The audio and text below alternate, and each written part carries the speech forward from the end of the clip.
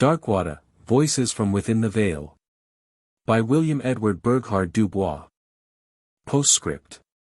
These are the things of which men think, who live, of their own selves and the dwelling place of their fathers, of their neighbors, of work and service, of rule and reason and women and children, of beauty and death and war.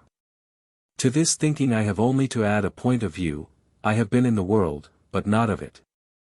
I have seen the human drama from a veiled corner, where all the outer tragedy and comedy have reproduced themselves in microcosm within. From this inner torment of souls the human scene without has interpreted itself to me in unusual and even illuminating ways. For this reason, and this alone, I venture to write again on themes on which great souls have already said greater words, in the hope that I may strike here and there a half-tone, newer even if slighter. Up from the heart of my problem and the problems of my people. Between the sterner flights of logic, I have sought to set some little alightings of what may be poetry. They are tributes to beauty, unworthy to stand alone. Yet perversely, in my mind, now at the end, I know not whether I mean the thought for the fancy, or the fancy for the thought, or why the book trails off to playing, rather than standing strong on unanswering fact. But this is always, is it not? The riddle of life. Many of my words appear here transformed from other publications, and I thank the Atlantic, the Independent, the Crisis, and the Journal of Race Development for letting me use them again. W. E. Burghardt Du Bois. New York, 1919. How do you find this book? Any thoughts about the book or the author? Any suggestion for improvement? Please take a moment to share your thoughts in a comment. If you like it, share it with your friends who might enjoy it as well. Subscribe to keep in touch. Visit CompleteAudiobooks.com for more quality content. Credo. I believe in God, who made of one blood all nations that on earth do dwell. I believe that all men, black and brown and white, are brothers, varying through time and opportunity, in form and gift and feature, but differing in no essential particular, and alike in soul and the possibility of infinite development. Especially do I believe in the Negro race, in the beauty of its genius, the sweetness of its soul, and its strength in that meekness which shall yet inherit this turbulent earth. I believe in pride of race and lineage and self, in pride of self so deep as to scorn injustice to other selves, in pride of lineage so great as to despise no man's father. In pride of race so chivalrous as neither to offer bastardy to the weak nor beg wedlock of the strong, knowing that men may be brothers in Christ, even though they be not brothers-in-law. I believe in service, humble, reverent service, from the blackening of boots to the whitening of souls, for work is heaven, idleness hell, and wage is the well done of the Master, who summoned all them that labor and are heavy laden, making no distinction between the black, sweating cotton hands of Georgia and the first families of Virginia, since all distinction not based on deed is devilish and not divine. I believe in the devil and his angels, who wantonly work to narrow the opportunity of struggling human beings, especially if they be black. Who spit in the faces of the fallen, strike them that cannot strike again, believe the worst and work to prove it, hating the image which their Maker stamped on a brother's soul. I believe in the Prince of Peace. I believe that war is murder.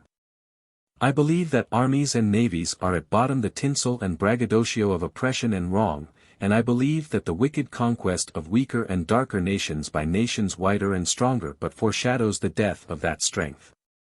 I believe in liberty for all men, the space to stretch their arms and their souls, the right to breathe and the right to vote, the freedom to choose their friends, enjoy the sunshine, and ride on the railroads, uncursed by color.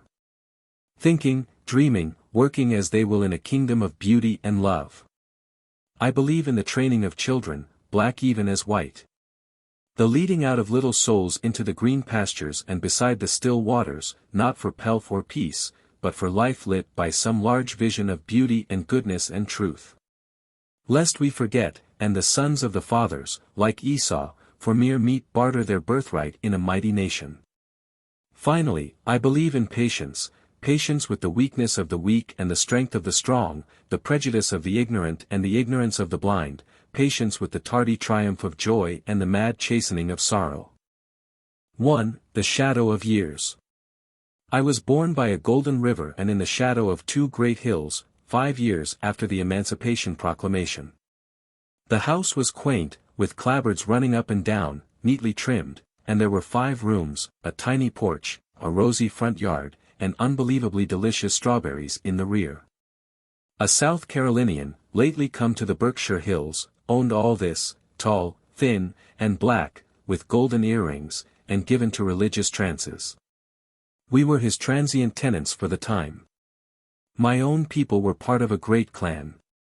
Fully 200 years before, Tom Burghardt had come through the western pass from the Hudson with his Dutch captor, Coenraad Burghardt. Sullen in his slavery and achieving his freedom by volunteering for the revolution at a time of sudden alarm. His wife was a little, black, Bantu woman, who never became reconciled to this strange land. She clasped her knees and rocked and crooned. Du Bana Koba, Jean me. Ben Dinoli, Ben Dilu. Tom died about 1787, but of him came many sons, and one, Jack, who helped in the War of 1812. Of Jack and his wife, Violet, was born a mighty family, splendidly named, Harlow and Ira, Chloe, Lucinda, Maria, and Othello.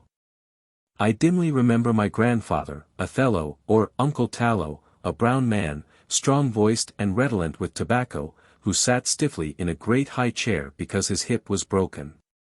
He was probably a bit lazy and given to wassail. At any rate, grandmother had a shrewish tongue and often berated him. This grandmother was Sarah, Aunt Sally, a stern, tall, Dutch African woman, beak-nosed, but beautiful-eyed and golden-skinned. 10 or more children were theirs, of whom the youngest was Mary, my mother. Mother was dark shining bronze, with a tiny ripple in her black hair, black-eyed, with a heavy, kind face. She gave one the impression of infinite patience, but a curious determination was concealed in her softness. The family were small farmers on Egremont Plain, between Great Barrington and Sheffield, Massachusetts. The bits of land were too small to support the great families born on them and we were always poor. I never remember being cold or hungry, but I do remember that shoes and coal, and sometimes flour, caused mother moments of anxious thought in winter, and a new suit was an event. At about the time of my birth economic pressure was transmuting the family generally from farmers to hired help. Some revolted and migrated westward, others went cityward as cooks and barbers.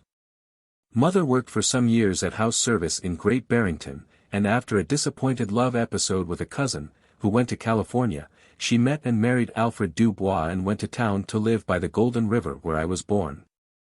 Alfred, my father, must have seemed a splendid vision in that little valley under the shelter of those mighty hills.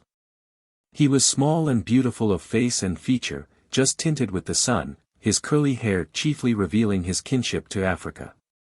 In nature he was a dreamer, romantic, indolent, kind, unreliable.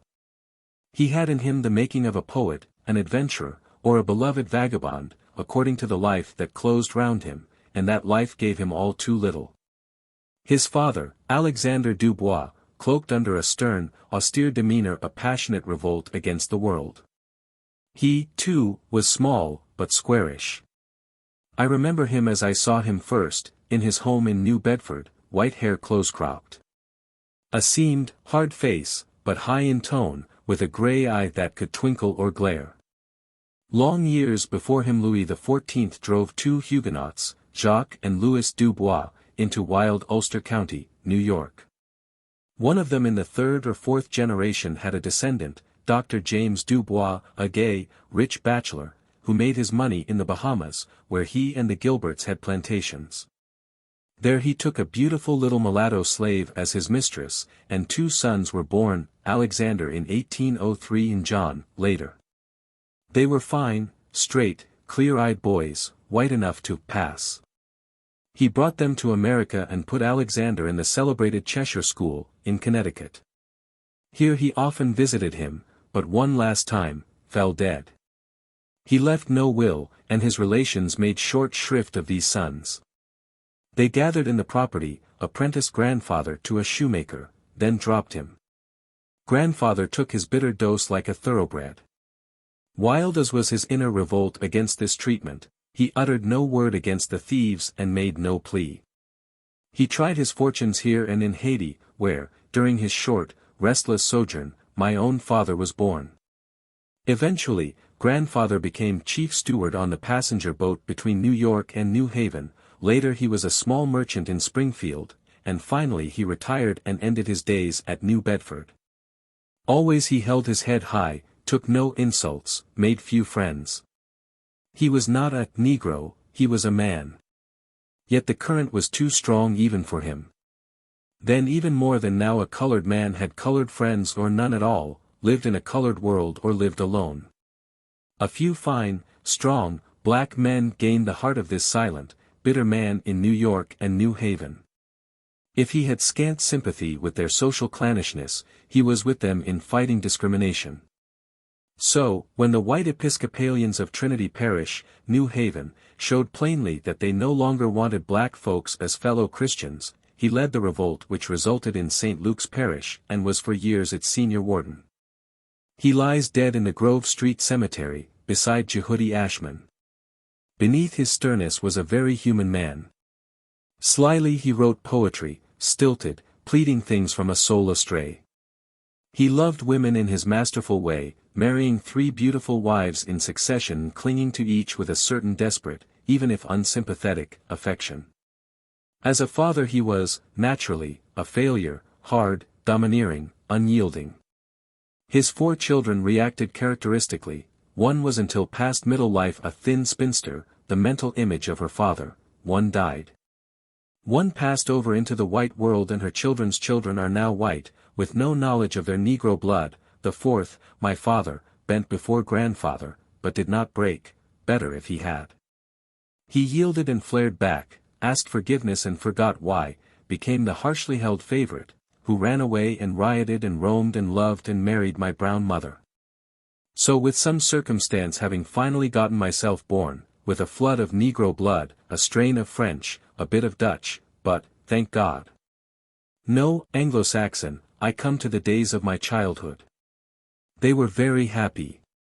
Early we moved back to grandfather Burghardt's home. I barely remember its stone fireplace, big kitchen, and delightful woodshed. Then this house passed to other branches of the clan and we moved to rented quarters in town, to one delectable place, upstairs, with a wide yard full of shrubbery, and a brook.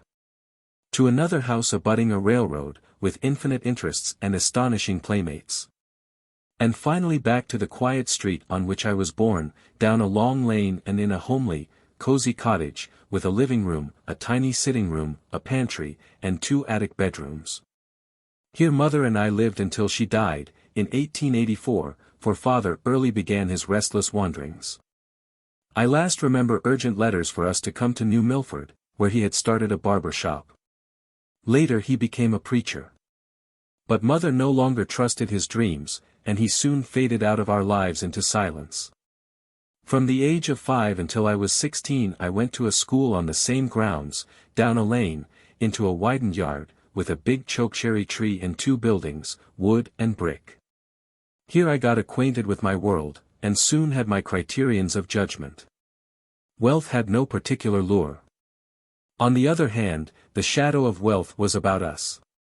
That river of my birth was golden because of the woolen and paper waste that soiled it. The gold was theirs, not ours, but the gleam and glint was for all. To me it was all in order and I took it philosophically.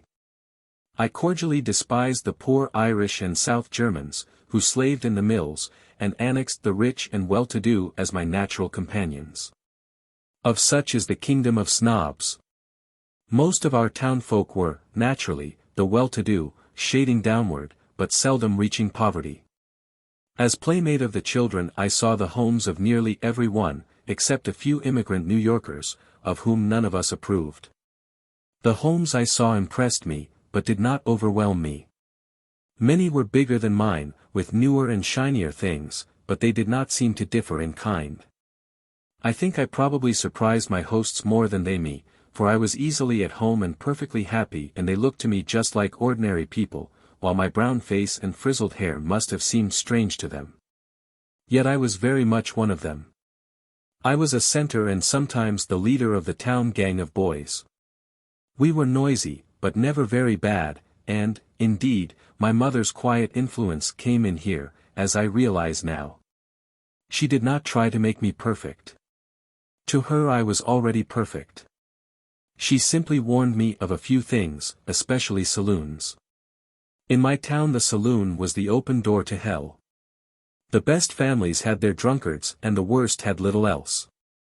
Very gradually, I cannot now distinguish the steps, though here and there I remember a jump or a jolt, but very gradually I found myself assuming quite placidly that I was different from other children. At first I think I connected the difference with a manifest ability to get my lessons rather better than most and to recite with a certain happy, almost taunting, glibness, which brought frowns here and there. Then, slowly, I realized that some folks, a few, even several, actually considered my brown skin a misfortune. Once or twice I became painfully aware that some human beings even thought it a crime. I was not for a moment daunted, although, of course, there were some days of secret tears, rather I was spurred to tireless effort. If they beat me at anything, I was grimly determined to make them sweat for it.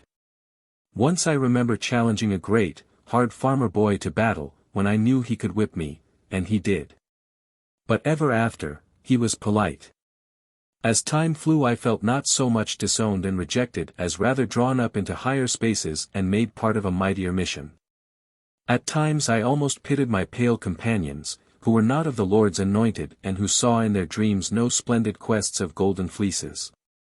Even in the matter of girls my peculiar fantasy asserted itself. Naturally, it was in our town voted bad form for boys of 12 and 14 to show any evident weakness for girls. We tolerated them loftily, and now and then they played in our games, when I joined in quite as naturally as the rest. It was when strangers came, or summer boarders, or when the oldest girls grew up that my sharp senses noted little hesitancies in public and searchings for possible public opinion. Then I flamed. I lifted my chin and strode off to the mountains, where I viewed the world at my feet and strained my eyes across the shadow of the hills. I was graduated from high school at 16, and I talked of Wendell Phillips. This was my first sweet taste of the world's applause. There were flowers and upturned faces, music and marching, and there was my mother's smile. She was lame, then, and a bit drawn, but very happy. It was her great day and that very year she lay down with a sigh of content and has not yet awakened. I felt a certain gladness to see her, at last, at peace, for she had worried all her life. Of my own loss I had then little realization. That came only with the after years. Now it was the choking gladness and solemn feel of wings. At last, I was going beyond the hills and into the world that beckoned steadily. There came a little pause, a singular pause. I was given to understand that I was almost too young for the world. Harvard was the goal of my dreams, but my white friends hesitated and my colored friends were silent. Harvard was a mighty conjure word in that hill town, and even the mill owners' sons had aimed lower. Finally it was tactfully explained that the place for me was in the South among my people. A scholarship had been already arranged at Fisk, and my summer earnings would pay the fare. My relatives grumbled, but after a twinge I felt a strange delight. I forgot, or did not thoroughly realize, the curious irony by which I was not looked upon as a real citizen of my birth town, with a future and a career. And instead was being sent to a far land among strangers who were regarded as, and in truth were, mine own people. Ah! The wonder of that journey, with its faint spice of adventure, as I entered the land of slaves. The never-to-be-forgotten marvel of that first supper at Fisk with the world colored and opposite two of the most beautiful beings God ever revealed to the eyes of 17. I promptly lost my appetite, but I was deliriously happy. As I peer back through the shadow of my years, seeing not too clearly, but through the thickening veil of wish and afterthought, I seem to view my life divided into 4 distinct parts: the age of miracles, the days of disillusion, the discipline of work and play, and the second miracle age. The age of miracles began with Fisk and ended with Germany. I was bursting with the joy of living. I seemed to ride in conquering might. I was captain of my soul and master of fate. I willed to do. It was done. I wished. The wish came true. Now and then out of the void flashed the great sword of hate to remind me of the battle. I remember once, in Nashville, brushing by accident against a white woman on the street. Politely and eagerly I raised my hat to apologize. That was 35 years ago. From that day to this I have never knowingly raised my hat to a southern white woman. I suspect that beneath all of my seeming triumphs there were many failures and disappointments, but the realities loomed so large that they swept away even the memory of other dreams and wishes.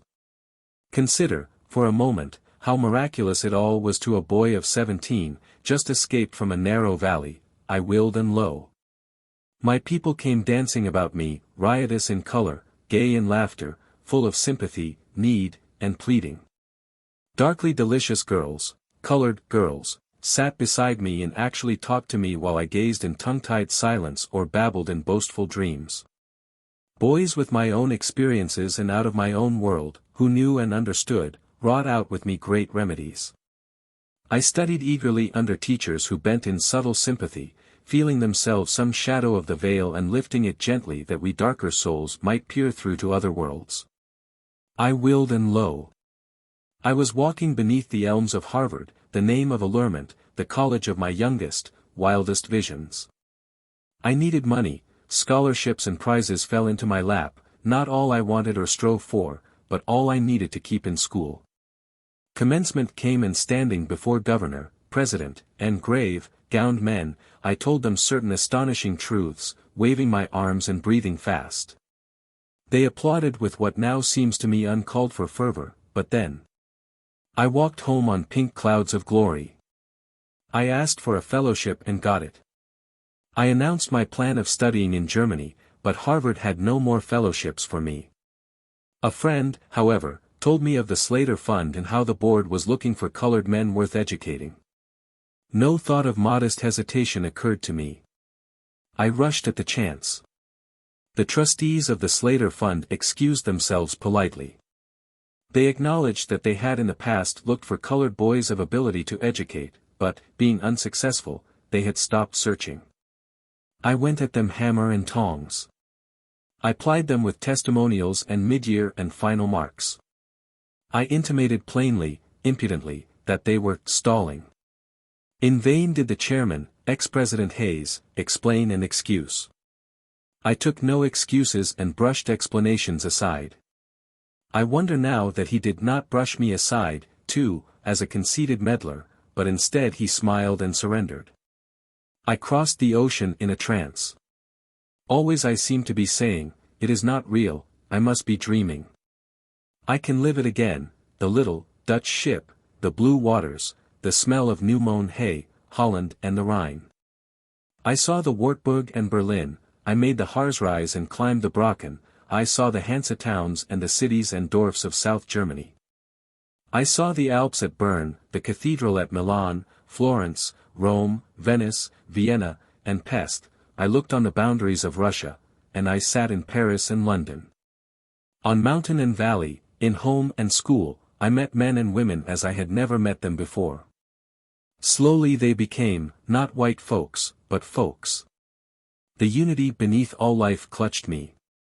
I was not less fanatically a Negro, but Negro meant a greater, broader sense of humanity in world fellowship. I felt myself standing, not against the world, but simply against American narrowness and color prejudice, with the greater, finer world at my back urging me on. I builded great castles in Spain and lived therein.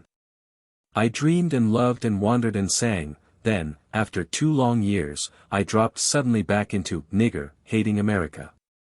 My days of disillusion were not disappointing enough to discourage me. I was still upheld by that fund of infinite faith, although dimly about me I saw the shadow of disaster.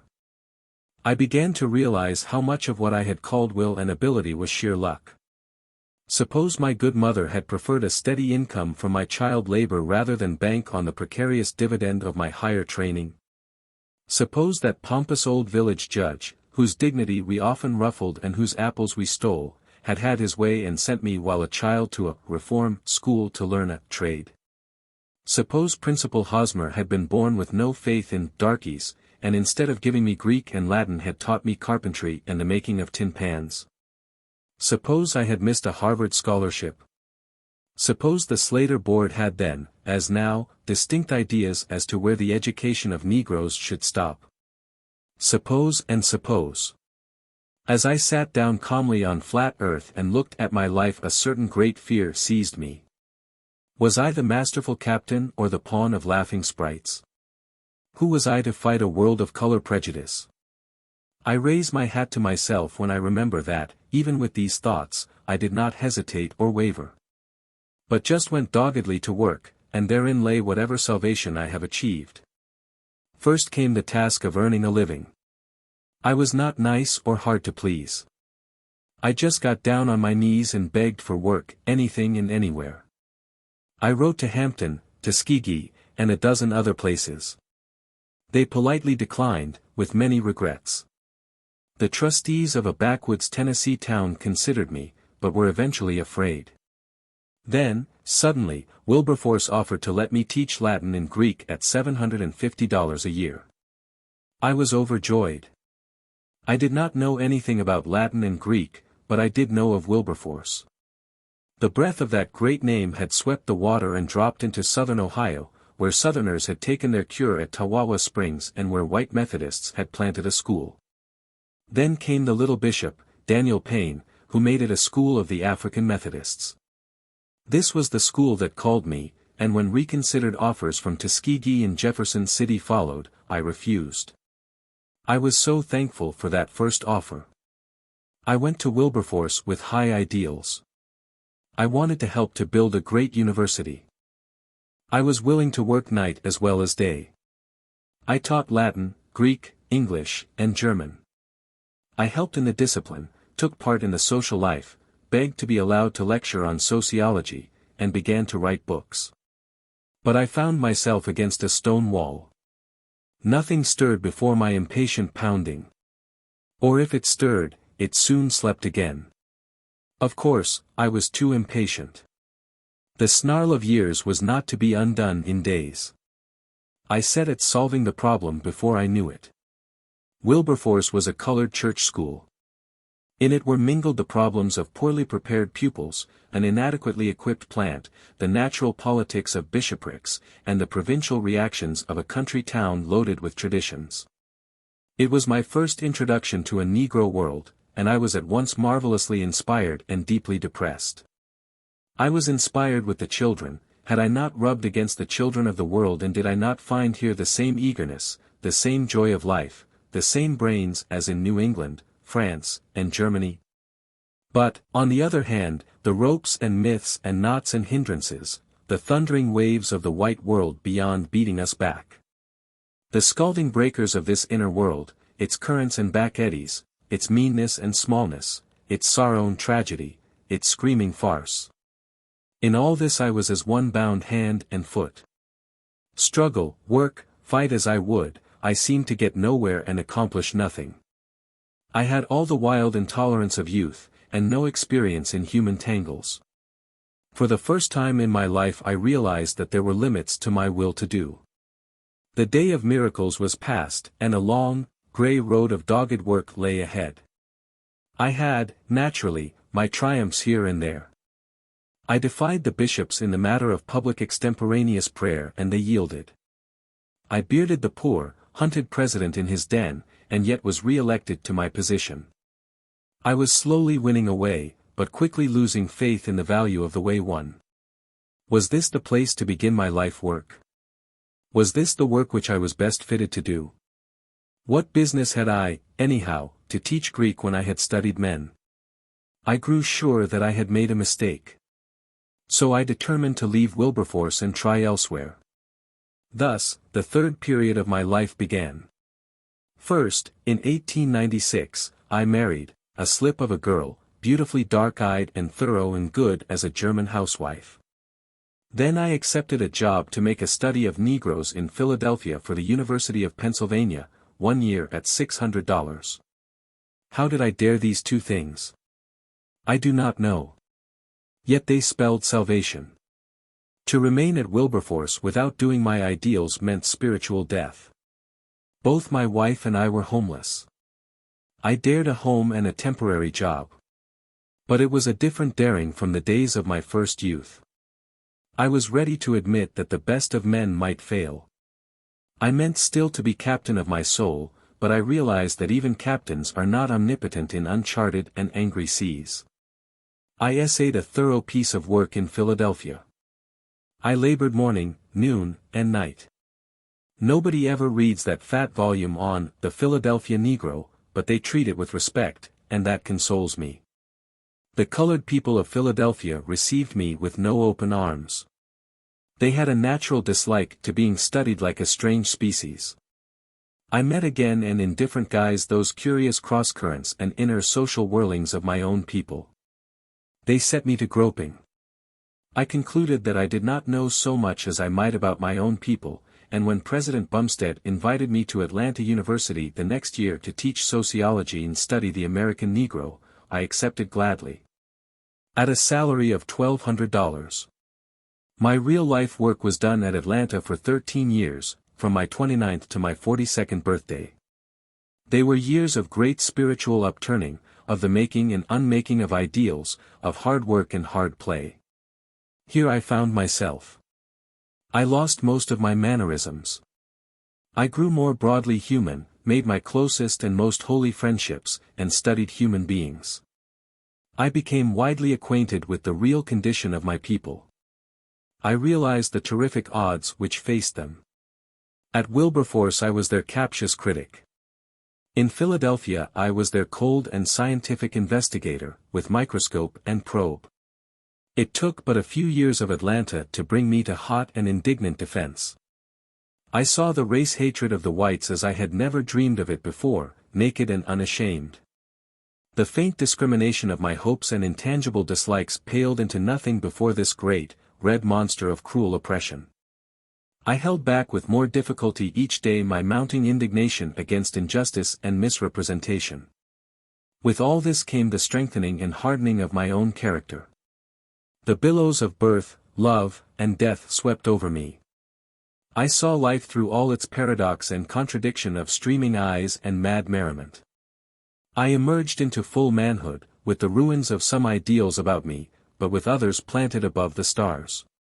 Scarred and a bit grim, but hugging to my soul the divine gift of laughter and withal determined, even unto stubbornness, to fight the good fight.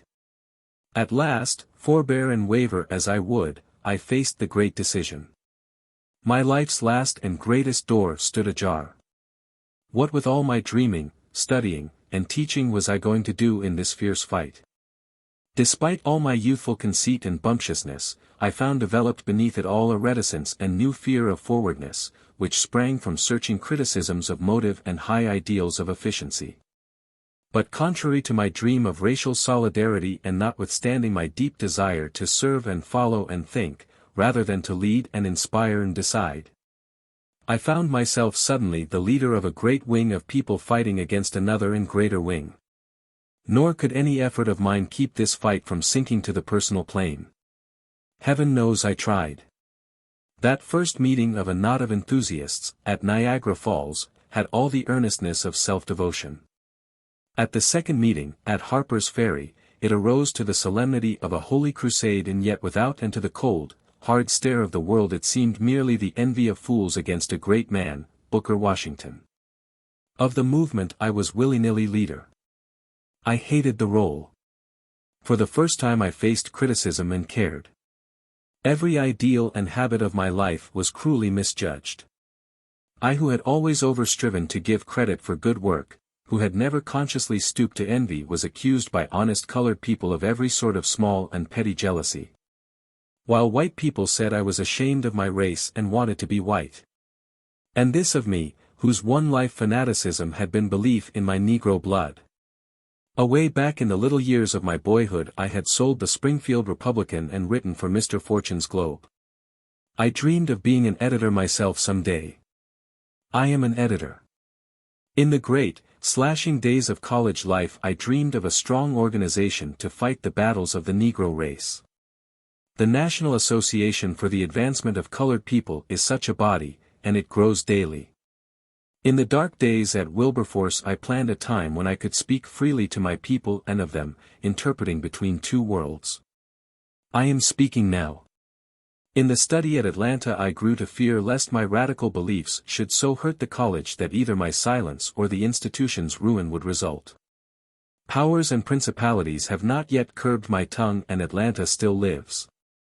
It all came, this new age of miracles, because a few persons in 1909 determined to celebrate Lincoln's birthday properly by calling for the final emancipation of the American Negro. I came at their call. My salary even for a year was not assured, but it was the voice without reply. The result has been the National Association for the Advancement of Colored People and the Crisis and this book, which I am finishing on my 50th birthday. Last year I looked death in the face and found its lineaments not unkind. But it was not my time. Yet in nature sometime soon and in the fullness of days I shall die, quietly, I trust, with my face turned south and eastward. And, dreaming or dreamless, I shall, I am sure, enjoy death as I have enjoyed life. A Litany at Atlanta. O silent God, thou whose voice afar in mist and mystery hath left our ears and hungered in these fearful days. Hear us, good Lord. Listen to us, thy children, our faces dark with doubt are made a mockery in thy sanctuary. With uplifted hands we front thy heaven, O God, crying. We beseech thee to hear us, good Lord. We are not better than our fellows, Lord. We are but weak and human men. When our devils do deviltry, curse thou the doer and the deed, curse them as we curse them, do to them all and more than ever they have done to innocence and weakness, to womanhood and home. Have mercy upon us, miserable sinners. And yet, whose is the deeper guilt? Who made these devils? Who nursed them in crime and fed them on injustice? Who ravished and debauched their mothers and their grandmothers? Who bought and sold their crime and waxed fat and rich on public iniquity? Thou knowest, good God. Is this thy justice, O Father, that guile be easier than innocence and the innocent be crucified for the guilt of the untouched guilty? Justice, O Judge of men. Wherefore do we pray? Is not the God of the fathers dead? Have not seers seen in heaven's halls thine hearse and lifeless form stark amidst the black and rolling smoke of sin, where all along bow bitter forms of endless dead? Awake, thou that sleepest. Thou art not dead, but flown afar, up hills of endless light, through blazing corridors of suns, where worlds do swing of good and gentle men, of women strong and free, far from the cozenage, black hypocrisy, and chaste prostitution of this shameful speck of dust. Turn again, O Lord, leave us not to perish in our sin. From lust of body and lust of blood. Great God, deliver us. From lust of power and lust of gold. Great God, deliver us. From the leagued lying of despot and of brute. Great God, deliver us. A city lay in travail, God our Lord, and from her loins sprang twin murder and black hate. Red was the midnight. Clang, crack, and cry of death and fury filled the air and trembled underneath the stars where church spires pointed silently to thee. And all this was to sate the greed of greedy men who hide behind the veil of vengeance. Bend us thine ear, O Lord. In the pale, still morning we looked upon the deed. We stopped our ears and held our leaping hands, but did they not wag their heads and leer and cry with bloody jaws, cease from crime? The word was mockery, for thus they train 100 crimes while we do cure one. Turn again our captivity, O Lord. Behold this maimed and broken thing, dear God. It was an humble black man, who toiled and sweat to save a bit from the pittance paid him. They told him, work and rise. He worked. Did this man sin? Nay, but someone told how someone said another did, one whom he had never seen nor known. Yet for that man's crime this man lieth maimed and murdered, his wife naked to shame, his children to poverty and evil. Hear us, O Heavenly Father. Doth not this justice of hell stink in thy nostrils, O God? How long shall the mounting flood of innocent blood roar in thine ears and pound in our hearts for vengeance? Pile the pale frenzy of blood-crazed brutes, who do such deeds, high on thine altar, Jehovah Jireh, and burn it in hell forever and forever. Forgive us, good Lord, we know not what we say.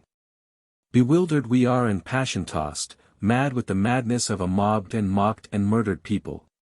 Straining at the armposts of thy throne, we raise our shackled hands and charge thee, God, by the bones of our stolen fathers, by the tears of our dead mothers, by the very blood of thy crucified Christ, what meaneth this? Tell us the plan. Give us the sign. Keep not thou silent, O God.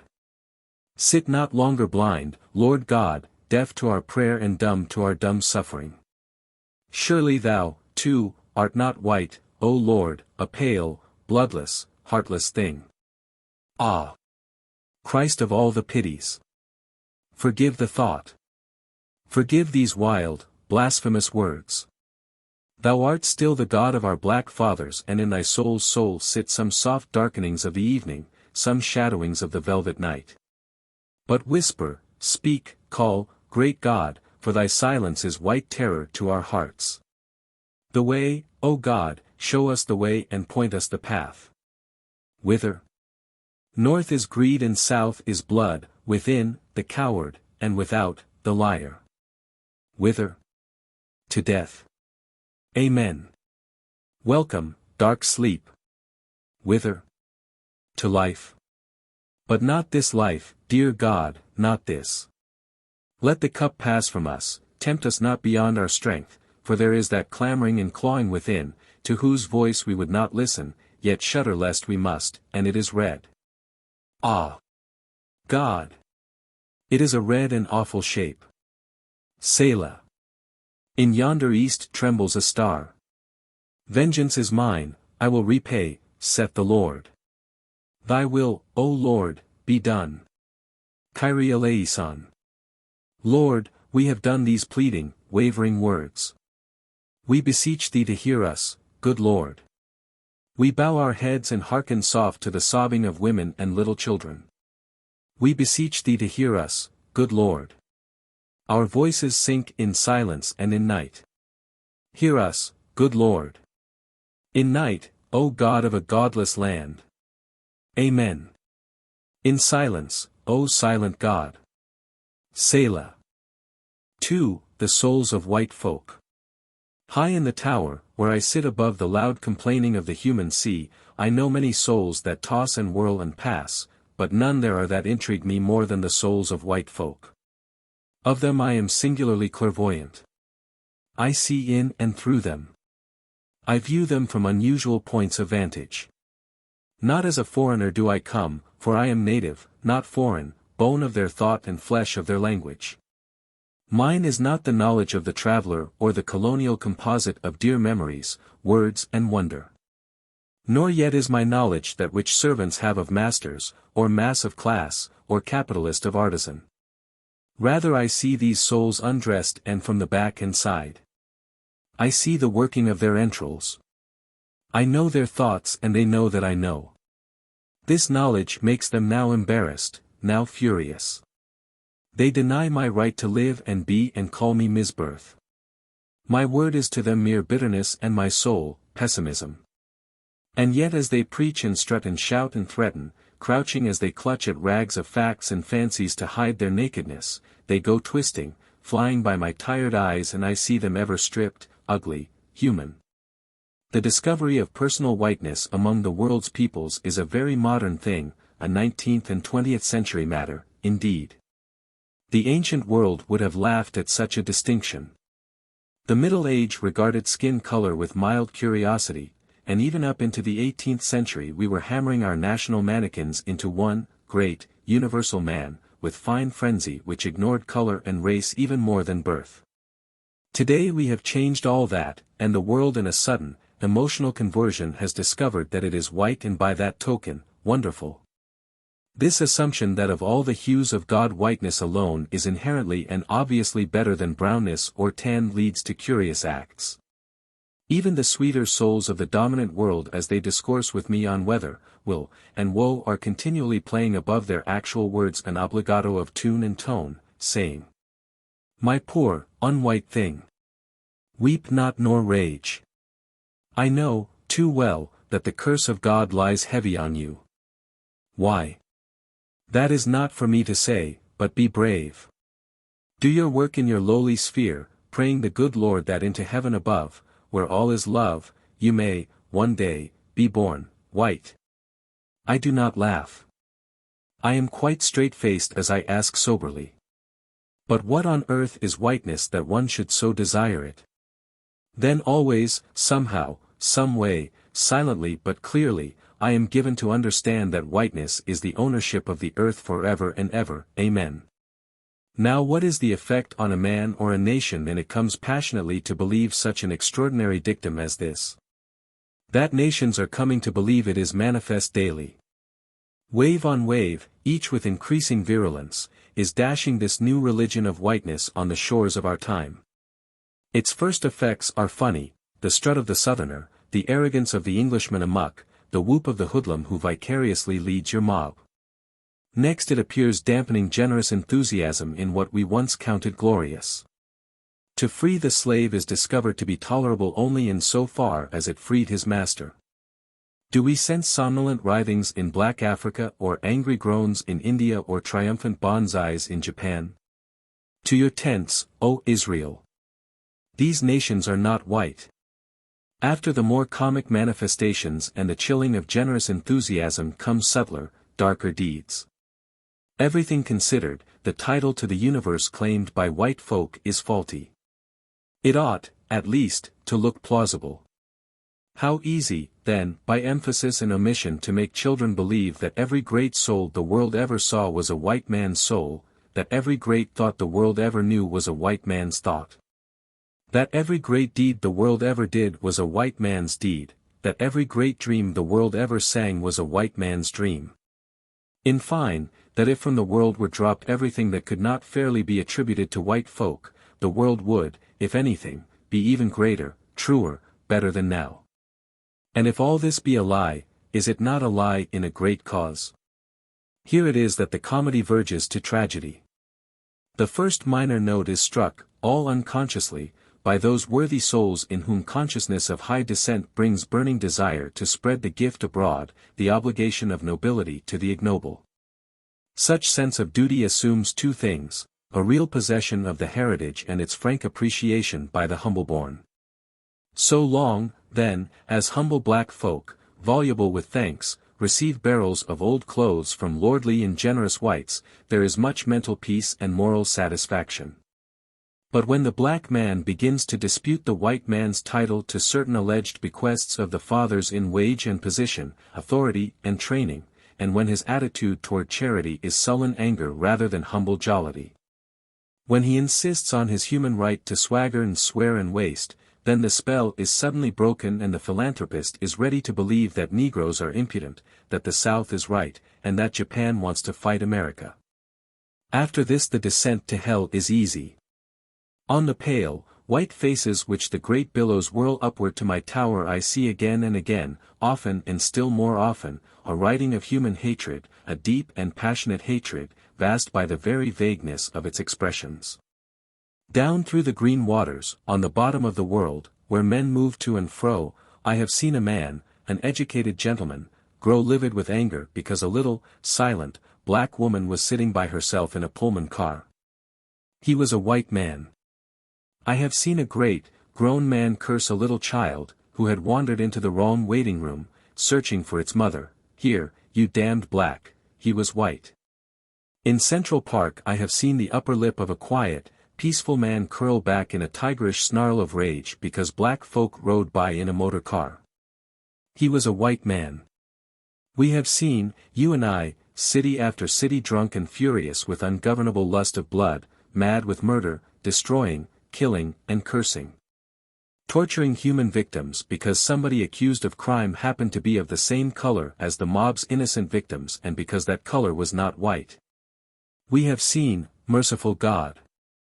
In these wild days and in the name of civilization, justice, and motherhood, what have we not seen, right here in America, of orgy, cruelty, barbarism, and murder done to men and women of Negro descent.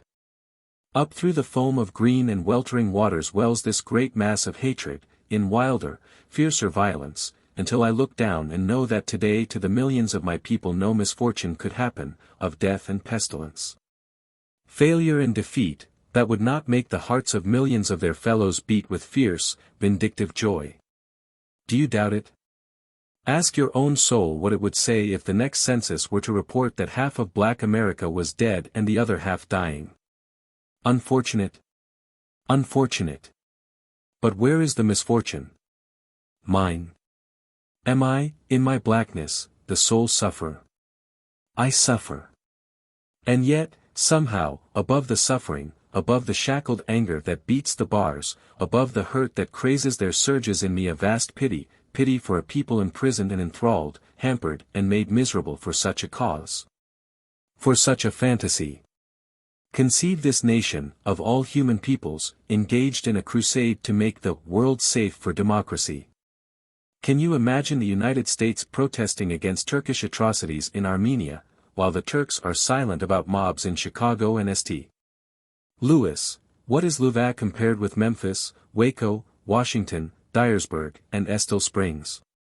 In short, what is the black man but America's Belgium, and how could America condemn in Germany that which she commits, just as brutally, within her own borders? A true and worthy ideal frees and uplifts a people. A false ideal imprisons and lowers. Say to men, earnestly and repeatedly, honesty is best, knowledge is power, do unto others as you would be done by. Say this and act it and the nation must move toward it, if not to it. But say to a people, the one virtue is to be white, and the people rush to the inevitable conclusion, kill the nigger. Is not this the record of present America? Is not this its headlong progress? Are we not coming more and more, day by day, to making the statement, I am white, the one fundamental tenet of our practical morality? Only when this basic, iron rule is involved is our defense of right nationwide and prompt. Murder may swagger, theft may rule and prostitution may flourish and the nation gives but spasmodic, intermittent and lukewarm attention. But let the murderer be black or the thief brown or the violator of womanhood have a drop of Negro blood, and the righteousness of the indignation sweeps the world. Nor would this fact make the indignation less justifiable did not we all know that it was blackness that was condemned and not crime. In the awful cataclysm of world war, where from beating, slandering, and murdering us the white world turned temporarily aside to kill each other, we of the darker peoples looked on in mild amaze. Among some of us, I doubt not, this sudden descent of Europe into hell brought unbounded surprise, to others, over wide area, it brought the schadenfreude of the bitterly hurt. But most of us, I judge, looked on silently and sorrowfully, in sober thought, seeing sadly the prophecy of our own souls. Here is a civilization that has boasted much. Neither Roman nor Arab, Greek or Egyptian, Persian nor Mongol ever took himself and his own perfectness with such disconcerting seriousness as the modern white man. We whose shame, humiliation, and deep insult his aggrandizement so often involved were never deceived. We looked at him clearly, with world-old eyes, and saw simply a human thing, weak and pitiable and cruel, even as we are and were. These supermen and world-mastering demigods listened, however, to no low tongues of ours, even when we pointed silently to their feet of clay. Perhaps we, as folk of simpler soul and more primitive type, have been most struck in the welter of recent years by the utter failure of white religion. We have curled our lips in something like contempt as we have witnessed glib apology and weary explanation.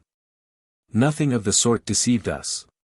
A nation's religion is its life, and as such white Christianity is a miserable failure.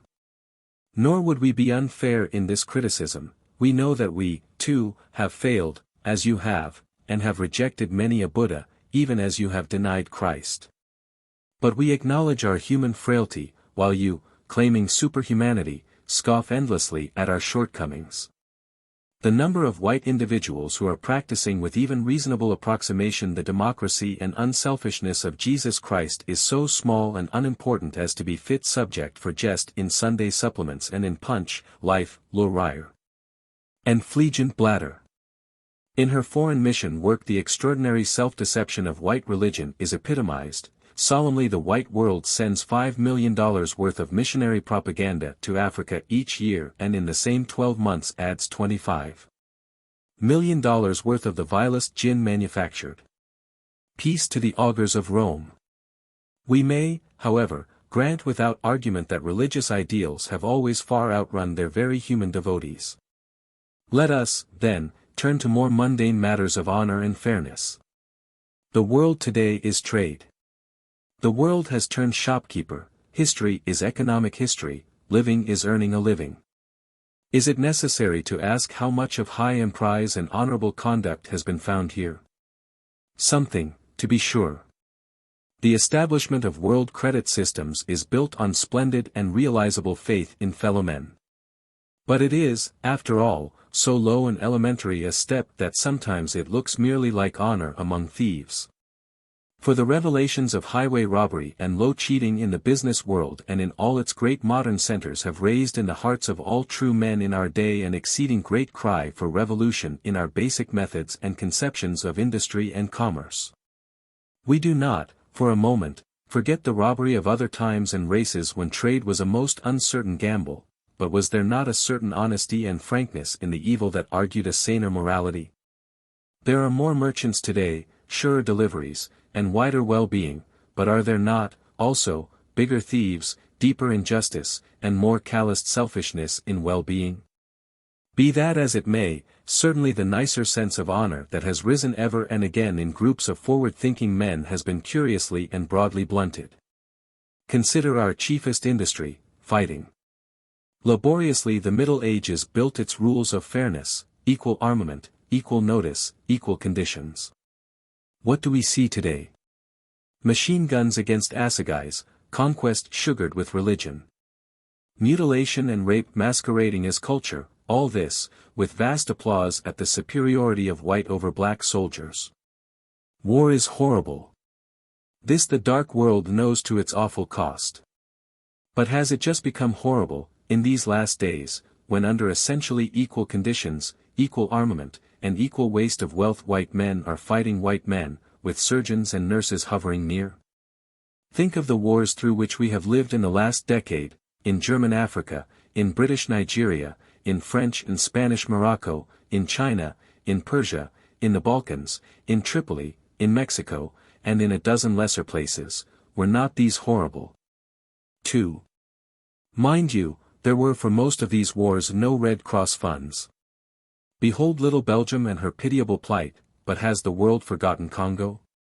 What Belgium now suffers is not half, not even a tenth, of what she has done to Black Congo since Stanley's great dream of 1880. Down the dark forests of inmost Africa sailed this modern Sir Galahad, in the name of the noble-minded men of several nations, to introduce commerce and civilization. What came of it? Rubber and murder, slavery in its worst form, wrote Glave in 1895. Harris declares that King Leopold's regime meant the death of 12 million natives, but what we who were behind the scenes felt most keenly was the fact that the real catastrophe in the Congo was desolation and murder in the larger sense. The invasion of family life, the ruthless destruction of every social barrier, the shattering of every tribal law, the introduction of criminal practices which struck the chiefs of the people dumb with horror, in a word.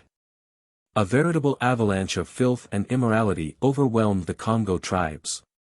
Yet the fields of Belgium laughed, the cities were gay, art and science flourished, the groans that helped to nourish this civilization fell on deaf ears because the world round about was doing the same sort of thing elsewhere on its own account.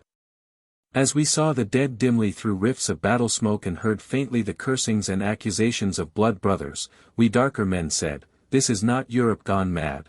This is not aberration nor insanity, this is Europe." This seeming terrible is the real soul of white culture, back of all culture, stripped and visible today. This is where the world has arrived, these dark and awful depths and not the shining and ineffable heights of which it boasted. Here is whither the might and energy of modern humanity has really gone. But may not the world cry back at us and ask, what better thing have you to show? What have you done or would do better than this if you had today the world rule? Paint with all riot of hateful colors the thin skin of European culture, is it not better than any culture that arose in Africa or Asia? It is. Of this there is no doubt and never has been, but why is it better? Is it better because Europeans are better, nobler, greater, and more gifted than other folk? It is not. Europe has never produced and never will in our day bring forth a single human soul who cannot be matched and overmatched in every line of human endeavor by Asia and Africa. Run the gamut, if you will, and let us have the Europeans who in sober truth overmatch Nefertari, Muhammad, Ramesses and Askia, Confucius, Buddha, and Jesus Christ. If we could scan the calendar of thousands of lesser men, in like comparison, the result would be the same, but we cannot do this because of the deliberately educated ignorance of white schools by which they remember Napoleon and forget Sunny Ali.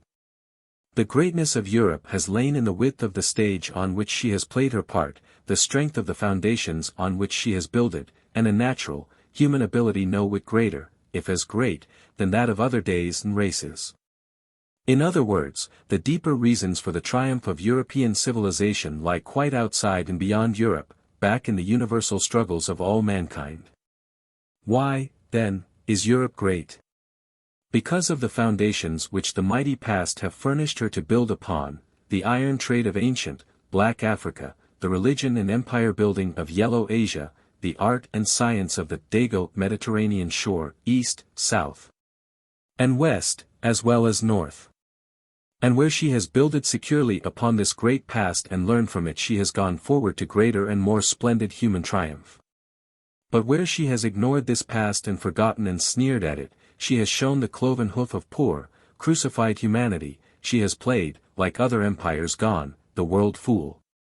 If, then, European triumphs in culture have been greater, so, too, may her failures have been greater. How great a failure, and a failure in what does the World War betoken?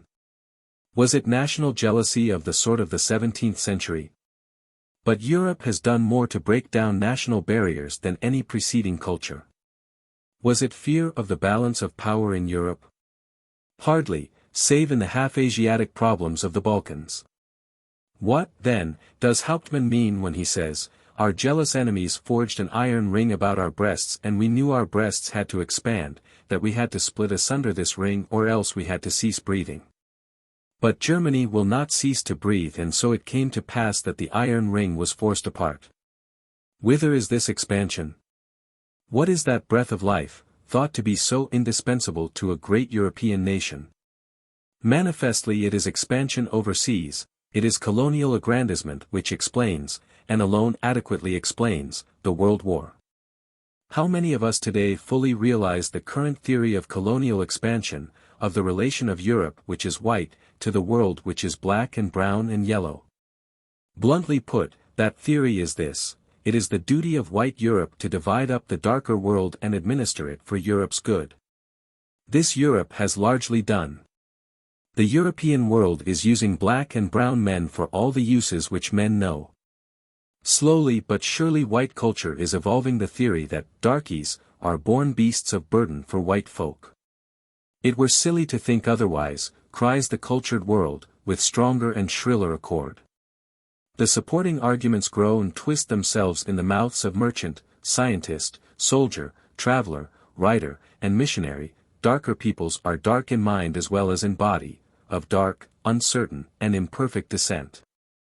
Of friendlier, cheaper stuff, they are cowards in the face of Mausers and Maxims, they have no feelings, aspirations, and loves, they are fools, illogical idiots, half devil and half child. Such as they are civilization must, naturally, raise them, but soberly and in limited ways. They are not simply dark white men. They are not men, in the sense that Europeans are men. To the very limited extent of their shallow capacities lift them to be useful to whites, to raise cotton, gather rubber, fetch ivory, dig diamonds, and let them be paid what men think they are worth, white men who know them to be well-nigh worthless. Such degrading of men by men is as old as mankind and the invention of no one race or people. Ever have men striven to conceive of their victims as different from the victors, endlessly different, in soul and blood, strength and cunning, race and lineage. It has been left, however, to Europe and to modern days to discover the eternal worldwide mark of meanness, color. Such is the silent revolution that has gripped modern European culture in the later 19th and 20th centuries. Its zenith came in Boxer times. White supremacy was all but worldwide, Africa was dead, India conquered, Japan isolated, and China prostrate, while white America whetted her sword for Mongol Mexico and mulatto South America, lynching her own Negroes the while. Temporary halt in this program was made by Little Japan, and the white world immediately sensed the peril of such yellow presumption. What sort of a world would this be if yellow men must be treated white? Immediately the eventual overthrow of Japan became a subject of deep thought and intrigue, from St. Petersburg to San Francisco, from the key of heaven to the little brother of the poor. The using of men for the benefit of masters is no new invention of modern Europe. It is quite as old as the world. But Europe proposed to apply it on a scale and with an elaborateness of detail of which no former world ever dreamed. The imperial width of the thing, the heaven-defying audacity, makes its modern newness. The scheme of Europe was no sudden invention, but a way out of long-pressing difficulties. It is plain to modern white civilization that the subjection of the white working classes cannot much longer be maintained.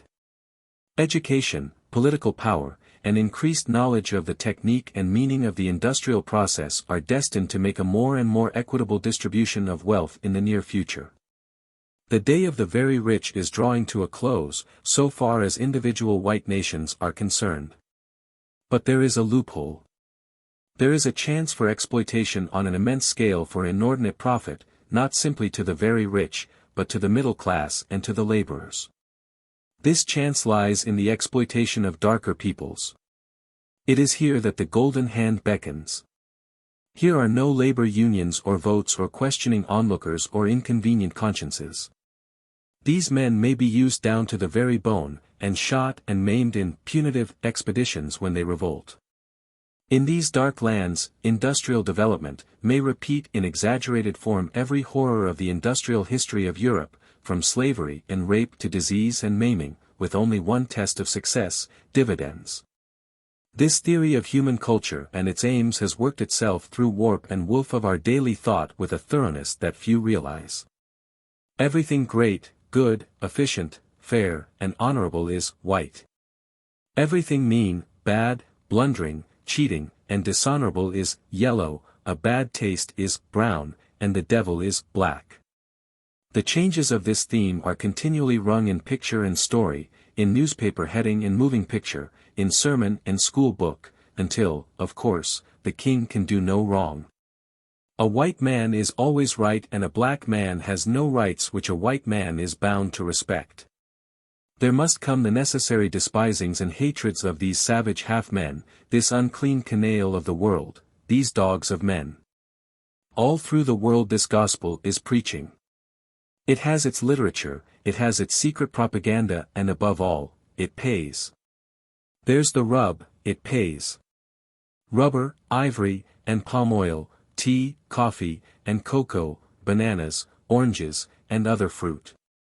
Cotton, gold, and copper, they, and 100 other things which dark and sweating bodies hand up to the white world from pits of slime, pay and pay well. But of all that the world gets, the black world gets only the pittance that the white world throws it disdainfully. Small wonder, then, that in the practical world of things that be there is jealousy and strife for the possession of the labor of dark millions, for the right to bleed and exploit the colonies of the world where this golden stream may be had. Not always for the asking, but surely for the whipping and shooting. It was this competition for the labor of yellow, brown, and black folks that was the cause of the World War. Other causes have been glibly given and other contributing causes there doubtless were, but they were subsidiary and subordinate to this vast quest of the dark world's wealth and toil. Colonies, we call them, these places where niggers are cheap and the earth is rich. They are those outlands where like a swarm of hungry locusts white masters may settle to be served as kings, wield the lash of slave drivers, rape girls and wives, grow as rich as Croesus and send homeward a golden stream. They belt the earth, these places, but they cluster in the tropics, with its darkened peoples, in Hong Kong and Annam, in Borneo and Rhodesia, in Sierra Leone and Nigeria. In Panama and Havana, these are the El Dorados toward which the world powers stretch itching palms. Germany, at last one and united and secure on land, looked across the seas and seeing England with sources of wealth ensuring a luxury and power which Germany could not hope to rival by the slower processes of exploiting her own peasants and workingmen, especially with these workers half in revolt. Immediately built her navy and entered into a desperate competition for possession of colonies of darker peoples.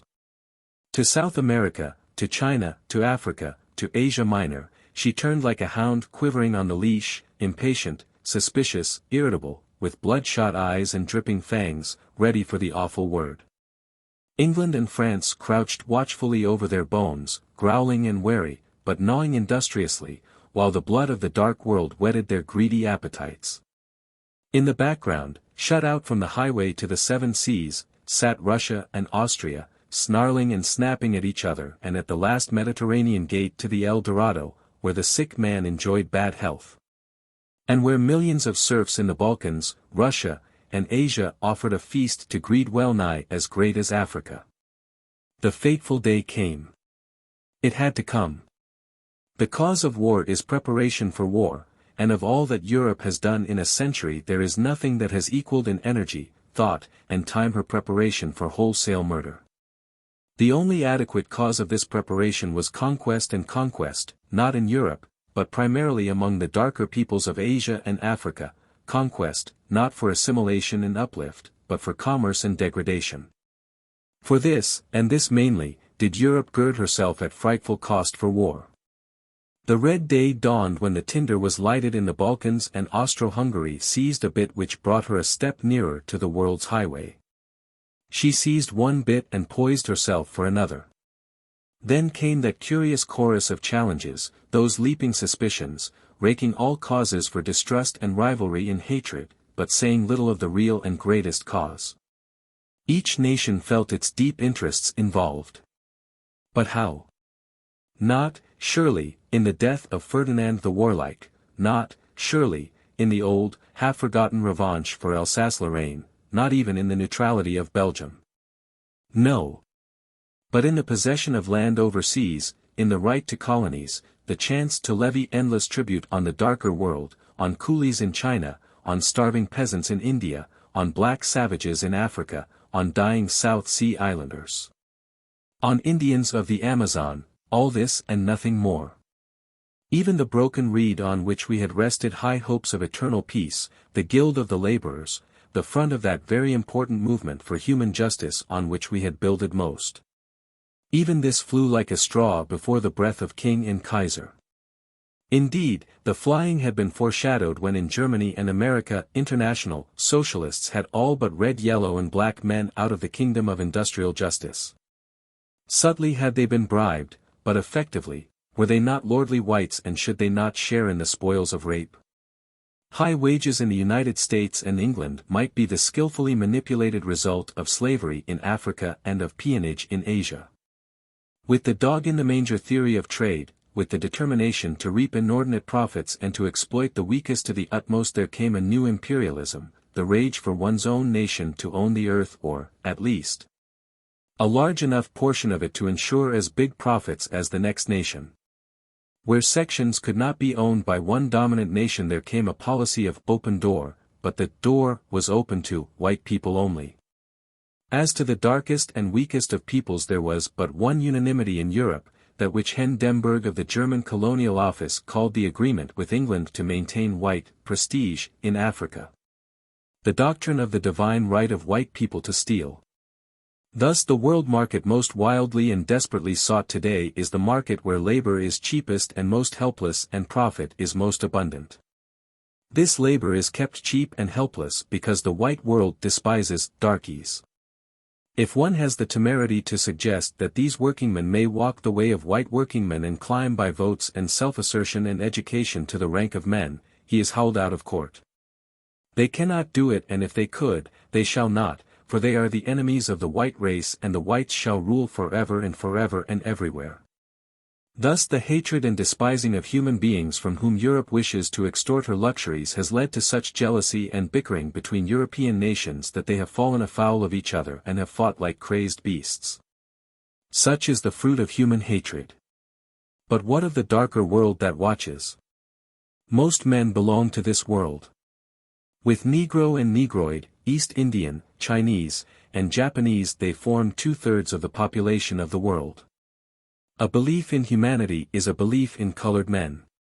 If the uplift of mankind must be done by men, then the destinies of this world will rest ultimately in the hands of darker nations. What, then, is this dark world thinking? It is thinking that as wild and awful as this shameful war was, it is nothing to compare with that fight for freedom which black and brown and yellow men must and will make unless their oppression and humiliation and insult at the hands of the white world cease. The dark world is going to submit to its present treatment just as long as it must, and not one moment longer. Let me say this again and emphasize it and leave no room for mistaken meaning. The World War was primarily the jealous and avaricious struggle for the largest share in exploiting darker races. As such it is and must be but the prelude to the armed and indignant protest of these despised and raped peoples.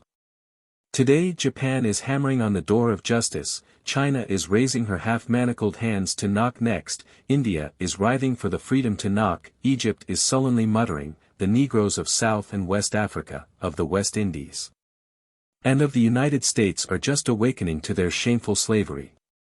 Is, then, this war the end of wars?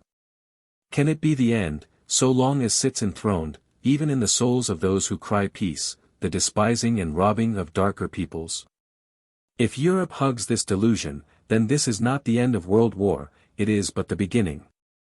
We see Europe's greatest sin precisely where we found Africa's and Asia's, in human hatred, the despising of men. With this difference, however, Europe has the awful lesson of the past before her, has the splendid results of widened areas of tolerance, sympathy, and love among men, and she faces a greater, an infinitely greater, world of men than any preceding civilization ever faced. It is curious to see America, the United States, looking on herself, first, as a sort of natural peacemaker, then as a moral protagonist in this terrible time. No nation is less fitted for this role. For 2 or more centuries America has marched proudly in the van of human hatred, making bonfires of human flesh and laughing at them hideously, and making the insulting of millions more than a matter of dislike, rather a great religion. A world war cry, up white, down black. To your tents, O white folk, and world war with black and party-colored mongrel beasts. Instead of standing as a great example of the success of democracy and the possibility of human brotherhood, America has taken her place as an awful example of its pitfalls and failures, so far as black and brown and yellow peoples are concerned. And this, too, in spite of the fact that there has been no actual failure. The Indian is not dying out, the Japanese and Chinese have not menaced the land, and the experiment of Negro suffrage has resulted in the uplift of 12 million people at a rate probably unparalleled in history. But what of this? America, land of democracy, wanted to believe in the failure of democracy so far as darker peoples were concerned. Absolutely without excuse she established a caste system, rushed into preparation for war, and conquered tropical colonies. She stands today shoulder to shoulder with Europe in Europe's worst sin against civilization. She aspires to sit among the great nations who arbitrate the fate of lesser breeds without the law, and she is at times heartily ashamed even of the large number of new, white people whom her democracy has admitted to place and power. Against this surging forward of Irish and German, of Russian Jew, Slav and Dago, her social bars have not availed, but against Negroes she can and does take her unflinching and immovable stand, backed by this new public policy of Europe. She trains her immigrants to this despising of niggers from the day of their landing, and they carry and send the news back to the submerged classes in the fatherlands. All this I see and hear up in my tower, above the thunder of the seven seas. From my narrowed windows I stare into the night that looms beneath the cloud-swept stars. Eastward and westward storms are breaking, great, ugly whirlwinds of hatred and blood and cruelty. I will not believe them inevitable. I will not believe that all that was must be, that all the shameful drama of the past must be done again today before the sunlight sweeps the silver seas. If I cry amid this roar of elemental forces, must my cry be in vain, because it is but a cry, a small and human cry amid Promethean gloom? Back beyond the world and swept by these wild, white faces of the awful dead, why will this soul of white folk, this modern Prometheus, hang bound by his own binding, tethered by a fable of the past? I hear his mighty cry reverberating through the world, I am white. Well and good, O Prometheus, divine thief. Is not the world wide enough for two colors, for many little shinings of the sun? Why, then, devour your own vitals if I answer even as proudly, I am black. The riddle of the Sphinx. Dark daughter of the lotus leaves that watch the southern sea. Wan spirit of a prisoned soul panting to be free. The muttered music of thy streams, the whisper of the deep, have kissed each other in God's name and kissed a world to sleep. The will of the world is a whistling wind, sweeping a cloud-swept sky. And not from the east and not from the west knelled that soul-waking cry. But out of the south, the sad, black south, it screamed from the top of the sky, crying, awake, O ancient race! Wailing, O woman, arise! And crying and sighing and crying again as a voice in the midnight cries, but the burden of white men bore her back and the white world stifled her sighs. The white world's vermin and filth. All the dirt of London. All the scum of New York. Valiant spoilers of women. And conquerors of unarmed men. Shameless breeders of bastards. Drunk with the greed of gold. Baiting their blood-stained hooks. With cant for the souls of the simple. Bearing the white man's burden. Of liquor and lust and lies. Unthankful we wince in the east. Unthankful we wail from the westward. Unthankfully thankful, we curse. In the unworn wastes of the wild. I hate them, oh! I hate them well. I hate them, Christ. As I hate hell. If I were God, I'd sound their knell. This day. Who raised the fools to their glory. But black men of Egypt and Ethiopia's sons of the evening. Indians and yellow Chinese. Arabian children of morning. And mongrels of Rome and Greece. Ah, well. And they that raised the boasters. Shall drag them down again, down with the theft of their thieving. And murder and mocking of men. Down with their barter of women. And laying and lying of creeds. Down with their cheating of childhood. And drunken orgies of war, down. Down. Deep down. Till the devil's strength be shorn. Till some dim, darker David, a-hoeing of his corn. And married maiden, mother of God. Bid the black Christ be born. Then shall our burden be manhood. Be it yellow or black or white. And poverty and justice and sorrow. The humble, and simple and strong. Shall sing with the sons of morning. And daughters of even song. Black mother of the iron hills that ward the blazing sea. Wild spirit of a storm-swept soul. Struggling to be free. Where 'neath the bloody finger marks thy riven bosom quakes. Thicken the thunders of God's voice and lo! A world awakes. 3. The Hands of Ethiopia. Semper novi quid ex Africa, cried the Roman proconsul, and he voiced the verdict of 40 centuries. Yet there are those who would write world history and leave out of account this most marvelous of continents. Particularly today most men assume that Africa is far afield from the center of our burning social problems and especially from our problem of world war. Always Africa is giving us something new or some metempsychosis of a world-old thing. On its black bosom arose one of the earliest, if not the earliest, of self-protecting civilizations, which grew so mightily that it still furnishes superlatives to thinking and speaking men. Out of its darker and more remote forest fastnesses came, if we may credit many recent scientists, the first welding of iron, and we know that agriculture and trade flourished there when Europe was a wilderness. Nearly every human empire that has arisen in the world, material and spiritual, has found some of its greatest crises on this continent of Africa, from Greece to Great Britain. As Mommsen says, it was through Africa that Christianity became the religion of the world. In Africa the last flood of Germanic invasion spent itself within hearing of the last gasp of Byzantium, and it was through Africa that Islam came to play its great role of conqueror and civilizer. With the Renaissance and the widened world of modern thought, Africa came no less suddenly with her new old gift. Shakespeare's ancient pistol cries, "A fautre for the world and worldlings base. I speak of Africa and golden joys." He echoes a legend of gold from the days of Punt and Ophir to those of Ghana, the Gold Coast, and the Rand. This thought had sent the world's greed scurrying down the hot, mysterious coasts of Africa to the good hope of gain, until for the first time a real world commerce was born, albeit it started as a commerce mainly in the bodies and souls of men.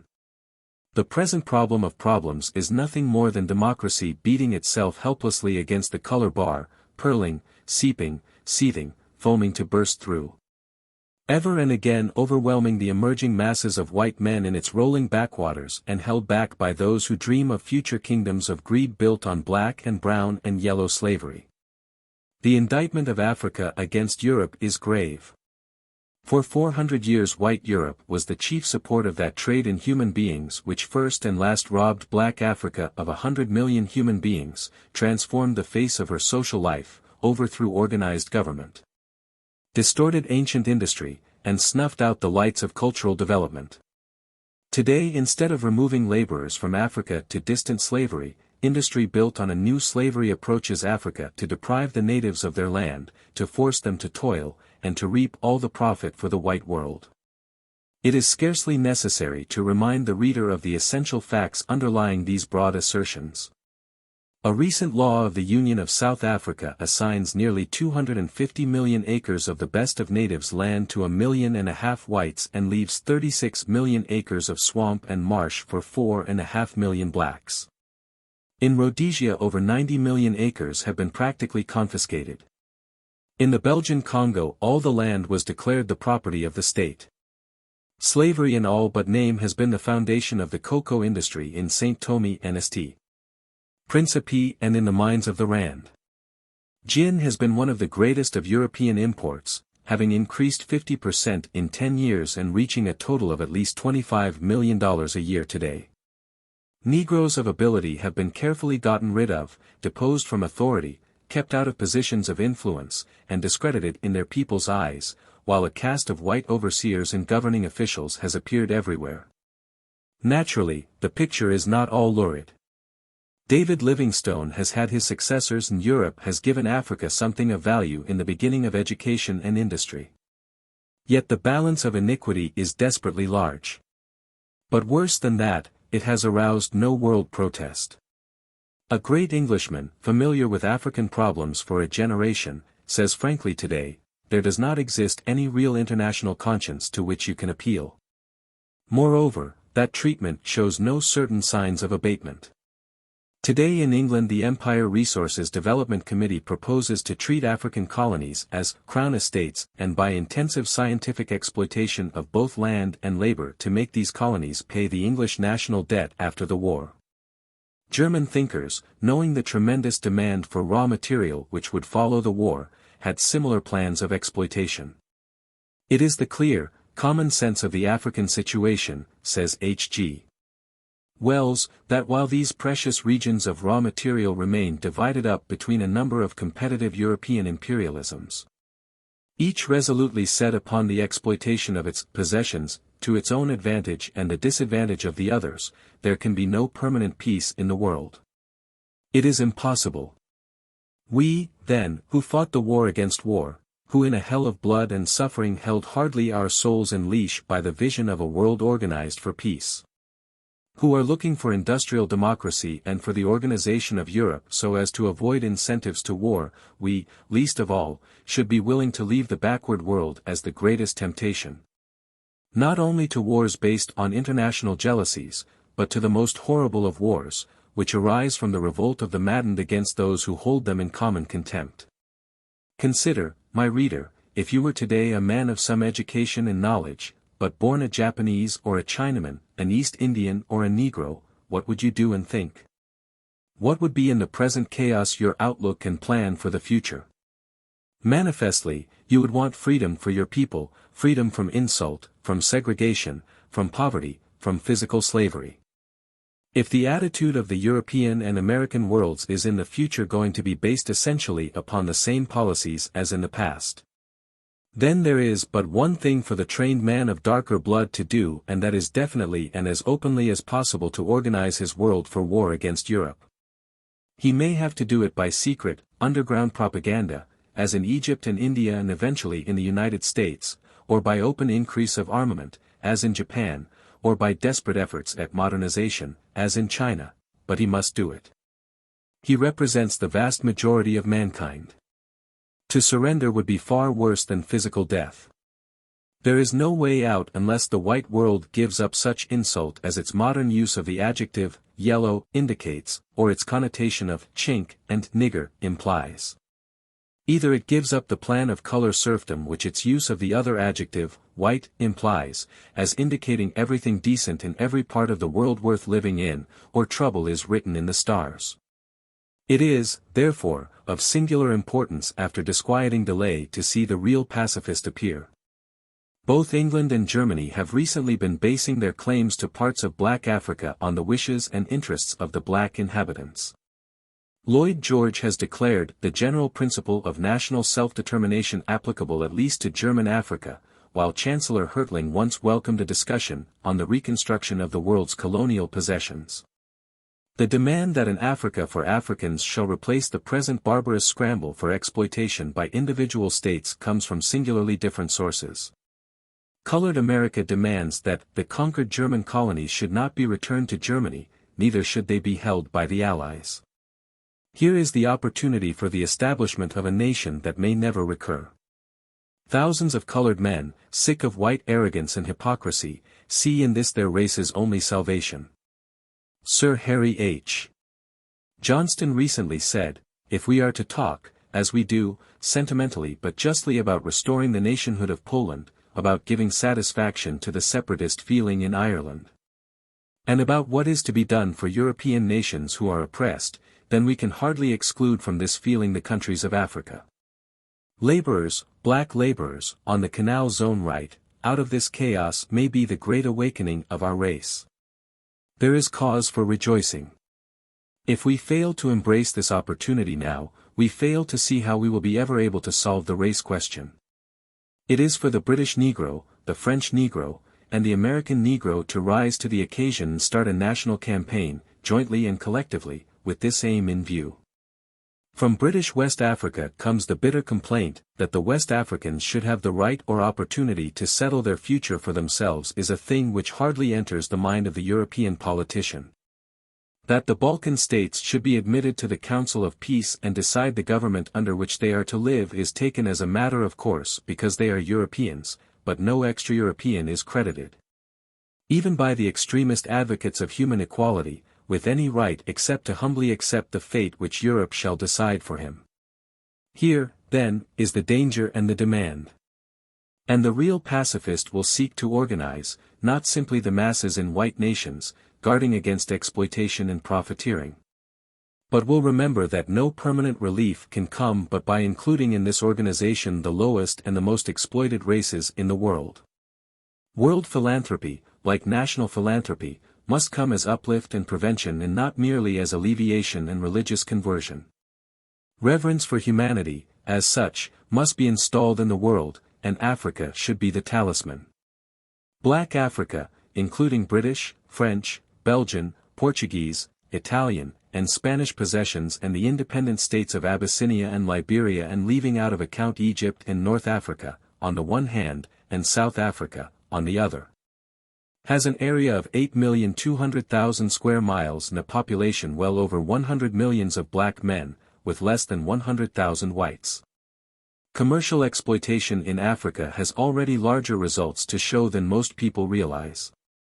Annually $200 million worth of goods was coming out of black Africa before the World War, including a third of the world's supply of rubber, a quarter of all of the world's cocoa, and practically all of the world's cloves, gum arabic, and palm oil.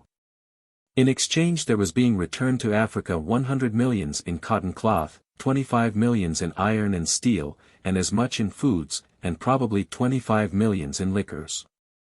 Here are the beginnings of a modern industrial system: iron and steel for permanent investment, bound to yield large dividends, cloth as the cheapest exchange for invaluable raw material.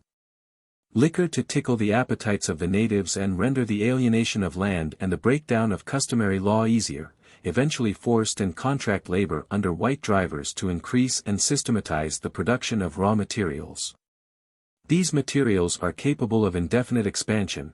Cotton may yet challenge the southern United States, fruits and vegetables, hides and skins, lumber and dyestuffs, coffee and tea, grain and tobacco.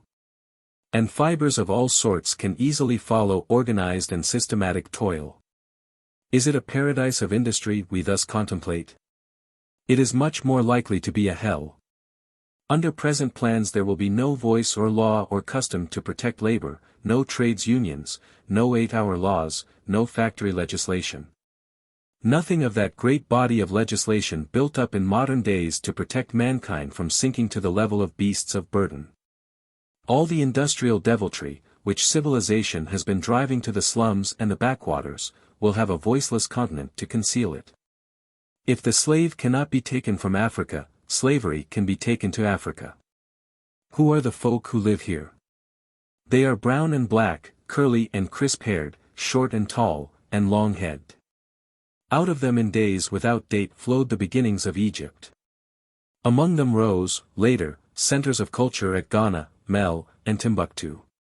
Kingdoms and empires flourished in Songhai and Zimbabwe, and art and industry in Yoruba and Benin. They have fought every human calamity in its most hideous form, and yet today they hold some similar vestiges of a mighty past: their work in iron, their weaving and carving, their music and singing, their tribal government, their town meeting and marketplace, their desperate valor in war. Missionaries and commerce have left some good with all their evil. In Black Africa today there are more than 1,000 government schools and some 30,000 mission schools, with a more or less regular attendance of 750,000 school children. In a few cases training of a higher order is given chiefs' sons and selected pupils. These beginnings of education are not much for so vast a land, and there is no general standard or set plan of development, but, after all, the children of Africa are beginning to learn. In Black Africa today only 1/17 of the land and 1/9 of the people in Liberia and Abyssinia are approximately independent, although menaced and policed by European capitalism. Half the land and the people are in domains under Portugal, France, and Belgium, held with the avowed idea of exploitation for the benefit of Europe under a system of caste and color serfdom. Out of this dangerous nadir of development stretch two paths. One is indicated by the condition of about 3% of the people who in Sierra Leone, the Gold Coast, and French Senegal, are tending toward the path of modern development. The other path, followed by 1/4 of the land and people, has local self-government and native customs and might evolve, if undisturbed, a native culture along their own peculiar lines. 1/10 of the land, sparsely settled, is being monopolized and held for whites to make an African Australia. To these later folk must be added the 4.5 millions of the South African Union, who by every modern device are being forced into landless serfdom. Before the World War tendencies were strongly toward the destruction of independent Africa, the industrial slavery of the mass of the blacks and the encouragement of white immigration, where possible, to hold the blacks in subjection. Against this idea let us set the conception of a new African world state, a Black Africa. Applying to these peoples the splendid pronouncements which have of late been so broadly and perhaps carelessly given the world, recognizing in Africa the declaration of the American Federation of Labor. That, no people must be forced under sovereignty under which it does not wish to live. Recognizing in President Wilson's message to the Russians, the principle of the undictated development of all peoples. Recognizing the resolution of the recent conference of the Aborigines Protection Society of England, that in any reconstruction of Africa, which may result from this war, the interests of the native inhabitants and also their wishes, in so far as those wishes can be clearly ascertained, should be recognized as among the principal factors upon which the decision of their destiny should be based. In other words, recognizing for the first time in the history of the modern world that black men are human. It may not be possible to build this state at once. With the victory of the Entente Allies, the German colonies, with their 1,000,000 of square miles and 1/2 million black inhabitants, should form such a nucleus. It would give black Africa its physical beginnings. Beginning with the German colonies, 2 other sets of colonies could be added, for obvious reasons. Neither Portugal nor Belgium has shown any particular capacity for governing colonial peoples. Valid excuses may in both cases be advanced, but it would certainly be fair to Belgium to have her start her great task of reorganization after the World War with neither the burden nor the temptation of colonies. And in the same way Portugal has, in reality, the alternative of either giving up her colonies to an African state or to some other European state in the near future. These 2 sets of colonies would add 1,700,000 square miles and 18 million inhabitants. It would not, however, be fair to despoil Germany, Belgium, and Portugal of their colonies unless, as Count Hertling once demanded, the whole question of colonies be opened. How far shall the modern world recognize nations which are not nations, but combinations of a dominant caste and a suppressed horde of serfs?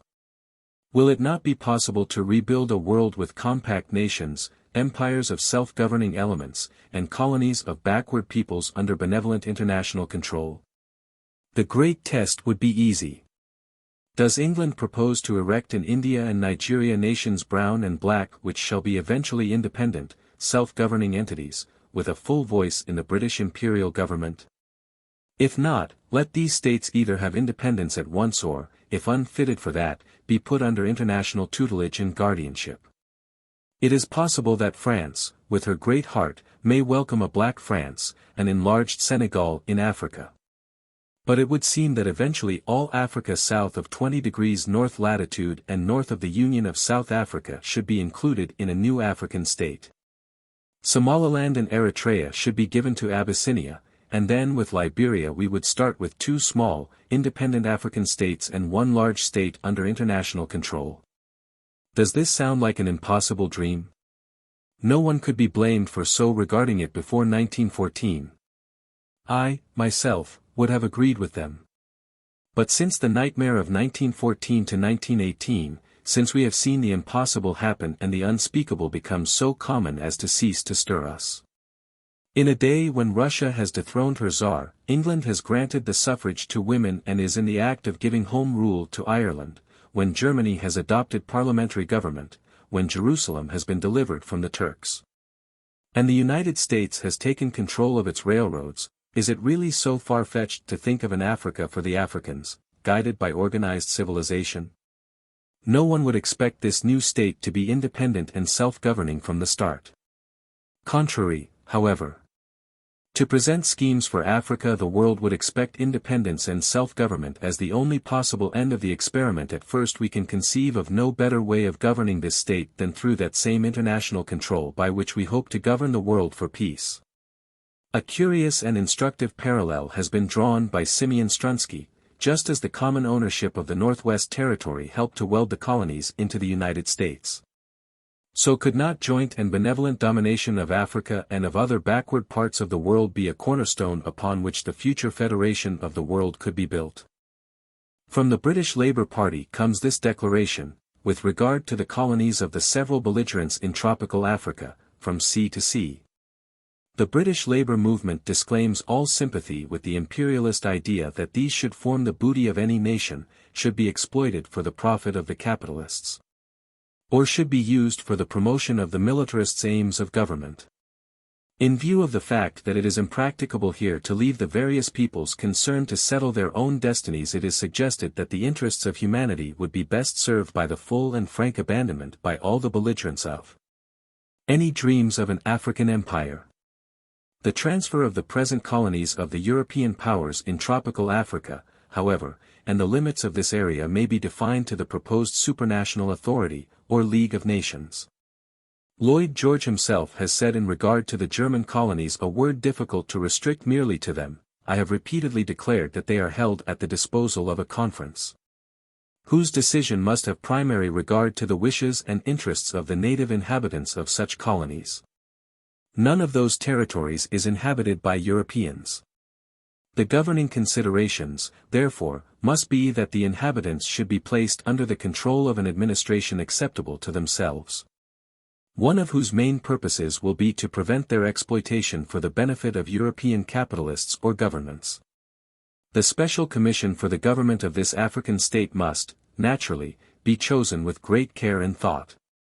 It must represent, not simply governments, but civilization, science, commerce, social reform, religious philanthropy without sectarian propaganda. It must include, not simply white men, but educated and trained men of Negro blood. The guiding principles before such a commission should be clearly understood. In the first place, it ought by this time to be realized by the labor movement throughout the world that no industrial democracy can be built on industrial despotism, whether the two systems are in the same country or in different countries. Since the world today so nearly approaches a common industrial unity. If, therefore, it is impossible in any single land to uplift permanently skilled labor without also raising common labor, so, too, there can be no permanent uplift of American or European labor as long as African laborers are slaves. Secondly, this building of a new African state does not mean the segregation in it of all the world's black folk. It is too late in the history of the world to go back to the idea of absolute racial segregation. The new African state would not involve any idea of a vast transplantation of the 27 million Negroids of the Western world, of Africa, or of the gathering there of Negroid Asia. The Negroes in the United States and the other Americas have earned the right to fight out their problems where they are, but they could easily furnish from time to time technical experts, leaders of thought, and missionaries of culture for their backward brethren in the new Africa. With these two principles, the practical policies to be followed out in the government of the new states should involve a thorough and complete system of modern education, built upon the present government, religion, and customary laws of the natives. There should be no violent tampering with the curiously efficient African institutions of local self-government through the family and the tribe. There should be no attempt at sudden conversion by religious propaganda. Obviously deleterious customs and unsanitary usages must gradually be abolished, but the general government, set up from without, must follow the example of the best colonial administrators and build on recognized, established foundations rather than from entirely new and theoretical plans. The real effort to modernize Africa should be through schools rather than churches. Within 10 years, 20 million black children ought to be in school. Within a generation young Africa should know the essential outlines of modern culture, and groups of bright African students could be going to the world's great universities.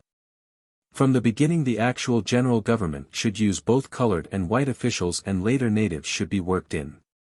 Taxation and industry could follow the newer ideals of industrial democracy, avoiding private land monopoly and poverty, and promoting cooperation in production and the socialization of income. Difficulties as to capital and revenue would be far less than many imagine. If a capable English administrator of British Nigeria could with $1,500 build up a cocoa industry of $20 million annually, what might not be done in all Africa, without gin, thieves, and hypocrisy? Capital could not only be accumulated in Africa, but attracted from the white world. With one great difference from present usage: no return so fabulous would be offered that civilized lands would be tempted to divert to colonial trade and invest materials and labor needed by the masses at home, but rather would receive the same modest profits as legitimate home industry offers. There is no sense in asserting that the ideal of an African state, thus governed and directed toward independence and self-government, is impossible of realization. The first great essential is that the civilized world believe in its possibility. By reason of a crime, perhaps the greatest crime in human history, the modern world has been systematically taught to despise colored peoples. Men of education and decency ask, and ask seriously, if it is really possible to uplift Africa. Are Negroes human, or, if human, developed far enough to absorb, even under benevolent tutelage, any appreciable part of modern culture?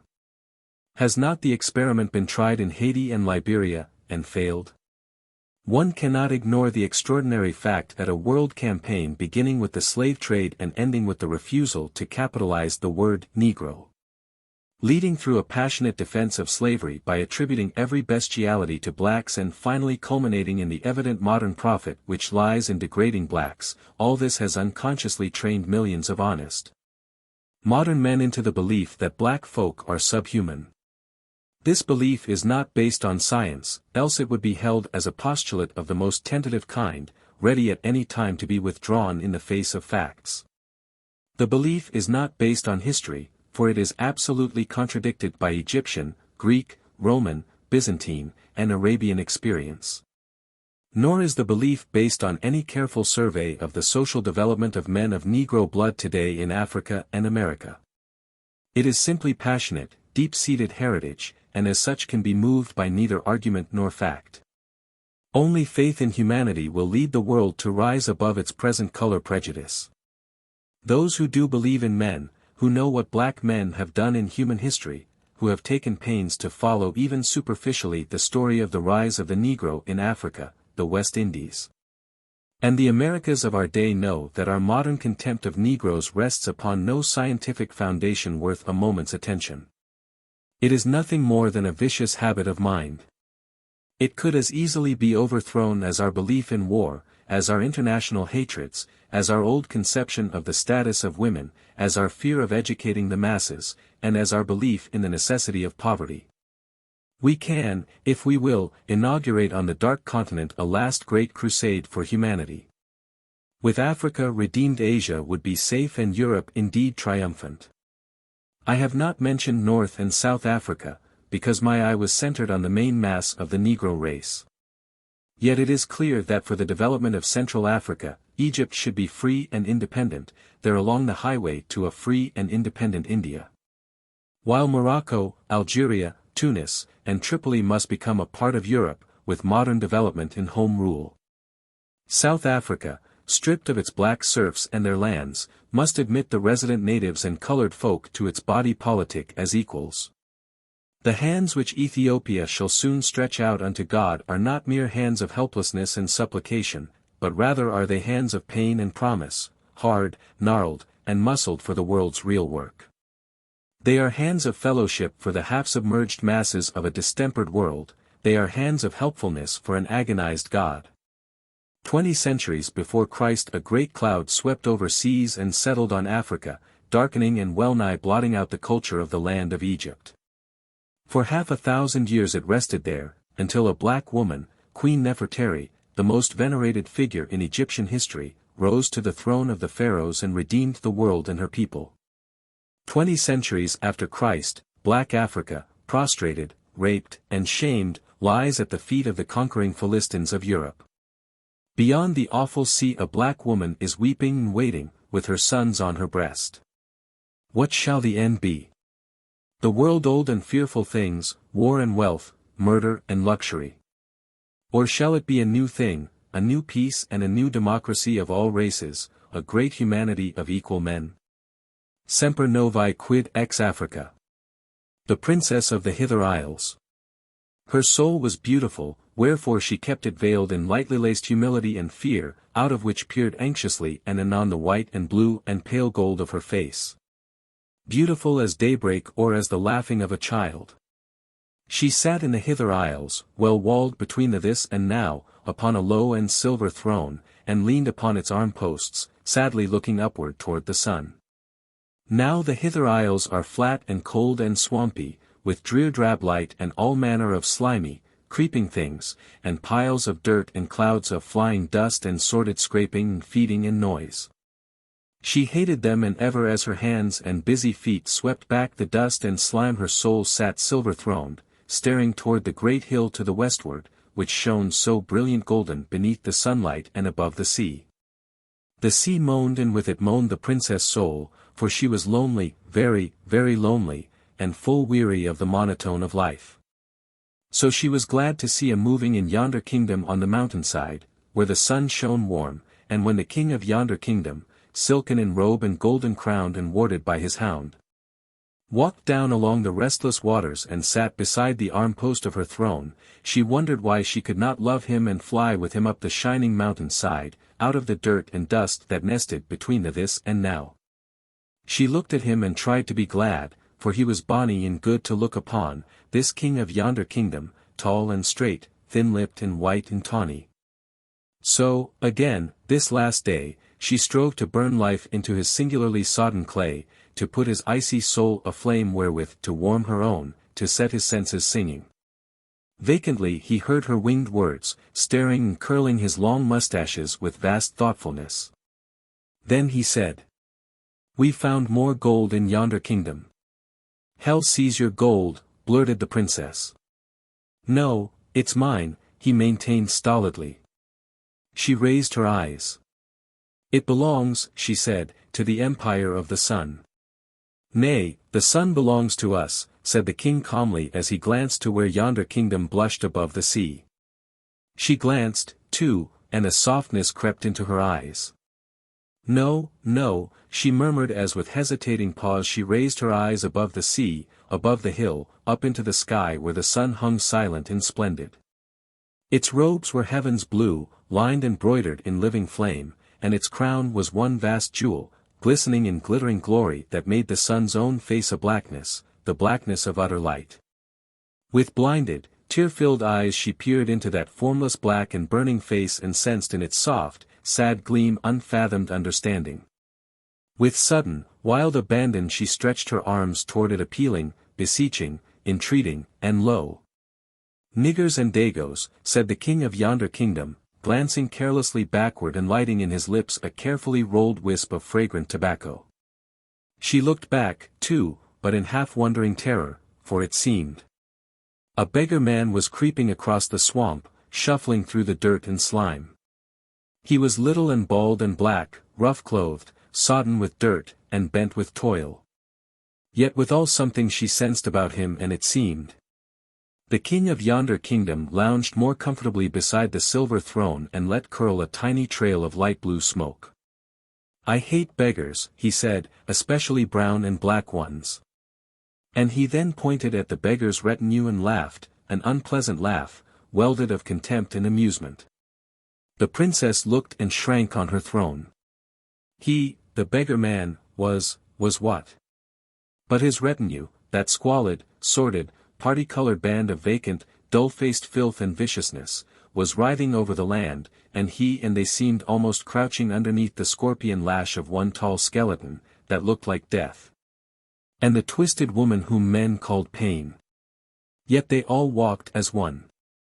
The king of yonder kingdom laughed, but the princess shrank on her throne, and the king on seeing her thus took a gold piece from out of his purse and tossed it carelessly to the passing throng. She watched it with fascinated eyes, how it rose and sailed and whirled and struggled in the air, then seemed to burst, and upward flew its light and sheen and downward dropped its dross. She glanced at the king, but he was lighting a match. She watched the dross wallow in the slime, but the sunlight fell on the back of the beggar's neck, and he turned his head. The beggar passing afar turned his head and the princess straightened on her throne. He turned his head and she shivered forward on her silver seat. He looked upon her full and slow, and suddenly she saw within that formless black and burning face the same soft, glad gleam of utter understanding, seen so many times before. She saw the suffering of endless years and endless love that softened it. She saw the burning passion of the sun and with it the cold, unbending duty deeds of upper air. All she had seen and dreamed of seeing in the rising, blazing sun she saw now again, and with it myriads more of human tenderness, of longing, and of love. So, then, she knew. She rose as to a dream come true, with solemn face and waiting eyes. With her rose the king of yonder kingdom, almost eagerly. "You'll come," he cried. "You'll come and see my gold." And then in sudden generosity, he added, "You'll have a golden throne up there when we marry." But she, looking up and on with radiant face, answered softly, "I come." So down and up and on they mounted, the black beggar man in his cavalcade of death and pain, and then a space. And then a lone, black hound that nosed and whimpered as he ran, and then a space, and then the king of yonder kingdom in his robes, and then a space, and last the princess of the Hither Isles, with face set sunward and lovelight in her eyes. And so they marched and struggled on and up through endless years and spaces, and ever the black beggar looked back past death and pain toward the maid, and ever the maid strove forward with love-lit eyes. But ever the great and silken shoulders of the king of yonder kingdom arose between the princess and the sun like a cloud of storms. Now, finally, they neared unto the hillside's topmost shoulder, and there most eagerly the king bent to the bowels of the earth and bared its golden entrails. All green and grey and rusted, while the princess strained her pitiful eyes aloft to where the beggar, set twixt death and pain, whirled his slim back against the glory of the setting sun and stood sombre in his grave majesty. And hallowed and transfigured, outstretching his long arms, and around all heaven glittered jewels in a cloth of gold. Awhile the princess stood and moaned in mad amaze. Then with one wilful wrench she bared the white flowers of her breast, and snatching forth her own red heart held it with one hand aloft, while with the other she gathered close her robe and poised herself. The king of yonder kingdom looked upward quickly, curiously, still fingering the earth, and saw the offer of her bleeding heart. "It's a Negro," he growled darkly, "it may not be." The woman quivered. "It's a nigger," he repeated fiercely. "It's neither God nor man, but a nigger." The princess stepped forward. The king grasped his sword and looked north and east, he raised his sword and looked south and west. "I seek the sun," the princess sang, and started into the west. "Never!" cried the king of yonder kingdom, for such were blasphemy and defilement and the making of all evil. So, raising his great sword he struck with all his might, and more. Down hissed the blow, and it bit that little, white, heart-holding hand until it flew armless and disbodied up through the sunlit air. Down hissed the blow, and it clove the whimpering hound until his last shriek shook the stars. Down hissed the blow, and it rent the earth. It trembled, fell apart, and yawned to a chasm wide as earth from heaven, deep as hell, and empty, cold, and silent.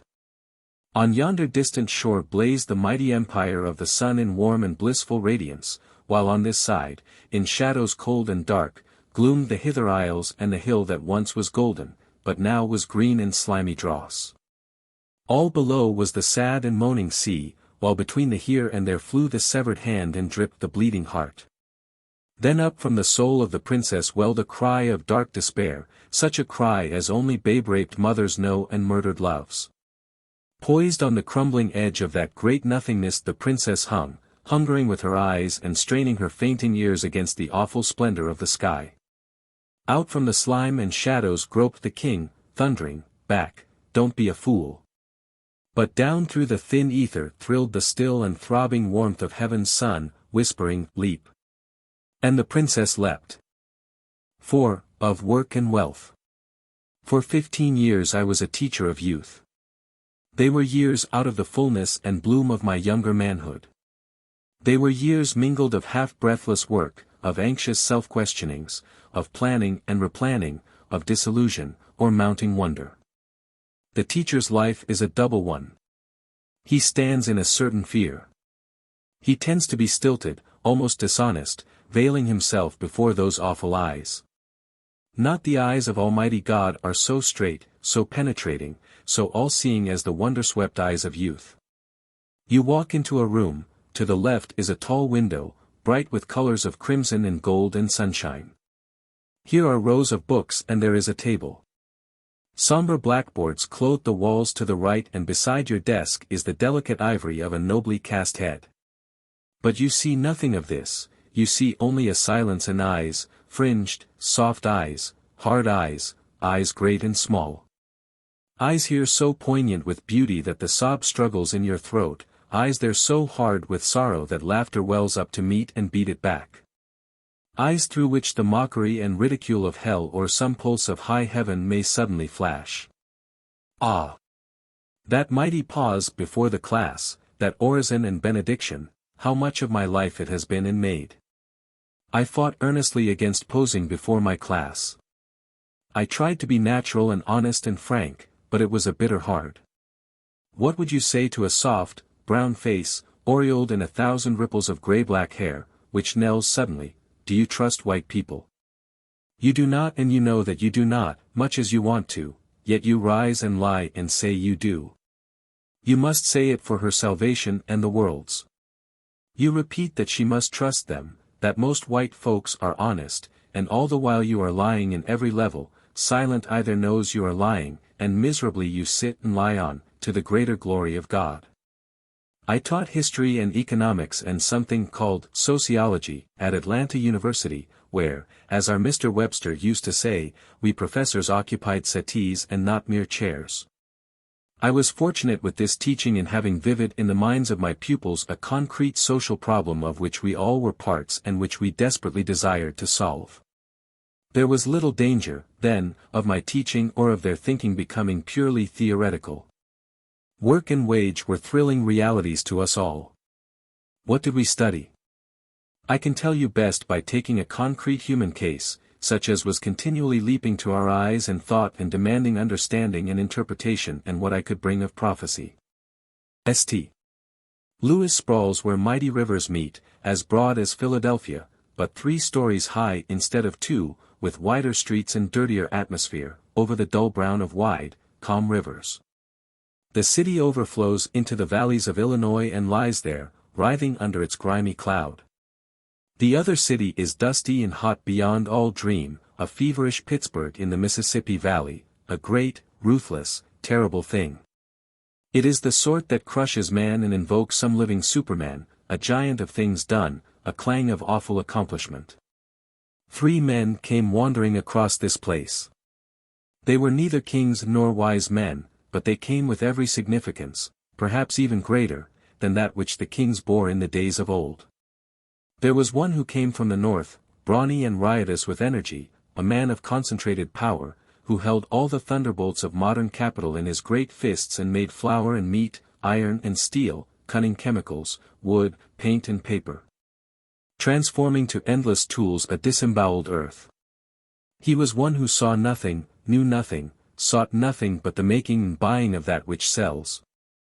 Who out from the magic of his hand rolled over miles of iron road, ton upon ton of food and metal and wood, of coal and oil and lumber, until the thronging of knotted ways in East and real St. Louis was like the red, festering ganglia of some mighty heart. Then from the east and called by the crash of thunderbolts and forked flame came the unwise man, unwise by the theft of endless ages, but as human as anything God ever made. He was the slave for the miracle maker. It was he that the thunderbolt struck and electrified into gasping energy.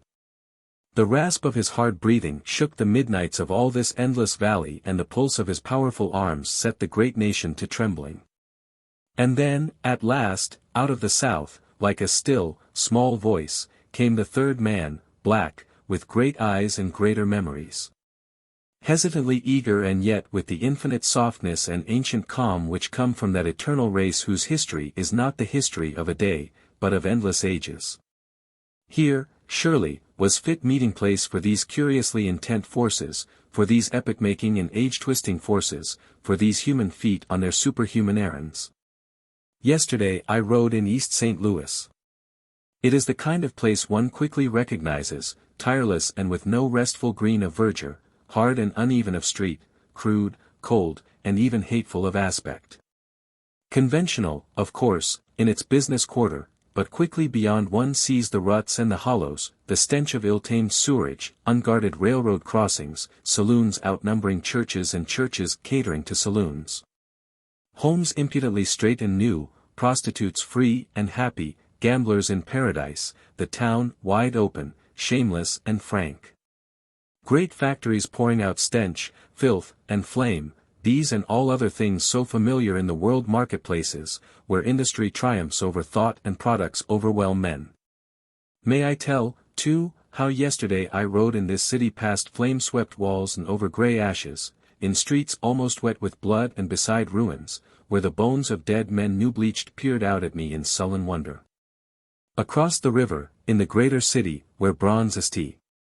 Louis, that just and austere king, looks with angry, fear-swept eyes down from the rolling heights of Forest Park, which knows him not nor heeds him, there is something of the same thing.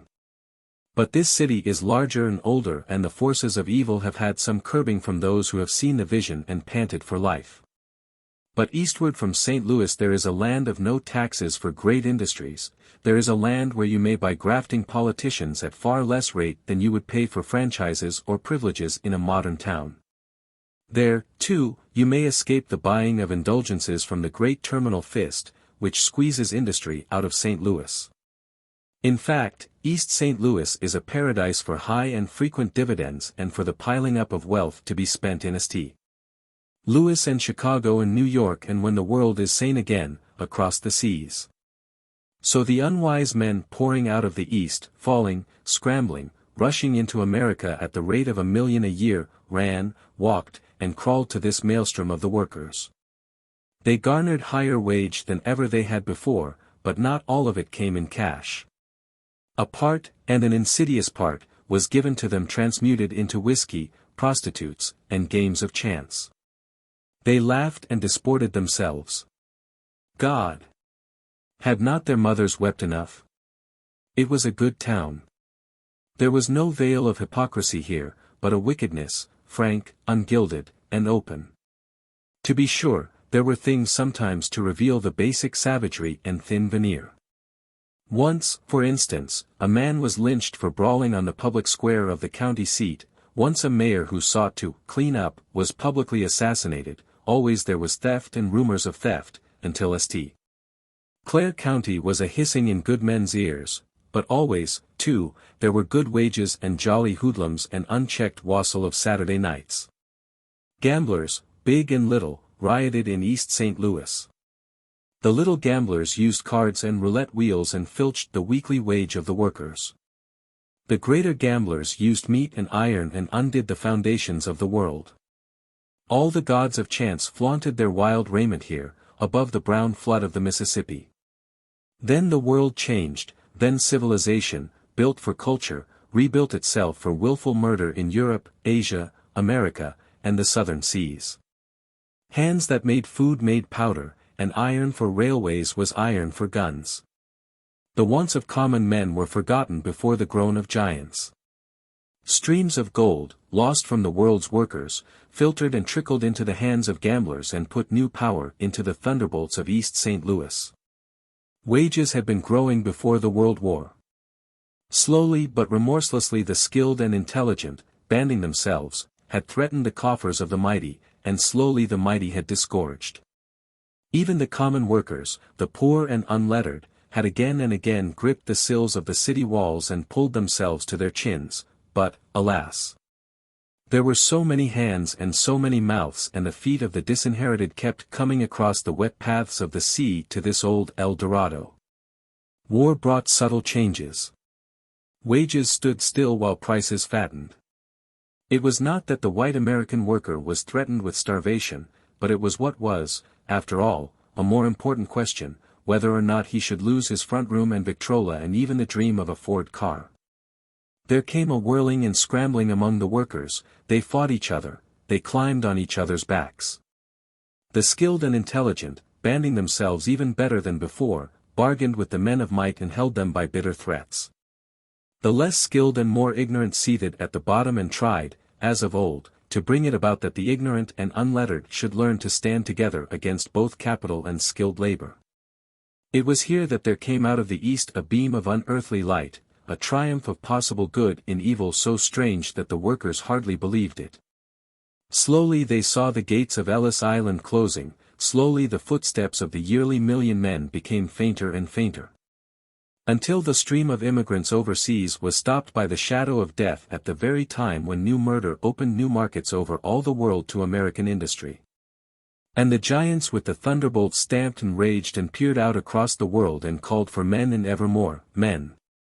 The unwise men laughed and squeezed reluctant dollars out of the fists of the mighty and saw in their dream the vision of a day when labor, as they knew it, should come into its own.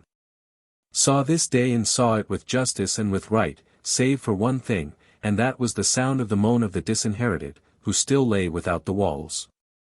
When they heard this moan and saw that it came not across the seas, they were at first amazed and said it was not true, and then they were mad and said it should not be. Quickly they turned and looked into the red blackness of the south, and in their hearts were fear and hate. What did they see? They saw something at which they had been taught to laugh and make sport. They saw that which the heading of every newspaper column, the lie of every cub reporter, the exaggeration of every press dispatch, and the distortion of every speech and book had taught them was a mass of despicable men, inhuman. At best, laughable, at worst, the meat of mobs and fury. What did they see? They saw 9.5 millions of human beings. They saw the spawn of slavery, ignorant by law and by deviltry, crushed by insult and debauched by systematic and criminal injustice. They saw a people whose helpless women have been raped by thousands and whose men lynched by hundreds in the face of a sneering world. They saw a people with heads bloody, but unbowed, working faithfully at wages 50% lower than the wages of the nation and under conditions which shame civilization, saving homes, training children, hoping against hope.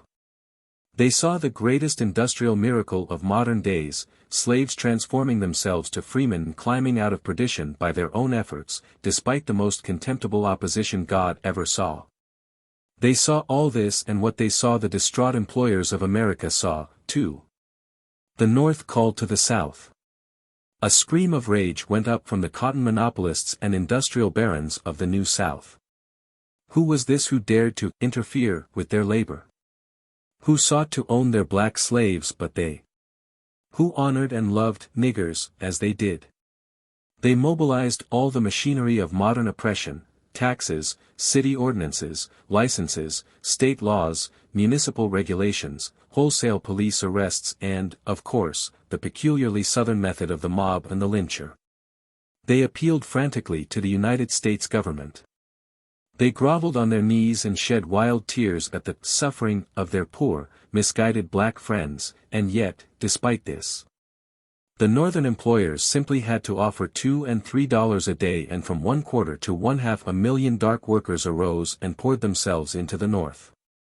They went to the mines of West Virginia, because war needs coal. They went to the industries of New Jersey and Pennsylvania, because war needs ships and iron. They went to the automobiles of Detroit and the load carrying of Chicago. And they went to East St. Louis. Now there came fear in the hearts of the unwise men. It was not that their wages were lowered, they went even higher. They received, not simply, a living wage, but a wage that paid for some of the decencies, and, in East St. Louis, many of the indecencies of life. What they feared was not deprivation of the things they were used to and the shadow of poverty, but rather the definite death of their rising dreams. But if fear was newborn in the hearts of the unwise men, the black man was born in a house of fear. To him poverty of the ugliest and straightest type was father, mother, and blood brother. He was slipping stealthily northward to escape hunger and insult, the hand of oppression, and the shadow of death. Here, then, in the wide valley which Father Marquette saw peaceful and golden, lazy with fruit and river, half asleep beneath the nod of God, here, then, was staged every element for human tragedy, every element of the modern economic paradox. Ah! That hot, wide plain of East St. Louis is a gripping thing. The rivers are dirty with sweat and toil and lip, like lakes, along the low and burdened shores. Flatboats ramble and thread among them, and above the steamers bridges swing on great arches of steel, striding with mighty grace from shore to shore. Everywhere are brick kennels, tall, black and red chimneys, tongues of flame.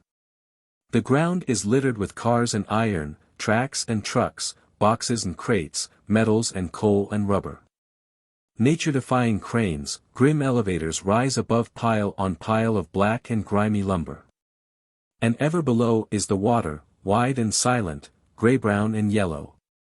This is the stage for the tragedy, the armored might of the modern world urged by the bloody needs of the world wants, fevered today by a fabulous vision of gain and needing only hands, hands, hands.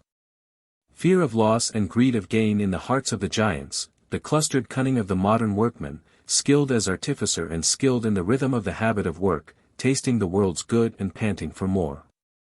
Fear of poverty and hate of scabs in the hearts of the workers, the dumb yearning in the hearts of the oppressed, the echo of laughter heard at the foot of the pyramids, the faithful, plodding slouch of the laborers.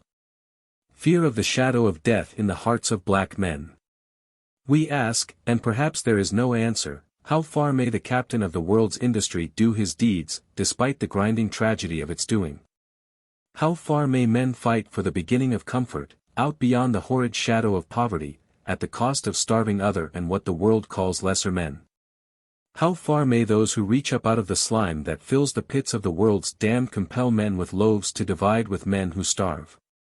The answers to these questions are hard, but yet one answer looms above all: justice lies with the lowest, the plight of the lowest man, the plight of the black man, deserves the first answer, and the plight of the giants of industry, the last.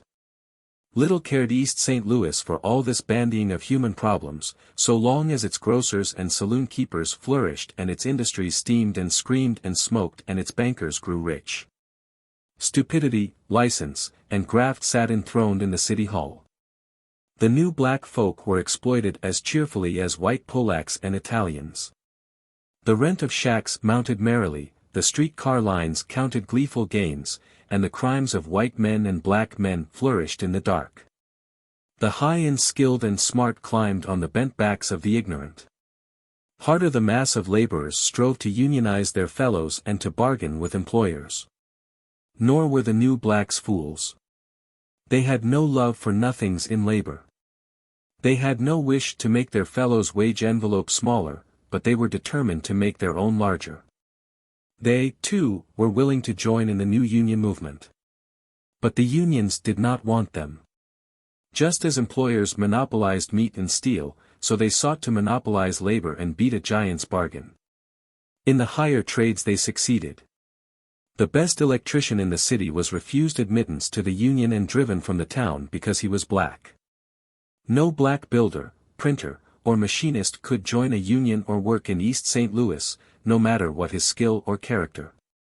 But out of the stink of the stockyards and the dust of the aluminum works and the sweat of the lumber yards the willing blacks could not be kept. They were invited to join unions of the laborers here and they joined.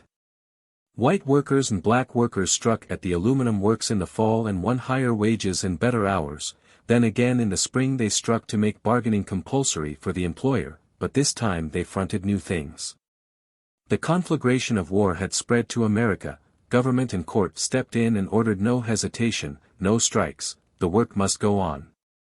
Deeper was the call for workers. Black men poured in and red anger flamed in the hearts of the white workers.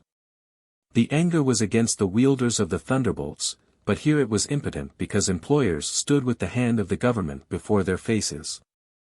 It was against entrenched union labor, which had risen on the backs of the unskilled and unintelligent and on the backs of those whom for any reason of race or prejudice or chicane they could beat beyond the bars of competition. And finally the anger of the mass of white workers was turned toward these new black interlopers, who seemed to come to spoil their last dream of a great monopoly of common labor. These angers flamed in the union leaders, fearing their fury in knowing their own guilt, not only in the larger and subtler matter of bidding their way to power across the weakness of their less fortunate fellows, but also conscious of their part in making East St. Louis a miserable town of liquor and lust, leaped quickly toward the gathering thunder from their own heads. The thing they wanted was even at their hands. Here were black men, guilty not only of bidding for jobs which white men could have held at war prices, even if they could not fill, but also guilty of being black. It was at this blackness that the unions pointed the accusing finger. It was here that they committed the unpardonable crime. It was here that they entered the shadow of hell, where suddenly from a fight for wage and protection against industrial oppression East St. Louis became the center of the oldest and nastiest form of human oppression, race hatred. The whole situation lent itself to this terrible transformation. Everything in the history of the United States, from slavery to Sunday supplements, from disfranchisement to residence segregation, from Jim Crow cars to a Jim Crow Army draft, all this history of discrimination and insult festered to make men think and willing to think that the venting of their unbridled anger against 12 million humble, upstriving workers was a way of settling the industrial tangle of the ages. It was the logic of the broken plate, which, seared of old across its pattern, cracks never again, save along the old destruction. So hell flamed in East St. Louis. The white men drove even black Union men out of their unions, and when the black men, beaten by night and assaulted, flew to arms and shot back at the marauders, 5,000 rioters arose and surged like a crested storm wave. From noonday until midnight, they killed and beat and murdered, they dashed out the brains of children and stripped off the clothes of women, they drove victims into the flames and hanged the helpless to the lighting poles. Fathers were killed before the faces of mothers. Children were burned, heads were cut off with axes, pregnant women crawled and spawned in dark, wet fields, thieves went through houses and firebrands followed, bodies were thrown from bridges, and rocks and bricks flew through the air. The Negroes fought. They grappled with the mob like beasts at bay. They drove them back from the thickest cluster of their homes and piled the white dead on the street, but the cunning mob caught the black men between the factories and their homes, where they knew they were armed only with their dinner pails. Firemen, policemen, and militiamen stood with hanging hands or even joined eagerly with the mob. It was the old world horror come to life again, all that Jews suffered in Spain and Poland. All that peasants suffered in France, and Indians in Calcutta, all that aroused human deviltry had accomplished in ages past they did in East St. Louis, while the rags of 6,000 half-naked black men and women fluttered across the bridges of the calm Mississippi. The white South laughed. It was infinitely funny, that niggers, who had gone north to escape slavery and lynching had met the fury of the mob which they had fled. Delegations rushed north from Mississippi and Texas, with suspicious timeliness and with great-hearted offers to take these workers back to a lesser hell. The man from Greensville, Mississippi, who wanted 1,000 got 6, because, after all, the end was not so simple. No, the end was not simple. On the contrary, the problem raised by East St. Louis was curiously complex. The ordinary American, tired of the persistence of the Negro problem, sees only another anti-Negro mob and wonders, not when we shall settle this problem, but when we shall be well rid of it. The student of social things sees another milepost in the triumphant march of Union labor. He is sorry that blood and rapine should mark its march, but, what will you? War is life. Despite these smug reasonings, the bare facts were these: East St. Louis, a great industrial center, lost 5,000 laborers, good, honest, hard-working laborers. It was not the criminals, either black or white, who were driven from East St. Louis. They are still there. They will stay there. But half the honest black laborers were gone. The crippled ranks of industrial organization in the mid-Mississippi Valley cannot be recruited from Ellis Island, because in Europe men are dead and maimed, and restoration, when restoration comes, will raise a European demand for labor such as this age has never seen. The vision of industrial supremacy has come to the giants who lead American industry and finance. But it can never be realized unless the laborers are here to do the work, the skilled laborers, the common laborers, the willing laborers, the well-paid laborers. The present forces, organized however cunningly, are not large enough to do what America wants, but there is another group of laborers, 12 million strong, the natural heirs, by every logic of justice, to the fruits of America's industrial advance. They will be used simply because they must be used, but their using means East St. Louis.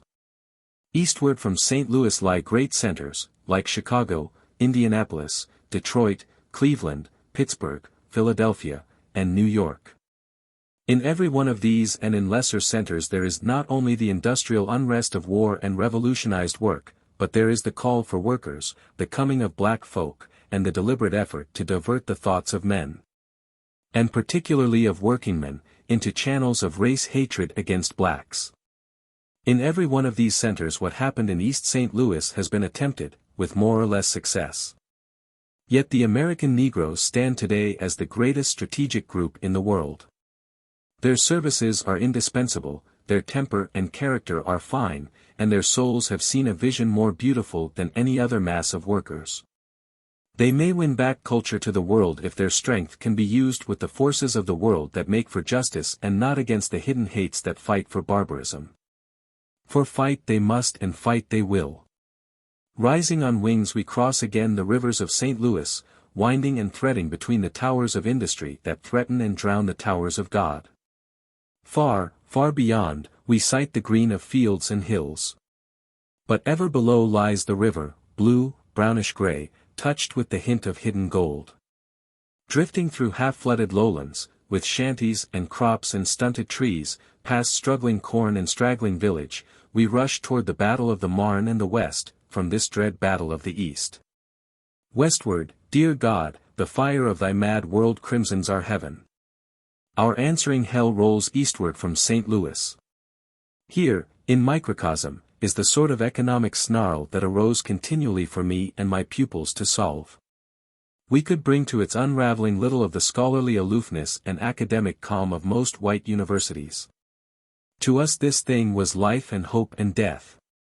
How should we think such a problem through, not simply as Negroes, but as men and women of a new century, helping to build a new world? And first of all, here is no simple question of race antagonism.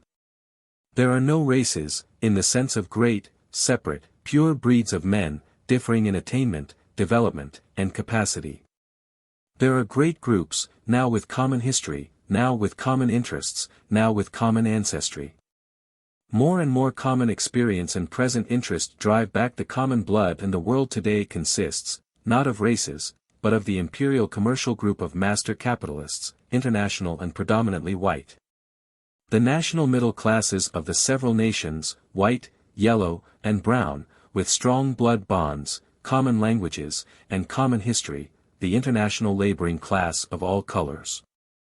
The backward, oppressed groups of nature folk, predominantly yellow, brown, and black. Two questions arise from the work and relations of these groups: how to furnish goods and services for the wants of men, and how equitably and sufficiently to satisfy these wants. There can be no doubt that we have passed in our day from a world that could hardly satisfy the physical wants of the mass of men, by the greatest effort, to a world whose technique supplies enough for all, if all can claim their right. Our great ethical question today is, therefore, how may we justly distribute the world's goods to satisfy the necessary wants of the mass of men? What hinders the answer to this question? Dislikes, jealousies, hatreds, undoubtedly, like the race hatred in East St. Louis, the jealousy of English and German, the dislike of the Jew and the Gentile. But these are, after all, surface disturbances, sprung from ancient habit more than from present reason. They persist and are encouraged because of deeper, mightier currents. If the white workingmen of East St. Louis felt sure that Negro workers would not and could not take the bread and cake from their mouths, their race hatred would never have been translated into murder. If the black workingmen of the South could earn a decent living under decent circumstances at home, they would not be compelled to underbid their white fellows. Thus the shadow of hunger, in a world which never needs to be hungry, drives us to war and murder and hate. But why does hunger shadow so vast a mass of men? Manifestly because in the great organizing of men for work a few of the participants come out with more wealth than they can possibly use, while a vast number emerge with less than can decently support life. In earlier economic stages we defended this as the reward of thrift and sacrifice, and as the punishment of ignorance and crime. To this the answer is sharp: sacrifice calls for no such reward and ignorance deserves no such punishment. The chief meaning of our present thinking is that the disproportion between wealth and poverty today cannot be adequately accounted for by the thrift and ignorance of the rich and the poor. Yesterday we righted one great mistake when we realized that the ownership of the laborer did not tend to increase production. The world at large had learned this long since, but black slavery arose again in America as an inexplicable anachronism, a willful crime. The freeing of the black slaves freed America. Today we are challenging another ownership, the ownership of materials which go to make the goods we need. Private ownership of land, tools, and raw materials may at one stage of economic development be a method of stimulating production and one which does not greatly interfere with equitable distribution. When, however, the intricacy and length of technical production increased, the ownership of these things becomes a monopoly, which easily makes the rich richer and the poor poorer. Today, therefore, we are challenging this ownership. We are demanding general consent as to what materials shall be privately owned and as to how materials shall be used. We are rapidly approaching the day when we shall repudiate all private property in raw materials and tools and demand that distribution hinge, not on the power of those who monopolize the materials, but on the needs of the mass of men. Can we do this and still make sufficient goods, justly gauge the needs of men, and rightly decide who are to be considered men? How do we arrange to accomplish these things today? Somebody decides whose wants should be satisfied. Somebody organizes industry so as to satisfy these wants. What is to hinder the same ability and foresight from being used in the future as in the past? The amount and kind of human ability necessary need not be decreased, it may even be vastly increased, with proper encouragement and rewards. Are we today evoking the necessary ability? On the contrary, it is not the inventor, the manager, and the thinker who today are reaping the great rewards of industry, but rather the gambler and the highwayman. Rightly organized industry might easily save the gambler's profit and the monopolist's interest, and by paying a more discriminating reward in wealth and honor bring to the service of the state more ability and sacrifice than we can today command. If we do away with interest and profit, consider the savings that could be made, but above all, think how great the revolution would be when we ask the mysterious somebody to decide in the light of public opinion whose wants should be satisfied. This is the great and real revolution that is coming in future industry. But this is not the need of the revolution, nor indeed, perhaps, its real beginning. What we must decide sometime is who are to be considered men. Today, at the beginning of this industrial change, we are admitting that economic classes must give way. The laborer's hire must increase, the employer's profit must be curbed. But how far shall this change go? Must it apply to all human beings and to all work throughout the world? Certainly not. We seek to apply it slowly and with some reluctance to white men and more slowly and with greater reserve to white women. But black folk and brown and for the most part yellow folk we have widely determined shall not be among those whose needs must justly be heard and whose wants must be ministered to in the great organization of world industry. In the teaching of my classes I was not willing to stop with showing that this was unfair, indeed I did not have to do this. They knew through bitter experience its rank injustice, because they were black. What I had to show was that no real reorganization of industry could be permanently made with the majority of mankind left out. These disinherited darker peoples must either share in the future industrial democracy or overturn the world. Of course, the foundation of such a system must be a high, ethical ideal. We must really envisage the wants of humanity. We must want the wants of all men. We must get rid of the fascination for exclusiveness. Here, in a world full of folk, men are lonely. The rich are lonely. We are all frantic for fellow souls, yet we shut souls out and bar the ways and bolster up the fiction of the elect and the superior when the great mass of men is capable of producing larger and larger numbers for every human height of attainment. To be sure, there are differences between men and groups and there will ever be, but they will be differences of beauty and genius and of interest and not necessarily of ugliness, imbecility, and hatred. The meaning of America is the beginning of the discovery of the crowd. The crowd is not so well trained as a Versailles garden party of Louis XIV, but it is far better trained than the sans-culottes and it has infinite possibilities. What a world this will be when human possibilities are freed, when we discover each other, when the stranger is no longer the potential criminal and the certain inferior. What hinders our approach to the ideals outlined above? Our profit from degradation, our colonial exploitation, our American attitude toward the Negro. Think again of East St. Louis. Think back of that to slavery and Reconstruction. Do we want the wants of American Negroes satisfied? Most certainly not, and that negative is the greatest hindrance today to the reorganization of work and redistribution of wealth, not only in America, but in the world. All humanity must share in the future industrial democracy of the world. For this it must be trained in intelligence and in appreciation of the good and the beautiful. Present big business, that science of human wants, must be perfected by eliminating the price paid for waste, which is interest, and for chance, which is profit, and making all income a personal wage for service rendered by the recipient. By recognizing no possible human service as great enough to enable a person to designate another as an idler or as a worker at work which he cannot do. Above all, industry must minister to the wants of the many and not to the few, and the Negro, the Indian, the Mongolian, and the South Sea Islander must be among the many as well as Germans, Frenchmen, and Englishmen. In this coming socialization of industry we must guard against that same tyranny of the majority that has marked democracy in the making of laws. There must, for instance, persist in this future economics a certain minimum of machine-like work and prompt obedience and submission. This necessity is a simple corollary from the hard facts of the physical world. It must be accepted with the comforting thought that its routine need not demand 12 hours a day or even 8. With work for all and all at work probably from 3 to 6 hours would suffice, and leave abundant time for leisure, exercise, study, and avocations. But what shall we say of work where spiritual values and social distinctions enter? Who shall be artists and who shall be servants in the world to come? Or shall we all be artists and all serve?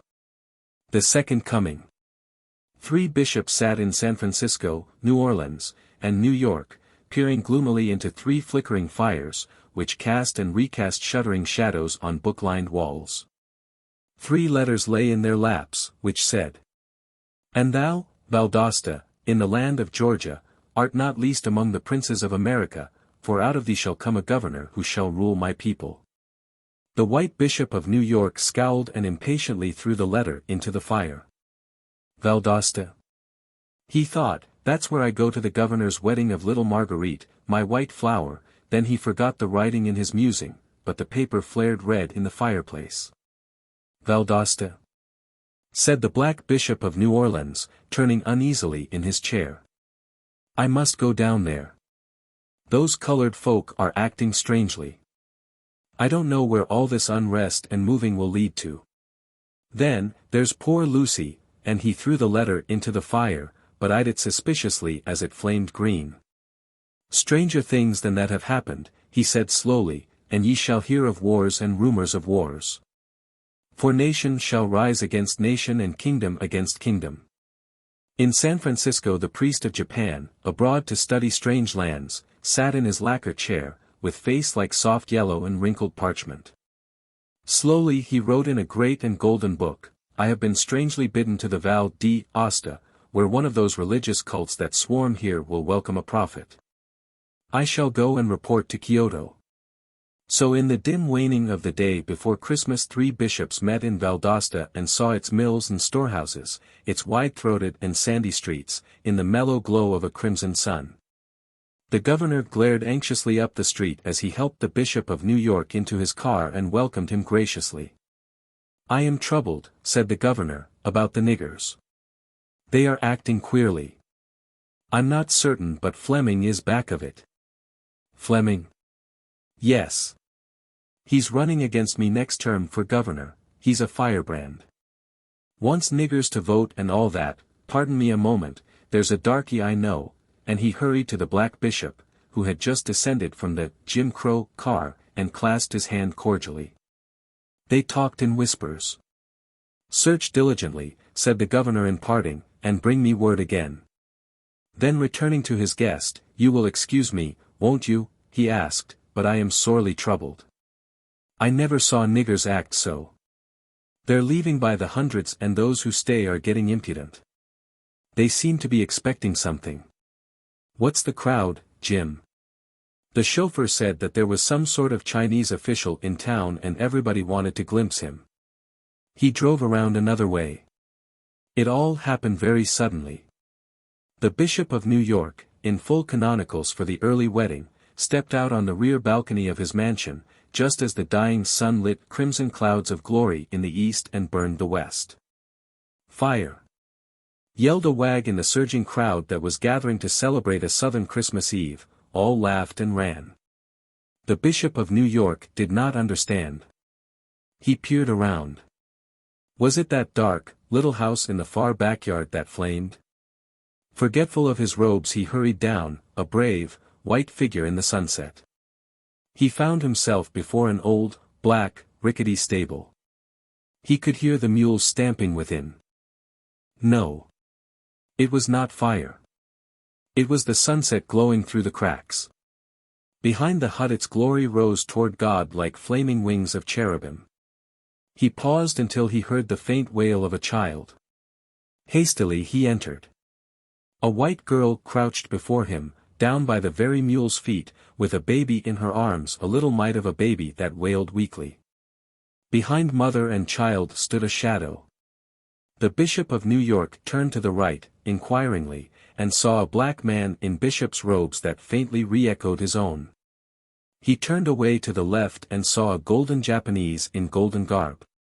Then he heard the black man mutter behind him, but he was to come the second time in clouds of glory, with the nations gathered around him and angels. At the word a shaft of glorious light fell full upon the child. While without came the tramping of unnumbered feet and the whirring of wings. The Bishop of New York bent quickly over the baby. It was black. He stepped back with a gesture of disgust, hardly listening to and yet hearing the black bishop, who spoke almost as if in apology. "She's not really white. I know Lucy, you see, her mother worked for the governor." The white bishop turned on his heel and nearly trod on the yellow priest, who knelt with bowed head before the pale mother and offered incense and a gift of gold. Out into the night rushed the Bishop of New York. The wings of the cherubim were folded black against the stars. As he hastened down the front staircase the governor came rushing up the street steps. "We are late," he cried nervously. "The bride awaits." He hurried the bishop to the waiting limousine, asking him anxiously, "Did you hear anything? Do you hear that noise? The crowd is growing strangely on the streets and there seems to be a fire over toward the east. I never saw so many people here. I fear violence, a mob, a lynching, I fear, hark." What was that which he, too, heard beneath the rhythm of unnumbered feet? Deep in his heart a wonder grew. What was it? Ah, he knew. It was music, some strong and mighty chord. It rose higher as the brilliantly lighted church split the night, and swept radiantly toward them. So high and clear that music flew, it seemed above, around, behind them. The governor, ashen-faced, crouched in the car, but the bishop said softly as the ecstasy pulsed in his heart. "Such music, such wedding music. What choir is it?" "5, the servant in the house." The lady looked at me severely. I glanced away. I had addressed the little audience at some length on the disfranchisement of my people in society, politics, and industry and had studiously avoided the while her cold, green eye. I finished and shook weary hands, while she lay in wait. I knew what was coming and braced my soul. "Do you know where I can get a good colored cook?" she asked. I disclaimed all guilty concupiscence. She came nearer and spitefully shook a finger in my face. "Why, won't, Negroes, work?" she panted. "I have given money for years to Hampton and Tuskegee and yet I can't get decent servants. They won't try. They're lazy. They're unreliable. They're impudent and they leave without notice. They all want to be lawyers and doctors and," she spat the word in venom, "ladies. God forbid." I answered solemnly, and then being of gentle birth, and unminded to strike a defenseless female of uncertain years, I ran. I ran home and wrote a chapter in my book and this is it. I speak and speak bitterly as a servant and a servant's son, for my mother spent 5 or more years of her life as a menial. My father's family escaped, although grandfather as a boat steward had to fight hard to be a man and not a lackey. He fought and won. My mother's folk, however, during my childhood, sat poised on that thin edge between the farmer and the menial.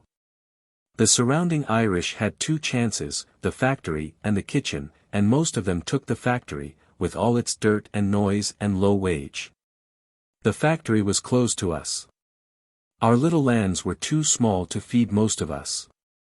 A few clung almost sullenly to the old homes, low and red things crouching on a wide level, but the children stirred restlessly and walked often to town and saw its wonders. Slowly they dribbled off, a waiter here, a cook there, help for a few weeks in Mrs. Blank's kitchen when she had summer boarders.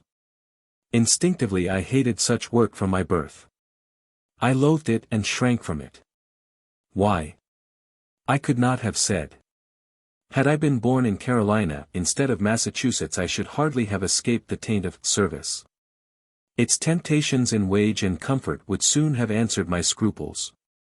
And yet I am sure I would have fought long even in Carolina, for I knew in my heart that thither lay hell.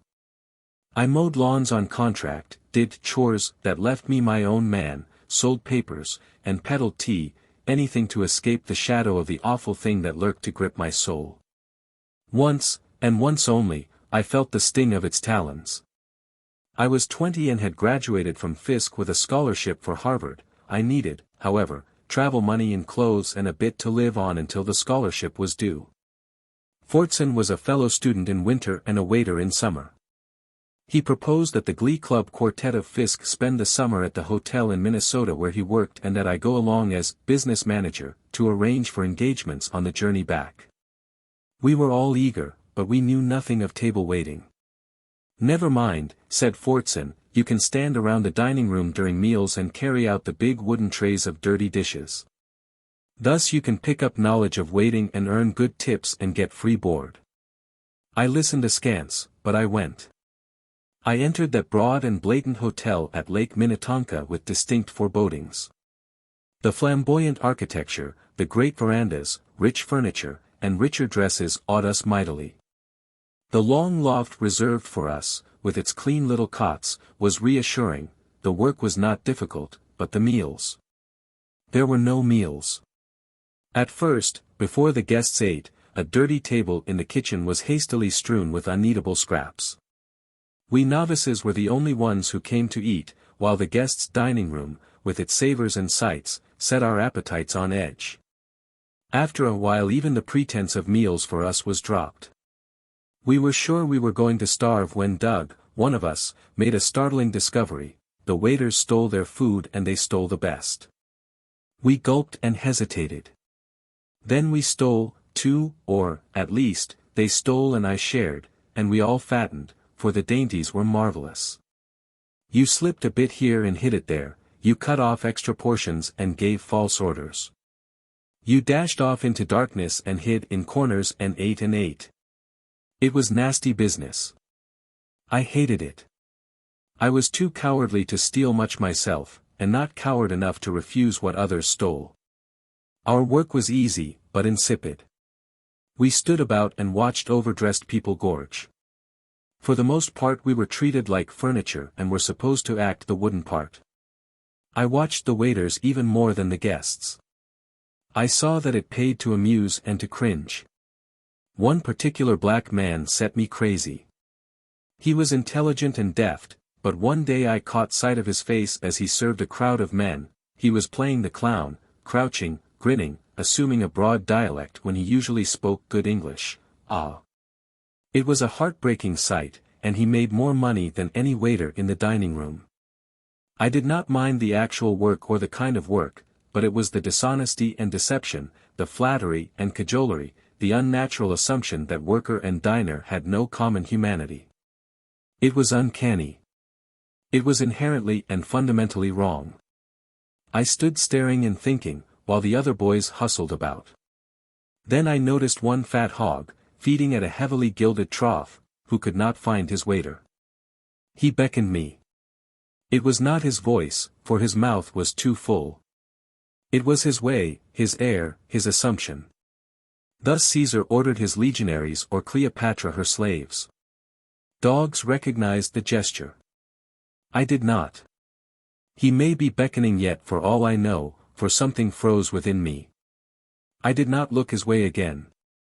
Then and there I disowned menial service for me and my people. I would work my hands off for an honest wage, but for tips and hand-me-outs, never. Fortson was a pious, honest fellow, who regarded tips as in the nature of things, being to the manner born. But the hotel that summer in other respects rather astonished even him. He came to us much flurried one night and got us to help him with a memorial to the absentee proprietor, telling of the wild and gay doings of midnights in the rooms and corridors among tired business men and their prostitutes. We listened wide-eyed and eager and wrote the filth out manfully. The proprietor did not thank Fortson. He did not even answer the letter.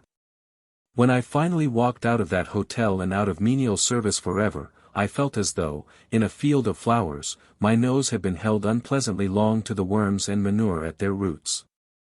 Cursed be Canaan, cried the Hebrew priests.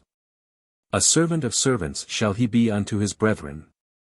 With what characteristic complacency did the slaveholders assume that Canaanites were Negroes and their brethren white? Are not Negroes servants? Ergo.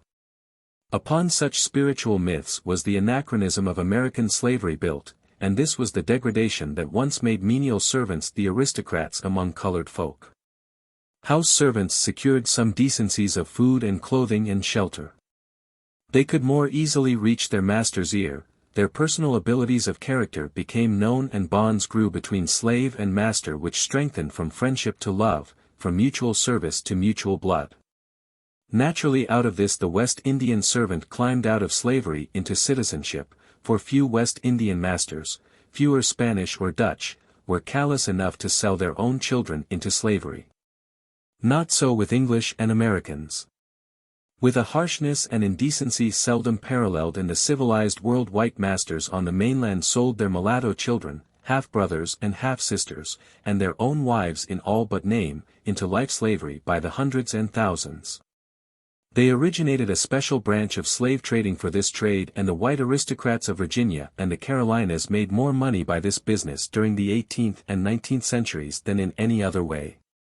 The clang of the door of opportunity thus knelled in the ears of the colored house servant whirled the whole face of Negro advancement as on some great pivot. The movement was slow, but vast. When emancipation came, before and after 1863, the house servant still held advantages. He had whatever education the race possessed, and his white father, no longer able to sell him, often helped him with land and protection. Notwithstanding this, the lure of house service for the Negro was gone. The path of salvation for the emancipated host of black folk lay no longer through the kitchen door, with its wide hall and pillared veranda and flowered yard beyond. It lay, as every Negro soon knew and knows, in escape from menial serfdom. In 1860, 98% of the Negroes were servants and serfs. In 1880, 30% were servants and 65% were serfs. The percentage of servants then rose slightly and fell again until 21% were in service in 1910 and, doubtless, much less than 20% today. This is the measure of our rise, but the Negro will not approach freedom until this hateful badge of slavery and medievalism has been reduced to less than 10%. Not only are less than a fifth of our workers servants today, but the character of their service has been changed. The million menial workers among us include 300,000 upper servants, skilled men and women of character, like hotel waiters, Pullman porters, janitors, and cooks, who, had they been white, could have called on the great labor movement to lift their work out of slavery, to standardize their hours, to define their duties, and to substitute a living, regular wage for personal largesse in the shape of tips, old clothes, and cold leavings of food. But the labor movement turned their backs on those black men when the white world dinned in their ears. Negroes are servants, servants are Negroes. They shut the door of escape to factory and trade in their fellows' faces and batten down the hatches, lest the 300,000 should be workers equal in pay and consideration with white men. But, if the upper servants could not escape to modern, industrial conditions, how much the more did they press down on the bodies and souls of 700,000 washerwomen and household drudges, ignorant, unskilled offal of a millionaire industrial system. Their pay was the lowest and their hours the longest of all workers. The personal degradation of their work is so great that any white man of decency would rather cut his daughter's throat than let her grow up to such a destiny. There is throughout the world and in all races no greater source of prostitution than this grade of menial service.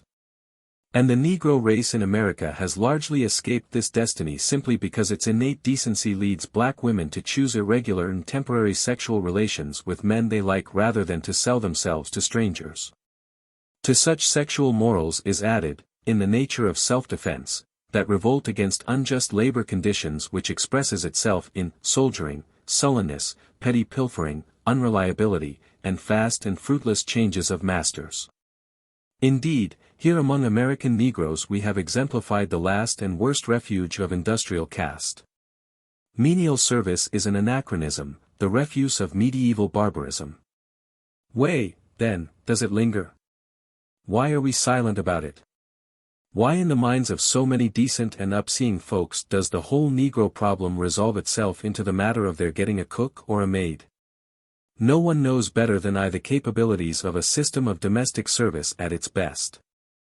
I have seen children who were spiritual sons and daughters of their masters, girls who were friends of their mistresses, and old servants honored and revered.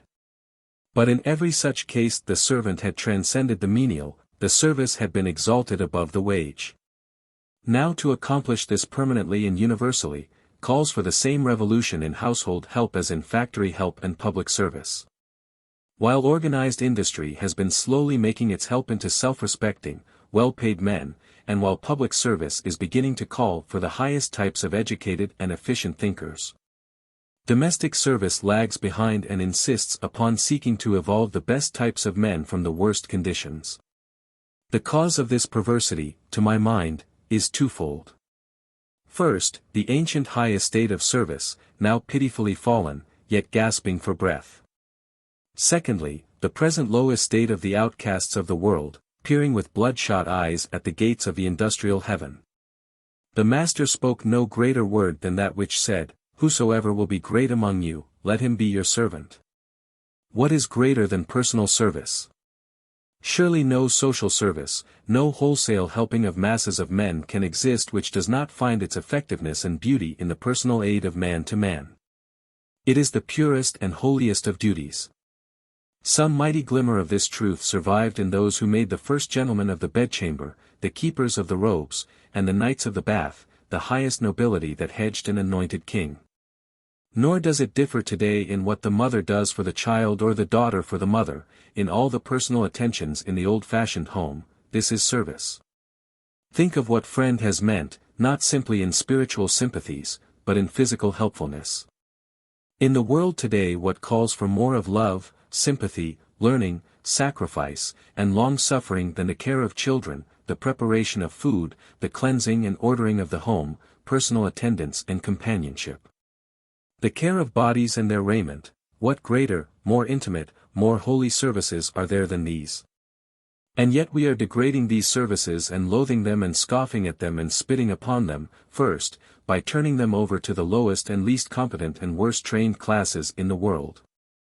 And then by yelling like spoiled children if our babies are neglected, our biscuits sodden, our homes dirty, and our baths unpoured. Let one suggest that the only cure for such deeds is in the uplift of the doer, and our rage is even worse and less explicable. We will call them by their first names, thus blaspheming a holy intimacy. We will confine them to back doors. We will insist that their meals be no gracious ceremony nor even a restful sprawl, but usually a hasty, heckled gulp amid garbage. We exact, not a natural, but a purchased deference, and we leave them naked to insult by our children and by our husbands.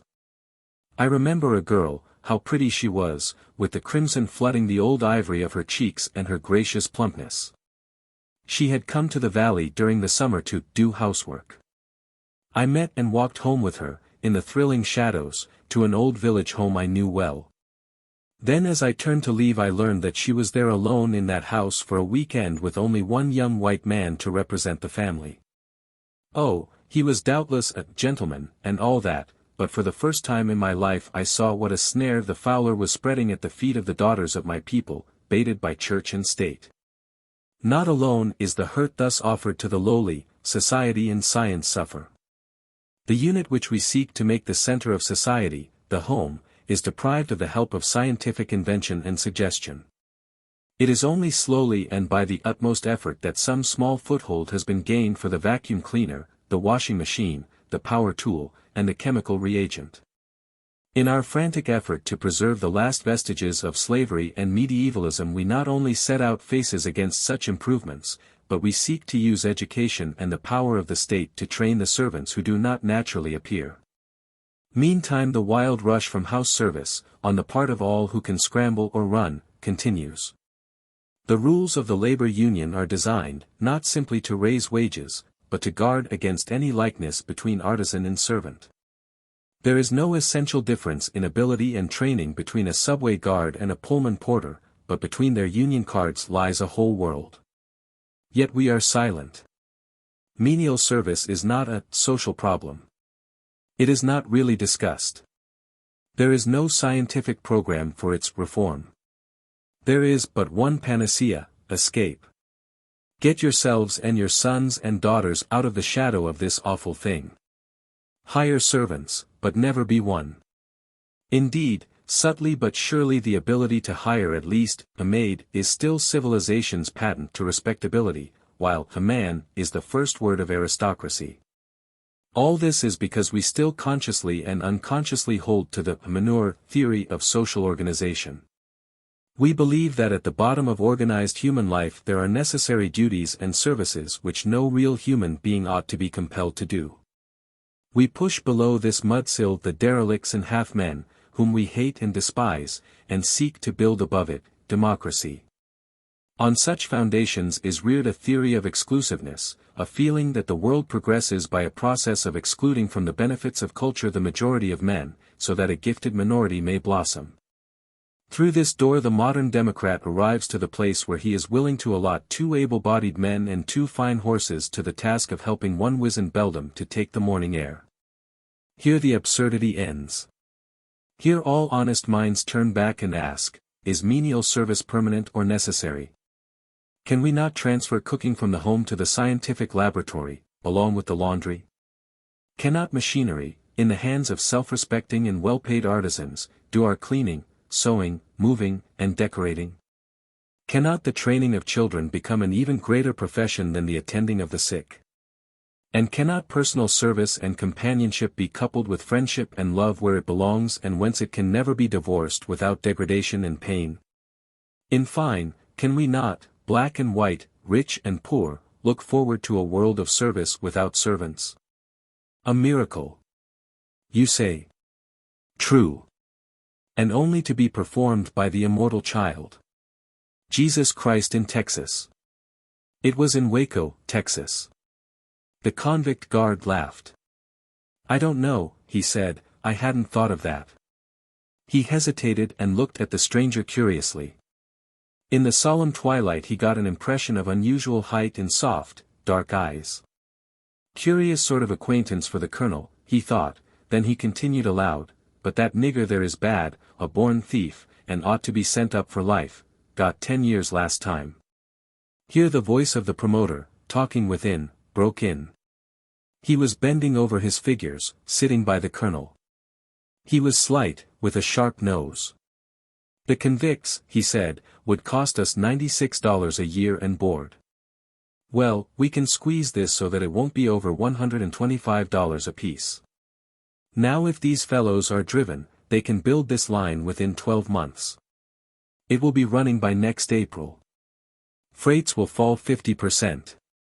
Why, man, you'll be a millionaire in less than 10 years. The colonel started. He was a thick, short man, with a clean-shaven face and a certain air of breeding about the lines of his countenance. The word millionaire sounded well to his ears. He thought a great deal. He almost heard the puff of the fearfully costly automobile that was coming up the road, and he said, I suppose we might as well hire them. Of course, answered the promoter. The voice of the tall stranger in the corner broke in here. It will be a good thing for them, he said, half in question. The colonel moved. The guard makes strange friends, he thought to himself. What's this man doing here, anyway? He looked at him, or rather looked at his eyes, and then somehow he felt a warming toward him. He said, "Well, at least, it can't harm them, they're beyond that." "It will do them good, then," said the stranger again. The promoter shrugged his shoulders. "It will do us good," he said. But the colonel shook his head impatiently. He felt a desire to justify himself before those eyes, and he answered, "Yes, it will do them good. Or at any rate it won't make them any worse than they are." Then he started to say something else, but here sure enough the sound of the automobile breathing at the gate stopped him and they all arose. "It is settled, then," said the promoter. "Yes," said the colonel, turning toward the stranger again. "Are you going into town?" he asked with the southern courtesy of white men to white men in a country town. The stranger said he was. "Then come along in my machine. I want to talk with you about this." They went out to the car. The stranger as he went turned again to look back at the convict. He was a tall, powerfully built black fellow. His face was sullen, with a low forehead, thick, hanging lips, and bitter eyes. There was revolt written about his mouth despite the hangdog expression. He stood bending over his pile of stones, pounding listlessly. Beside him stood a boy of 12, yellow, with a hunted, crafty look. The convict raised his eyes and they met the eyes of the stranger. The hammer fell from his hands. The stranger turned slowly toward the automobile and the colonel introduced him. He had not exactly caught his name, but he mumbled something as he presented him to his wife and little girl, who were waiting. As they whirled away the colonel started to talk, but the stranger had taken the little girl into his lap and together they conversed in low tones all the way home. In some way, they did not exactly know how, they got the impression that the man was a teacher and, of course, he must be a foreigner. The long, cloak-like coat told this. They rode in the twilight through the lighted town and at last drew up before the colonel's mansion, with its ghost-like pillars. The lady in the back seat was thinking of the guests she had invited to dinner and was wondering if she ought not to ask this man to stay. He seemed cultured and she supposed he was some acquaintance of the colonel's. It would be rather interesting to have him there, with the judge's wife and daughter and the rector. She spoke almost before she thought. "You will enter and rest a while?" The colonel and the little girl insisted. For a moment the stranger seemed about to refuse. He said he had some business for his father, about town. Then for the child's sake he consented. Up the steps they went and into the dark parlor where they sat and talked a long time. It was a curious conversation. Afterwards they did not remember exactly what was said and yet they all remembered a certain strange satisfaction in that long, low talk. Finally the nurse came for the reluctant child and the hostess bethought herself.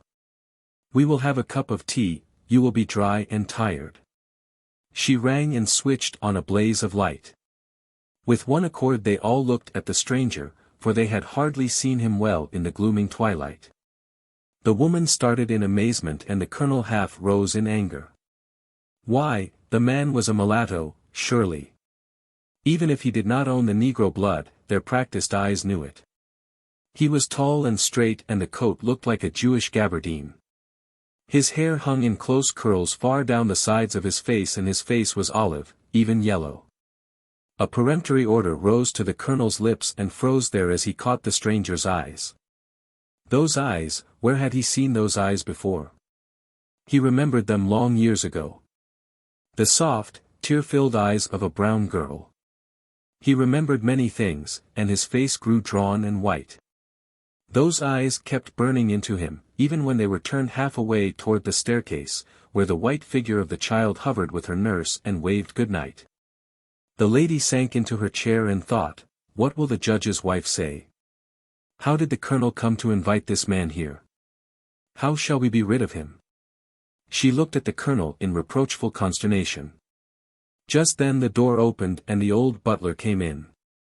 He was an ancient black man, with tufted white hair, and he held before him a large, silver tray filled with a china tea service. The stranger rose slowly and stretched forth his hands as if to bless the viands.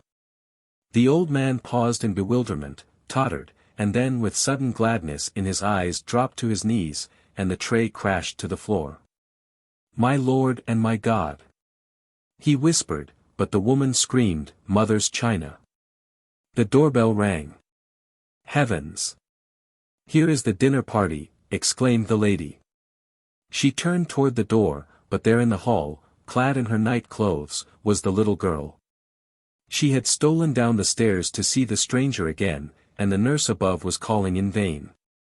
The woman felt hysterical and scolded at the nurse, but the stranger had stretched out his arms and with a glad cry the child nestled in them. They caught some words about the kingdom of heaven as he slowly mounted the stairs with his little, white burden. The mother was glad of anything to get rid of the interloper, even for a moment. The bell rang again and she hastened toward the door, which the loitering black maid was just opening. She did not notice the shadow of the stranger as he came slowly down the stairs and paused by the newel post, dark and silent. The judge's wife came in. She was an old woman, frilled and powdered into a semblance of youth, and gorgeously gowned.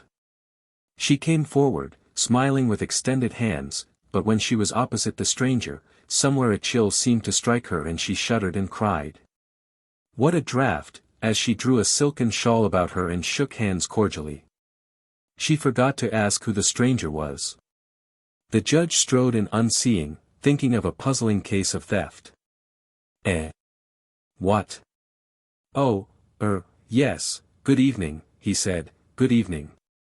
Behind them came a young woman in the glory of youth, and daintily silked, beautiful in face and form, with diamonds around her fair neck. She came in lightly, but stopped with a little gasp. Then she laughed gaily and said, "Why, I beg your pardon. Was it not curious? I thought I saw there behind your man." She hesitated, "but he must be a servant," she argued, "the shadow of great, white wings. It was but the light on the drapery. What a turn it gave me." And she smiled again. With her came a tall, handsome, young naval officer. Hearing his lady refer to the servant, he hardly looked at him, but held his gilded cap carelessly toward him, and the stranger placed it carefully on the rack. Last came the rector, a man of 40, and well clothed. He started to pass the stranger, stopped, and looked at him inquiringly. "I beg your pardon," he said. "I beg your pardon, I think I have met you." The stranger made no answer, and the hostess nervously hurried the guests on. But the rector lingered and looked perplexed. "Surely, I know you. I have met you somewhere," he said, putting his hand vaguely to his head. You remember me, do you not?" The stranger quietly swept his cloak aside, and to the hostess' unspeakable relief passed out of the door. "I never knew you," he said in low tones as he went.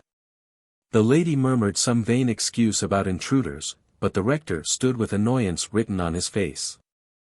"I beg 1,000 pardons," he said to the hostess absently. "It is a great pleasure to be here. Somehow I thought I knew that man. I am sure I knew him once." The stranger had passed down the steps, and as he passed, the nurse, lingering at the top of the staircase, flew down after him, caught his cloak, trembled, hesitated, and then kneeled in the dust. He touched her lightly with his hand and said, "Go, and sin no more." With a glad cry the maid left the house, with its open door, and turned north, running. The stranger turned eastward into the night. As they parted a long, low howl rose tremulously and reverberated through the night. The colonel's wife within shuddered. "The bloodhounds," she said. The rector answered carelessly. "Another one of those convicts escaped, I suppose. Really, they need severer measures." Then he stopped. He was trying to remember that stranger's name. The judge's wife looked about for the draft and arranged her shawl. The girl glanced at the white drapery in the hall, but the young officer was bending over her and the fires of life burned in her veins. Howl after howl rose in the night, swelled, and died away. The stranger strode rapidly along the highway and out into the deep forest. There he paused and stood waiting, tall and still. A mile up the road behind a man was running, tall and powerful and black, with crime-stained face and convict stripes upon him, and shackles on his legs. He ran and jumped, in little, short steps, and his chains rang. He fell and rose again, while the howl of the hounds rang louder behind him. Into the forest he leapt and crept and jumped and ran, streaming with sweat. Seeing the tall form rise before him, he stopped suddenly, dropped his hands in sullen impotence, and sank panting to the earth. A greyhound shot out of the woods behind him, howled, whined, and fawned before the stranger's feet. Hound after hound bayed, leapt, and lay there, then silently, one by one, and with bowed heads, they crept backward toward the town. The stranger made a cup of his hands and gave the man water to drink, bathed his hot head, and gently took the chains and irons from his feet. By and by the convict stood up. Day was dawning above the treetops. He looked into the stranger's face, and for a moment a gladness swept over the stains of his face. "Why, you are a nigger, too," he said. Then the convict seemed anxious to justify himself. "I never had no chance," he said furtively. "Thou shalt not steal," said the stranger. The man bridled. "But how about them? Can they steal?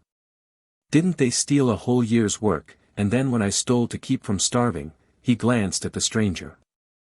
"No, I didn't steal just to keep from starving. I stole to be stealing. I can't seem to keep from stealing. Seems like when I see things, I just must, but, yes, I'll try."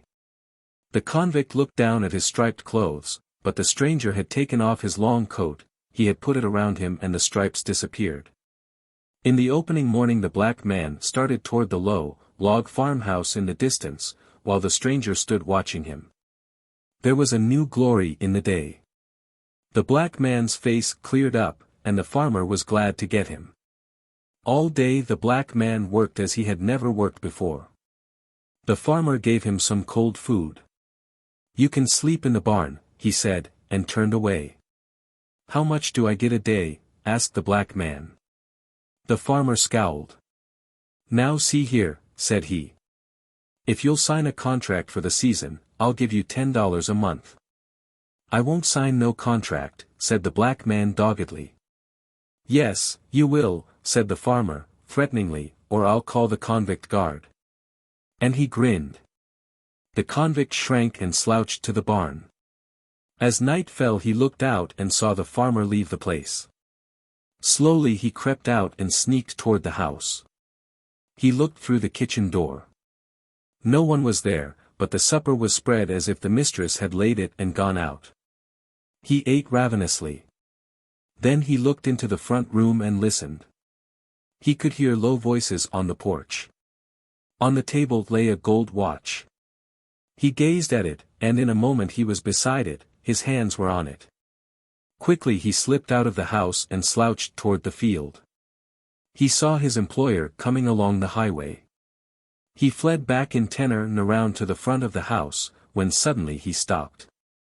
He felt the great, dark eyes of the stranger and saw the same dark, cloak-like coat where the stranger sat on the doorstep talking with the mistress of the house.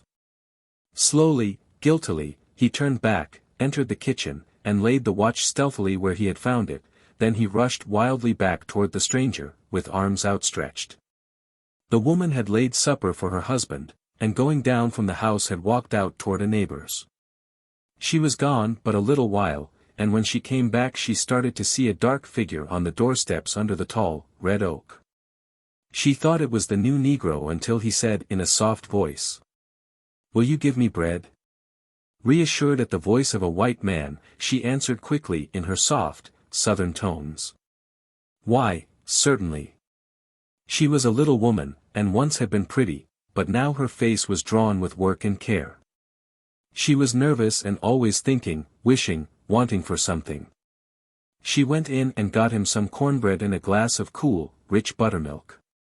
Then she came out and sat down beside him.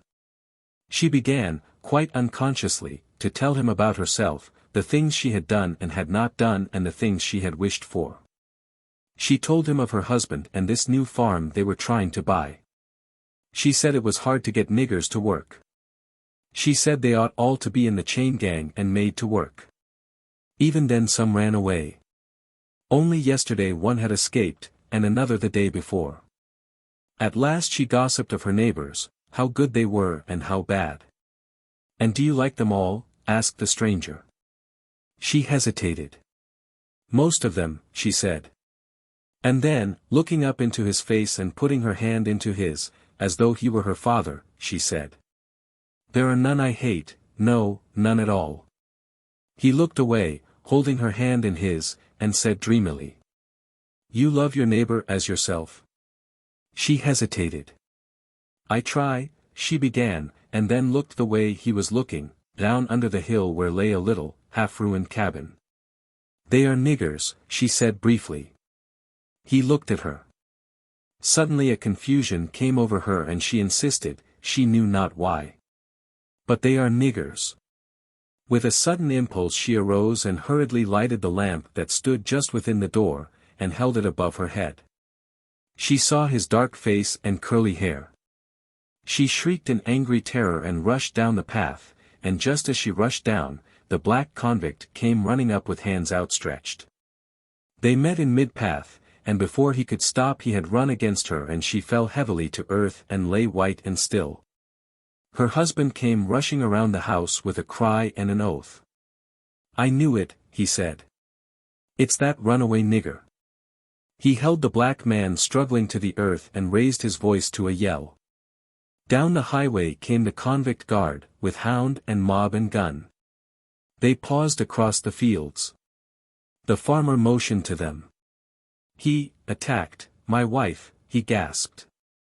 The mob snarled and worked silently. Right to the limb of the red oak they hoisted the struggling, writhing black man, while others lifted the dazed woman. Right and left, as she tottered to the house, she searched for the stranger with a yearning, but the stranger was gone. And she told none of her guests. "No, no, I want nothing," she insisted, until they left her, as they thought, asleep. For a time she lay still, listening to the departure of the mob. Then she rose. She shuddered as she heard the creaking of the limb where the body hung. But resolutely she crawled to the window and peered out into the moonlight. She saw the dead man writhe. He stretched his arms out like a cross, looking upward.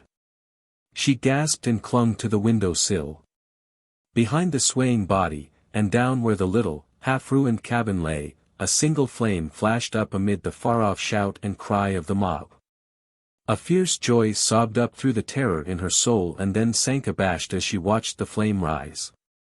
Suddenly whirling into one great crimson column it shot to the top of the sky and threw great arms athwart the gloom until above the world and behind the roped and swaying form below hung quivering and burning a great crimson cross. She hid her dizzy, aching head in an agony of tears, and dared not look, for she knew. Her dry lips moved. Despised and rejected of men. She knew, and the very horror of it lifted her dull and shrinking eyelids. There, heaven tall, earth wide, hung the stranger on the crimson cross, riven and blood-stained, with thorn-crowned head and pierced hands. She stretched her arms and shrieked. He did not hear. He did not see. His calm dark eyes, all sorrowful, were fastened on the writhing, twisting body of the thief, and a voice came out of the winds of the night, saying, "This day thou shalt be with me in paradise." 6. Of the ruling of men. The ruling of men is the effort to direct the individual actions of many persons toward some end. This end theoretically should be the greatest good of all, but no human group has ever reached this ideal because of ignorance and selfishness. The simplest object would be rule for the pleasure of one, namely the ruler, or of the few, his favorites. Or of many, the rich, the privileged, the powerful. Democratic movements inside groups and nations are always taking place and they are the efforts to increase the number of beneficiaries of the ruling. In 18th century Europe, the effort became so broad and sweeping that an attempt was made at universal expression and the philosophy of the movement said that if all ruled they would rule for all and thus universal good was sought through universal suffrage. The unrealized difficulty of this program lay in the widespread ignorance. The mass of men, even of the more intelligent men, not only knew little about each other but less about the action of men in groups and the technique of industry in general. They could only apply universal suffrage, therefore, to the things they knew or knew partially. They knew personal and menial service, individual craftsmanship, agriculture and barter.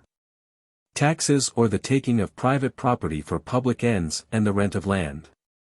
With these matters then they attempted to deal. Under the cry of freedom, they greatly relaxed the grip of selfish interests by restricting menial service, securing the right of property in handiwork and regulating public taxes. Distributing land ownership and freeing trade and barter. While they were doing this against stubborn resistance, a whole new organization of work suddenly appeared. The suddenness of this industrial revolution of the 19th century was partly fortuitous, in the case of Watt's tea kettle, partly a natural development, as in the matter of spinning. But largely the determination of powerful and intelligent individuals to secure the benefits of privileged persons, as in the case of foreign slave trade. The result was on the one hand a vast and unexampled development of industry. Life and civilization in the late 19th and early 20th century were industry in its whole conception, language, and accomplishment. The object of life was to make goods. Now before this giant aspect of things, the new democracy stood aghast and impotent. It could not rule because it did not understand. An invincible kingdom of trade, business, and commerce ruled the world, and before its threshold stood the freedom of 18th-century philosophy warding the way. Some of the very ones who were freed from the tyranny of the Middle Age became the tyrants of the Industrial Age. There came a reaction. Men sneered at democracy and politics, and brought forth fate and philanthropy to rule the world, fate which gave divine right to rule to the captains of industry and their created millionaires. Philanthropy which organized vast schemes of relief to stop at least the flow of blood in the vaster wounds which industry was making. It was at this time that the lowest laborers, who worked hardest, got least and suffered most, began to mutter and rebel, and among these were the American Negroes. Lions have no historians, and therefore lion hunts are thrilling and satisfactory human reading. Negroes had no bards, and therefore it has been widely told how American philanthropy freed the slave. In truth the Negro revolted by armed rebellion, by sullen refusal to work, by poison and murder, by running away to the North and Canada, by giving point and powerful example to the agitation of the abolitionists and by furnishing 200,000 soldiers and many times as many civilian helpers in the Civil War. This war was not a war for Negro freedom, but a duel between two industrial systems, one of which was bound to fail because it was an anachronism, and the other bound to succeed because of the Industrial Revolution. When now the Negro was freed, the philanthropists sought to apply to his situation the philosophy of democracy handed down from the 18th century. There was a chance here to try democratic rule in a new way, that is, against the new industrial oppression with a mass of workers who were not yet in its control. With plenty of land widely distributed, staple products like cotton, rice, and sugar cane, and a thorough system of education. There was a unique chance to realize a new modern democracy in industry in the southern United States which would point the way to the world.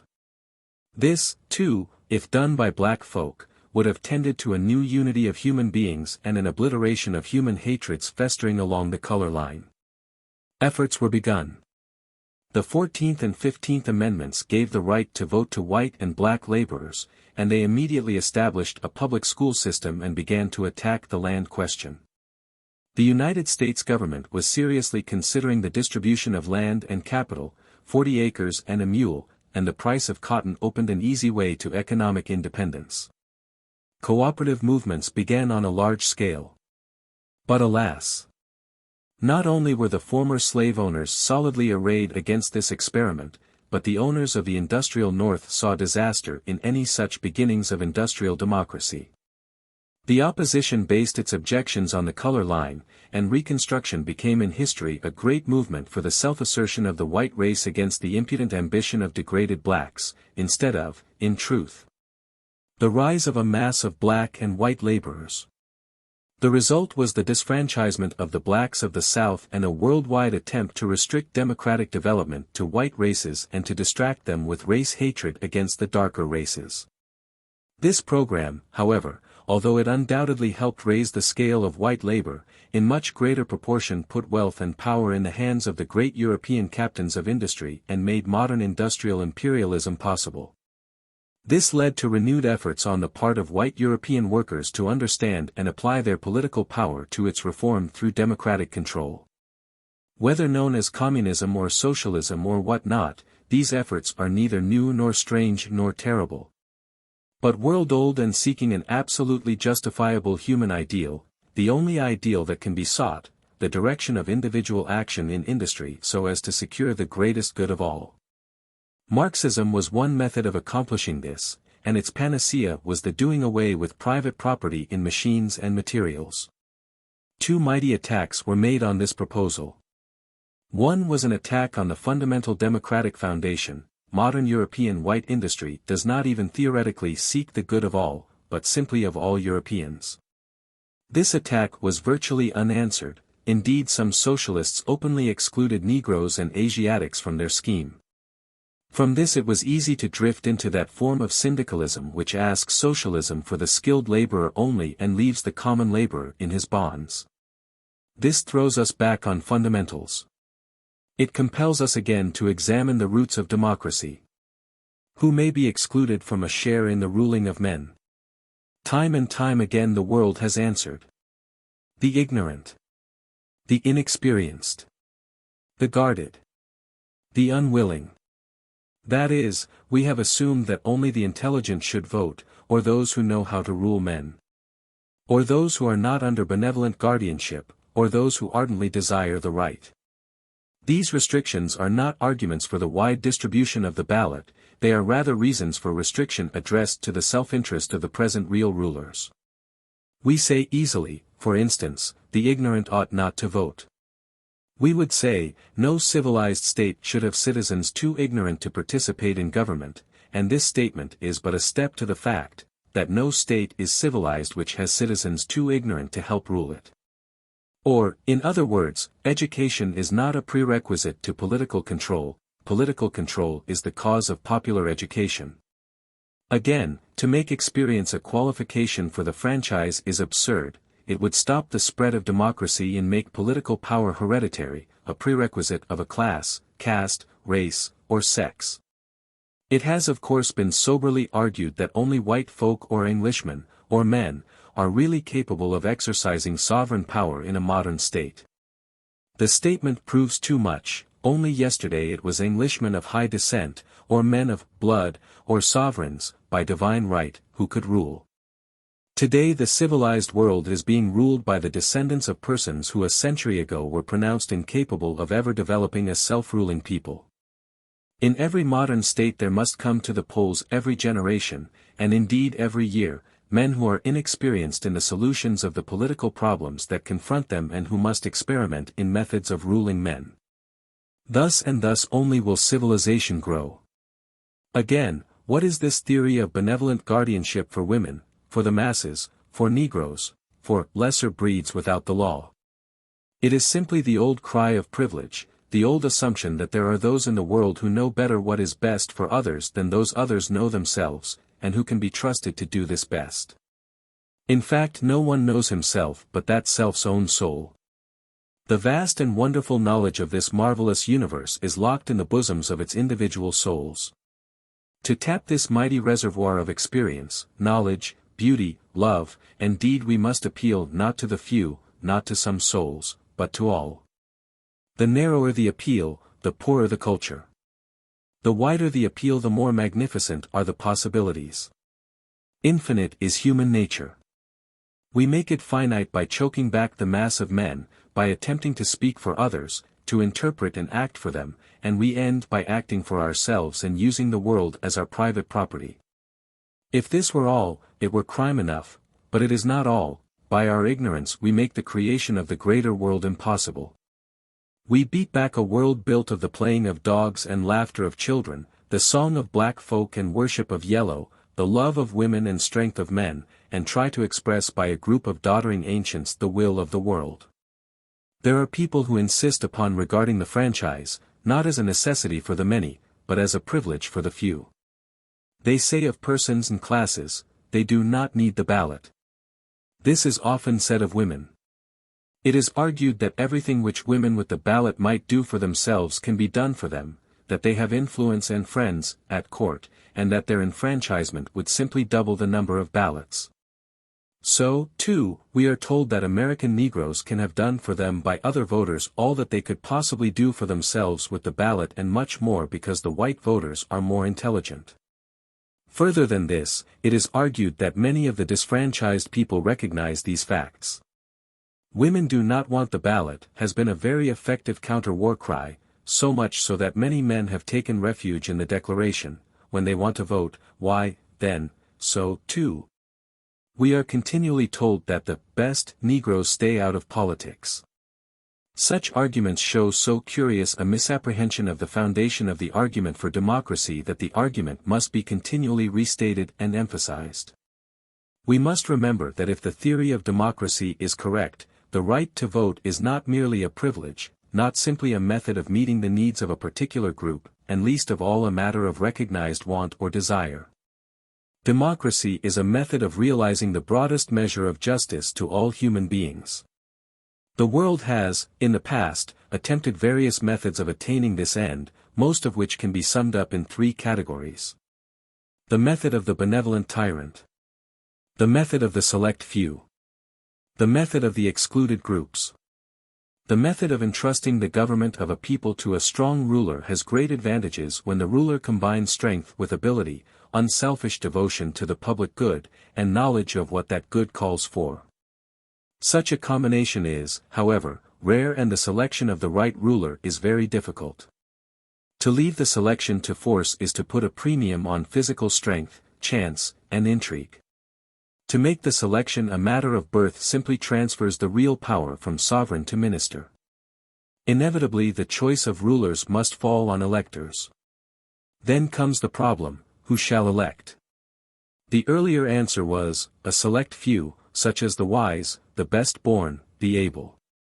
Many people assume that it was corruption that made such aristocracies fail. By no means. The best and most effective aristocracy, like the best monarchy, suffered from lack of knowledge. The rulers did not know or understand the needs of the people and they could not find out, for in the last analysis only the man himself, however humble, knows his own condition. He may not know how to remedy it, he may not realize just what is the matter, but he knows when something hurts and he alone knows how that hurt feels. Or if sunk below feeling or comprehension or complaint, he does not even know that he is hurt. God help his country, for it not only lacks knowledge, but has destroyed the sources of knowledge. So soon as a nation discovers that it holds in the heads and hearts of its individual citizens the vast mine of knowledge, out of which it may build a just government, then more and more it calls those citizens to select their rulers and to judge the justice of their acts. Even here, however, the temptation is to ask only for the wisdom of citizens of a certain grade or those of recognized worth. Continually some classes are tacitly or expressly excluded. Thus women have been excluded from modern democracy because of the persistent theory of female subjection and because it was argued that their husbands or other male folks would look to their interests. Now, manifestly, most husbands, fathers, and brothers will, so far as they know how or as they realize women's needs, look after them. But remember the foundation of the argument, that in the last analysis only the sufferer knows his sufferings and that no state can be strong which excludes from its expressed wisdom the knowledge possessed by mothers, wives, and daughters. We have but to view the unsatisfactory relations of the sexes the world over and the problem of children to realize how desperately we need this excluded wisdom. The same arguments apply to other excluded groups. If a race, like the Negro race, is excluded, then so far as that race is a part of the economic and social organization of the land, the feeling and the experience of that race are absolutely necessary to the realization of the broadest justice for all citizens. Or if the submerged tenth be excluded, then again, there is lost from the world an experience of untold value, and they must be raised rapidly to a place where they can speak for themselves. In the same way and for the same reason children must be educated, insanity prevented, and only those put under the guardianship of others who can in no way be trained to speak for themselves. The real argument for democracy is, then, that in the people we have the source of that endless life and unbounded wisdom which the rulers of men must have. A given people today may not be intelligent, but through a democratic government that recognizes, not only the worth of the individual to himself, but the worth of his feelings and experiences to all, they can educate, not only the individual unit, but generation after generation, until they accumulate vast stores of wisdom. Democracy alone is the method of showing the whole experience of the race for the benefit of the future, and if democracy tries to exclude women or Negroes or the poor or any class because of innate characteristics which do not interfere with intelligence, then that democracy cripples itself and belies its name. From this point of view we can easily see the weakness and strength of current criticism of extension of the ballot. It is the business of a modern government to see to it, first, that the number of ignorant within its bounds is reduced to the very smallest number. Again, it is the duty of every such government to extend as quickly as possible the number of persons of mature age who can vote. Such possible voters must be regarded, not as sharers of a limited treasure, but as sources of new national wisdom and strength. The addition of the new wisdom, the new points of view, and the new interests must, of course, be from time to time bewildering and confusing. Today those who have a voice in the body politic have expressed their wishes and sufferings. The result has been a smaller or greater balancing of their conflicting interests. The appearance of new interests and complaints means disarrangement and confusion to the older equilibrium. It is, of course, the inevitable preliminary step to that larger equilibrium in which the interests of no human soul will be neglected. These interests will not, surely, be all fully realized, but they will be recognized and given as full weight as the conflicting interests will allow. The problem of government thereafter would be to reduce the necessary conflict of human interests to the minimum. From such a point of view one easily sees the strength of the demand for the ballot on the part of certain disfranchised classes. When women ask for the ballot, they are asking, not for a privilege, but for a necessity. You may not see the necessity, you may easily argue that women do not need to vote. Indeed, the women themselves in considerable numbers may agree with you. Nevertheless, women do need the ballot. They need it to right the balance of a world sadly awry because of its brutal neglect of the rights of women and children. With the best will and knowledge, no man can know women's wants as well as women themselves. To disfranchise women is deliberately to turn from knowledge and grope in ignorance.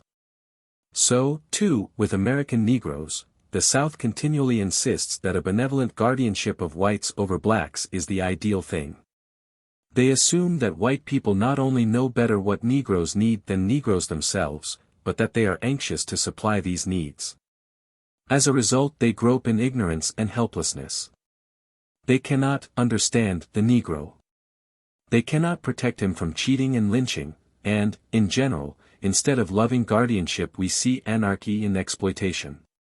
If the Negro could speak for himself in the South instead of being spoken for, if he could defend himself instead of having to depend on the chance sympathy of white citizens, how much healthier a growth of democracy the South would have. So, too, with the darker races of the world. No federation of the world, no true internation, can exclude the black and brown and yellow races from its councils. They must equally and according to number act and be heard at the World's Council. It is not, for a moment, to be assumed that enfranchising women will not cost something. It will for many years confuse our politics. It may even change the present status of family life. It will admit to the ballot thousands of inexperienced persons, unable to vote intelligently. Above all, it will interfere with some of the present prerogatives of men and probably for some time to come annoy them considerably. So, too, Negro enfranchisement meant Reconstruction, with its theft and bribery and incompetency as well as its public schools and enlightened, social legislation. It would mean today that black men in the South would have to be treated with consideration, have their wishes respected and their manhood rights recognized. Every white Southerner, who wants peons beneath him, who believes in hereditary menials and a privileged aristocracy, or who hates certain races because of their characteristics, would resent this. Notwithstanding this, if America is ever to become a government built on the broadest justice to every citizen, then every citizen must be enfranchised. There may be temporary exclusions, until the ignorant and their children are taught, or to avoid too sudden an influx of inexperienced voters. But such exclusions can be but temporary if justice is to prevail. The principle of basing all government on the consent of the governed is undenied and undeniable. Moreover, the method of modern democracy has placed within reach of the modern state larger reserves of efficiency, ability, and even genius than the ancient or medieval state dreamed of. That this great work of the past can be carried further among all races and nations no one can reasonably doubt. Great as are our human differences and capabilities, there is not the slightest scientific reason for assuming that a given human being of any race or sex cannot reach normal, human development if he is granted a reasonable chance. This is, of course, denied. It is denied so volubly and so frequently and with such positive conviction that the majority of unthinking people seem to assume that most human beings are not human and have no right to human treatment or human opportunity. All this goes to prove that human beings are, and must be, woefully ignorant of each other. It always startles us to find folks thinking like ourselves. We do not really associate with each other, we associate with our ideas of each other, and few people have either the ability or courage to question their own ideas. None have more persistently and dogmatically insisted upon the inherent inferiority of women than the men with whom they come in closest contact. It is the husbands, brothers, and sons of women whom it has been most difficult to induce to consider women seriously or to acknowledge that women have rights which men are bound to respect. So, too, it is those people who live in closest contact with black folk who have most unhesitatingly asserted the utter impossibility of living beside Negroes who are not industrial or political slaves or social pariahs. All this proves that none are so blind as those nearest the thing seen, while, on the other hand, the history of the world is the history of the discovery of the common humanity of human beings among steadily increasing circles of men. If the foundations of democracy are thus seen to be sound, how are we going to make democracy effective where it now fails to function, particularly in industry? The Marxists assert that industrial democracy will automatically follow public ownership of machines and materials. Their opponents object that nationalization of machines and materials would not suffice because the mass of people do not understand the industrial process. They do not know what to do, how to do it, who could do it best, or how to apportion the resulting goods. There can be no doubt but that monopoly of machines and materials is a chief source of the power of industrial tyrants over the common worker, and that monopoly today is due as much to chance and cheating as to thrift and intelligence. So far as it is due to chance and cheating, the argument for public ownership of capital is incontrovertible even though it involves some interference with long-vested rights and inheritance. This is being widely recognized in the whole civilized world. But how about the accumulation of goods due to thrift and intelligence? Would democracy in industry interfere here to such an extent as to discourage enterprise and make impossible the intelligent direction of the mighty and intricate industrial process of modern times? The knowledge of what to do in industry and how to do it in order to attain the resulting goods rests in the hands and brains of the workers and managers, and the judges of the result are the public. Consequently, it is not so much a question as to whether the world will admit democratic control here as how can such control be long avoided when the people once understand the fundamentals of industry. How can civilization persist in letting one person or a group of persons, by secret inherent power, determine what goods shall be made, whether bread or champagne, overcoats or silk socks? Can so vast a power be kept from the people? But it may be opportunely asked, has our experience in electing public officials led us to think that we could run railways, cotton mills, and department stores by popular vote? The answer is clear, no, it has not, and the reason has been lack of interest in politics and the tyranny of the majority. Politics have not touched the matters of daily life which are nearest the interests of the people, namely, work and wages. Or if they have touched it obscurely and indirectly. When voting touches the vital, everyday interests of all, nominations and elections will call for more intelligent activity. Consider too the vast and used and misused power of public rewards to obtain ability and genius for the service of the state. If millionaires can buy science and art, cannot the democratic state outbid them not only with money but with the vast ideal of the commonweal? There still remains, however, the problem of the majority. What is the cause of the undoubted reaction and alarm that the citizens of democracy continually feel? It is, I am sure, the failure to feel the full significance of the change of rule from a privileged minority to that of an omnipotent majority, and the assumption that mere majority rule is the last word of government. That majorities have no responsibilities, that they rule by the grace of God. Granted that government should be based on the consent of the governed, does the consent of a majority at any particular time adequately express the consent of all? Has the minority, even though a small and unpopular and unfashionable minority, no right to respectful consideration? I remember that excellent little high school textbook, Nordhoff's Politics, where I first read of government, saying this sentence at the beginning of its most important chapter: the first duty of a minority is to become a majority.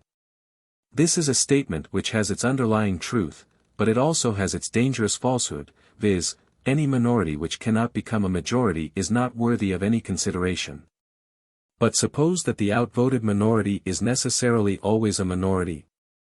Women, for instance, can seldom expect to be a majority, artists must always be the few, ability is always rare, and black folk in this land are but a tenth.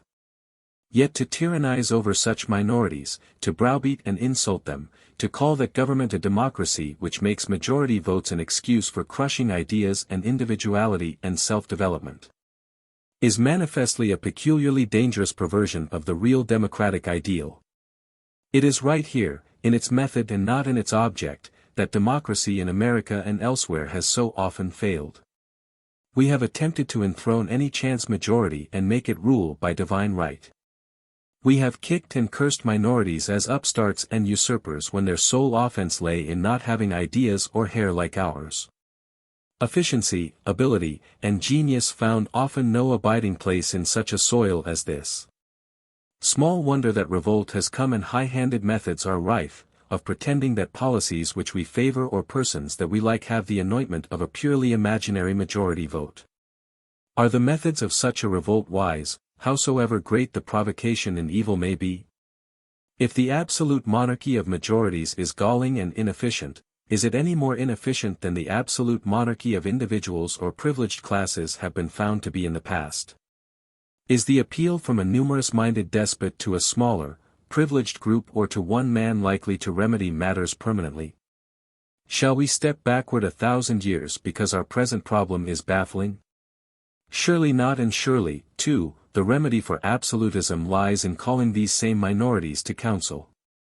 As the Kingian Council succeeded the king by the grace of God, so in future democracies the toleration and encouragement of minorities and the willingness to consider as men the crankiest, humblest and poorest and blackest peoples must be the real key to the consent of the governed. Peoples and governments will not in the future assume that because they have the brute power to enforce momentarily dominant ideas, it is best to do so without thoughtful conference with the ideas of smaller groups and individuals. Proportionate representation in physical and spiritual form must come. That this method is virtually coming in vogue we can see by the minority groups of modern legislatures.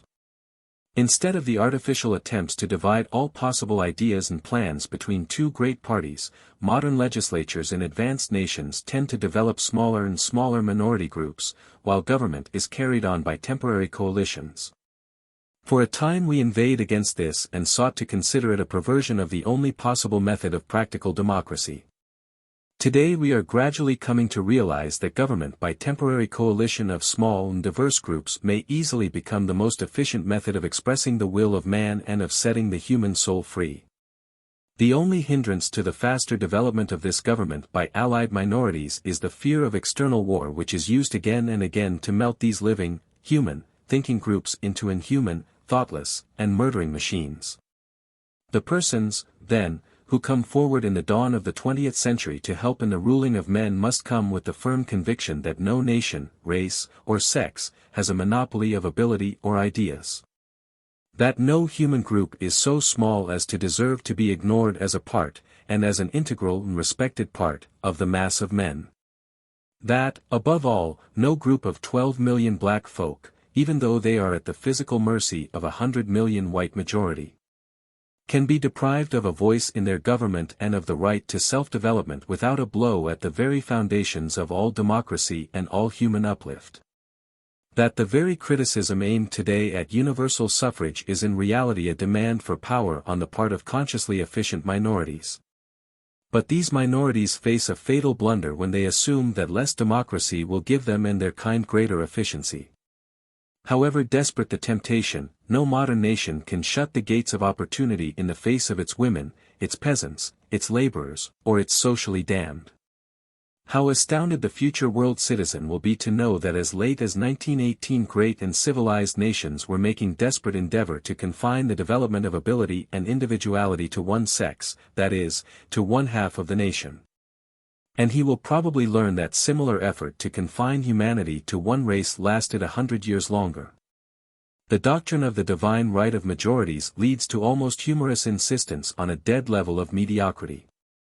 It demands that all people be alike or that they be ostracized.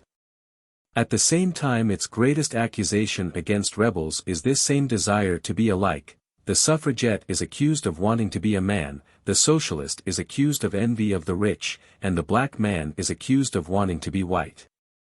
That any one of these should simply want to be himself is to the average worshipper of the majority inconceivable, and yet of all worlds.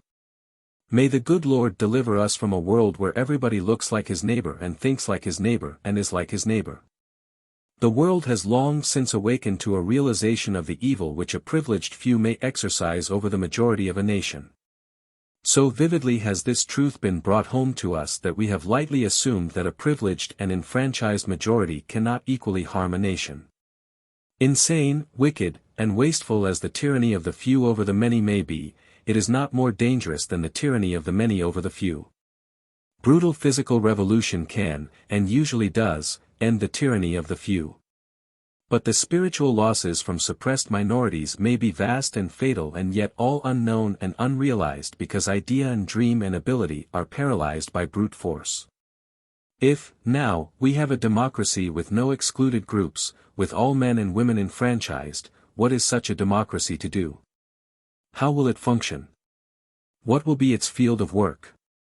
The paradox which faces the civilized world today is that democratic control is everywhere limited in its control of human interests. Mankind is engaged in planting, forestry, and mining, preparing food and shelter, making clothes and machines, transporting goods and folk, disseminating news, distributing products, doing public and private personal service, teaching, advancing science, and creating art.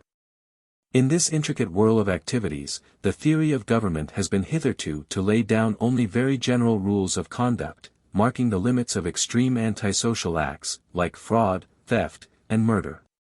The theory was that within these bounds was freedom, the liberty to think and do and move as one wished. The real realm of freedom was found in experience to be much narrower than this in one direction and much broader in another. In matters of truth and faith and beauty, the ancient law was inexcusably straight and modern law unforgivably stupid. It is here that the future and mighty fight for freedom must and will be made. Here in the heavens and on the mountaintops, the air of freedom is wide, almost limitless, for here, in the highest stretches, individual freedom harms no man, and, therefore, no man has the right to limit it. On the other hand, in the valleys of the hard, unyielding laws of matter and the social necessities of time production, and human intercourse, the limits on our freedom are stern and unbending if we would exist and thrive. This does not say that everything here is governed by incontrovertible, natural, law which needs no human decision as to raw materials, machinery, prices, wages, news dissemination, education of children, etc. But it does mean that decisions here must be limited by brute facts and based on science and human wants. Today the scientific and ethical boundaries of our industrial activities are not in the hands of scientists, teachers, and thinkers.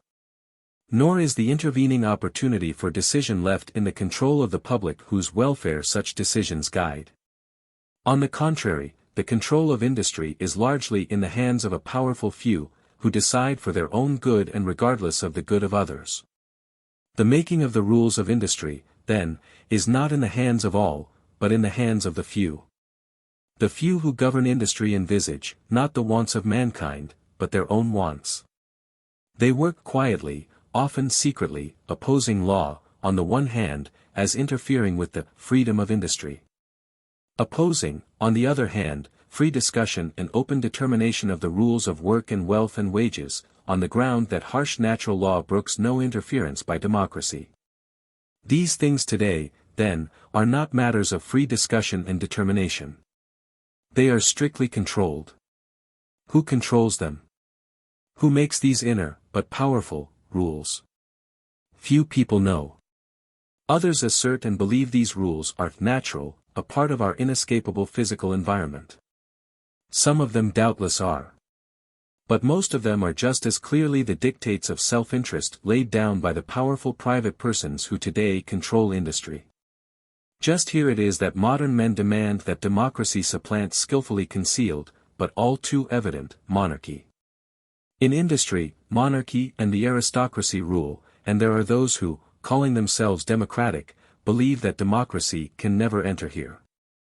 Industry, they maintain, is a matter of technical knowledge and ability, and, therefore, is the eternal heritage of the few.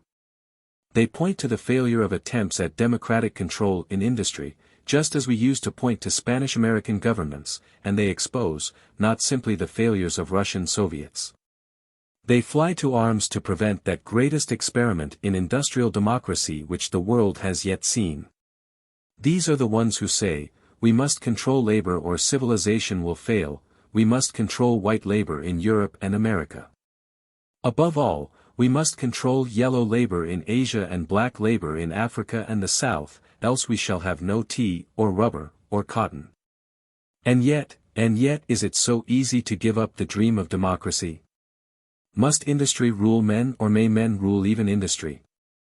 And unless men rule industry, can they ever hope really to make laws or educate children or create beauty? That the problem of the democratization of industry is tremendous, let no man deny. We must spread that sympathy and intelligence which tolerates the widest individual freedom despite the necessary public control. We must learn to select for public office ability rather than mere affability. We must stand ready to defer to knowledge and science and judge by result rather than by method. And finally we must face the fact that the final distribution of goods, the question of wages and income is an ethical and not a mere mechanical problem and calls for grave public human judgment and not secrecy and closed doors. All this means time and development. It comes not complete by instant revolution of a day, nor yet by the deferred evolution of 1,000 years, it comes daily, bit by bit and step by step, as men and women learn and grow and as children are trained in truth. These steps are in many cases clear, the careful, steady increase of public democratic ownership of industry, beginning with the simplest type of public utilities and monopolies, and extending gradually as we learn the way. The use of taxation to limit inheritance and to take the unearned increment for public use beginning, but not ending, with a single tax on monopolized land values. The training of the public in business technique by cooperation in buying and selling, and in industrial technique by the shop committee and manufacturing guild. But beyond all this must come the spirit, the will to human brotherhood of all colors, races, and creeds, the wanting of the wants of all. Perhaps the finest contribution of current socialism to the world is neither its light nor its dogma, but the idea back of its one mighty word, comrade. The call. In the land of the heavy laden came once a dreary day. And the king, who sat upon the great white throne, raised his eyes and saw afar off how the hills around were hot with hostile feet and the sound of the mocking of his enemies struck anxiously on the king's ears, for the king loved his enemies. So the king lifted up his hand in the glittering silence and spake softly, saying, Call the servants of the king. Then the herald stepped before the arm-post of the throne, and cried, Thus saith the high and mighty one, who inhabiteth eternity, whose name is holy, the servants of the king. Now, of the servants of the king there were 144,000, tried men and brave, brawny of arm and quick of wit, 2, and women of wisdom and women marvellous in beauty and grace. And yet on this drear day when the king called, their ears were thick with the dust of the enemy, their eyes were blinded with the flashing of his spears, and they hid their faces in dread silence and moved not, even at the king's behest. So the herald called again. And the servants cowered in very shame, but none came forth. But the third blast of the herald struck upon a woman's heart, afar. And the woman straightway left her baking and sweeping and the rattle of pans. And the woman straightway left her chatting and gossiping in the sewing of garments, and the woman stood before the king, saying, The servant of thy servants, O Lord. Then the king smiled wondrously, so that the setting sun burst through the clouds, and the hearts of the king's men dried hard within them. And the low-voiced king said, so low that even they that listened heard not well, Go, smite me mine enemies, that they cease to do evil in my sight. And the woman quailed and trembled. 3 times she lifted her eyes unto the hills and saw the heathen whirling onward in their rage. And seeing, she shrank, 3 times she shrank and crept to the king's feet. O king, she cried, I am but a woman. And the king answered, Go, then, mother of men. And the woman said, Nay, king, but I am still a maid. Whereat the king cried, O maid, made man, thou shalt be bride of God. And yet the 3rd time the woman shrank at the thunder in her ears, and whispered, Dear God, I am black. The king spake not, but swept the veiling of his face aside and lifted up the light of his countenance upon her, and lo! It was black. So the woman went forth on the hills of God to do battle for the king, on that drear day in the land of the heavy laden, when the heathen raged and imagined a vain thing. 7. The Damnation of Women. I remember 4 women of my boyhood, my mother, cousin Inez, Emma, and Ide Fuller. They represented the problem of the widow, the wife, the maiden, and the outcast. They were, in color, brown and light brown, yellow with brown freckles, and white. They existed not for themselves, but for men. They were named after the men to whom they were related and not after the fashion of their own souls. They were not beings, they were relations, and these relations were infilmed with mystery and secrecy. We did not know the truth or believe it when we heard it. Motherhood. What was it? We did not know or greatly care. My mother and I were good chums. I liked her. After she was dead I loved her with a fierce sense of personal loss. Inez was a pretty, brown cousin who married. What was marriage? We did not know, neither did she, poor thing. It came to mean for her a litter of children, poverty, a drunken, cruel companion, sickness, and death. Why? There was no sweeter sight than Emma, slim, straight, and dainty, darkly flushed with the passion of youth. But her life was a wild, awful struggle to crush her natural, fierce joy of love. She crushed it and became a cold, calculating mockery. Last there was that awful outcast of the town, the white woman, Ide Fuller. What she was, we did not know. She stood to us as embodied filth and wrong, but whose filth, whose wrong? Grown up I see the problem of these women transfused. I hear all about me the unanswered call of youthful love, none the less glorious because of its clean, honest, physical passion. Why unanswered? Because the youth are too poor to marry, or if they marry, too poor to have children. They turn aside, then, in 3 directions, to marry for support, to what men call shame, or to that which is more evil than nothing. It is an unendurable paradox, it must be changed or the bases of culture will totter and fall. The world wants healthy babies and intelligent workers.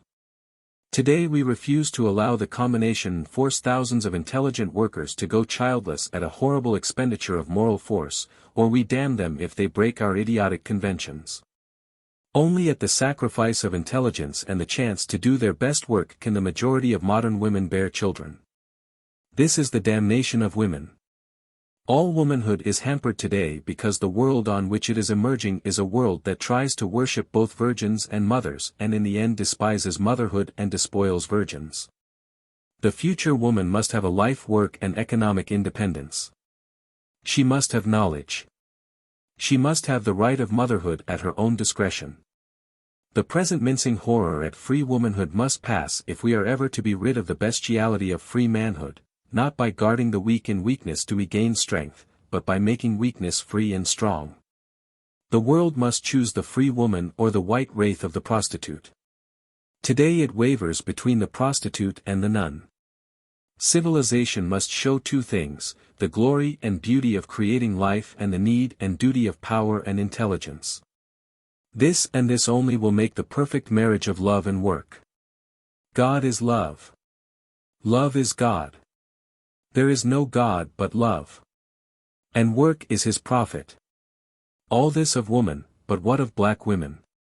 The world that wills to worship womankind studiously forgets its darker sisters.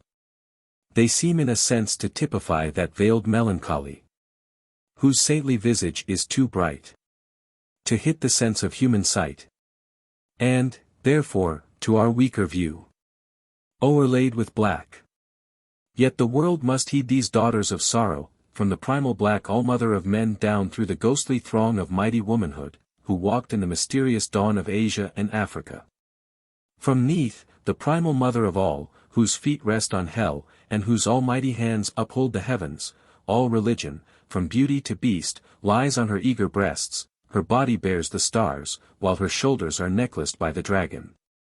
From black Neath down to that starred Ethiop queen who strove to set her beauty's praise above the sea nymphs.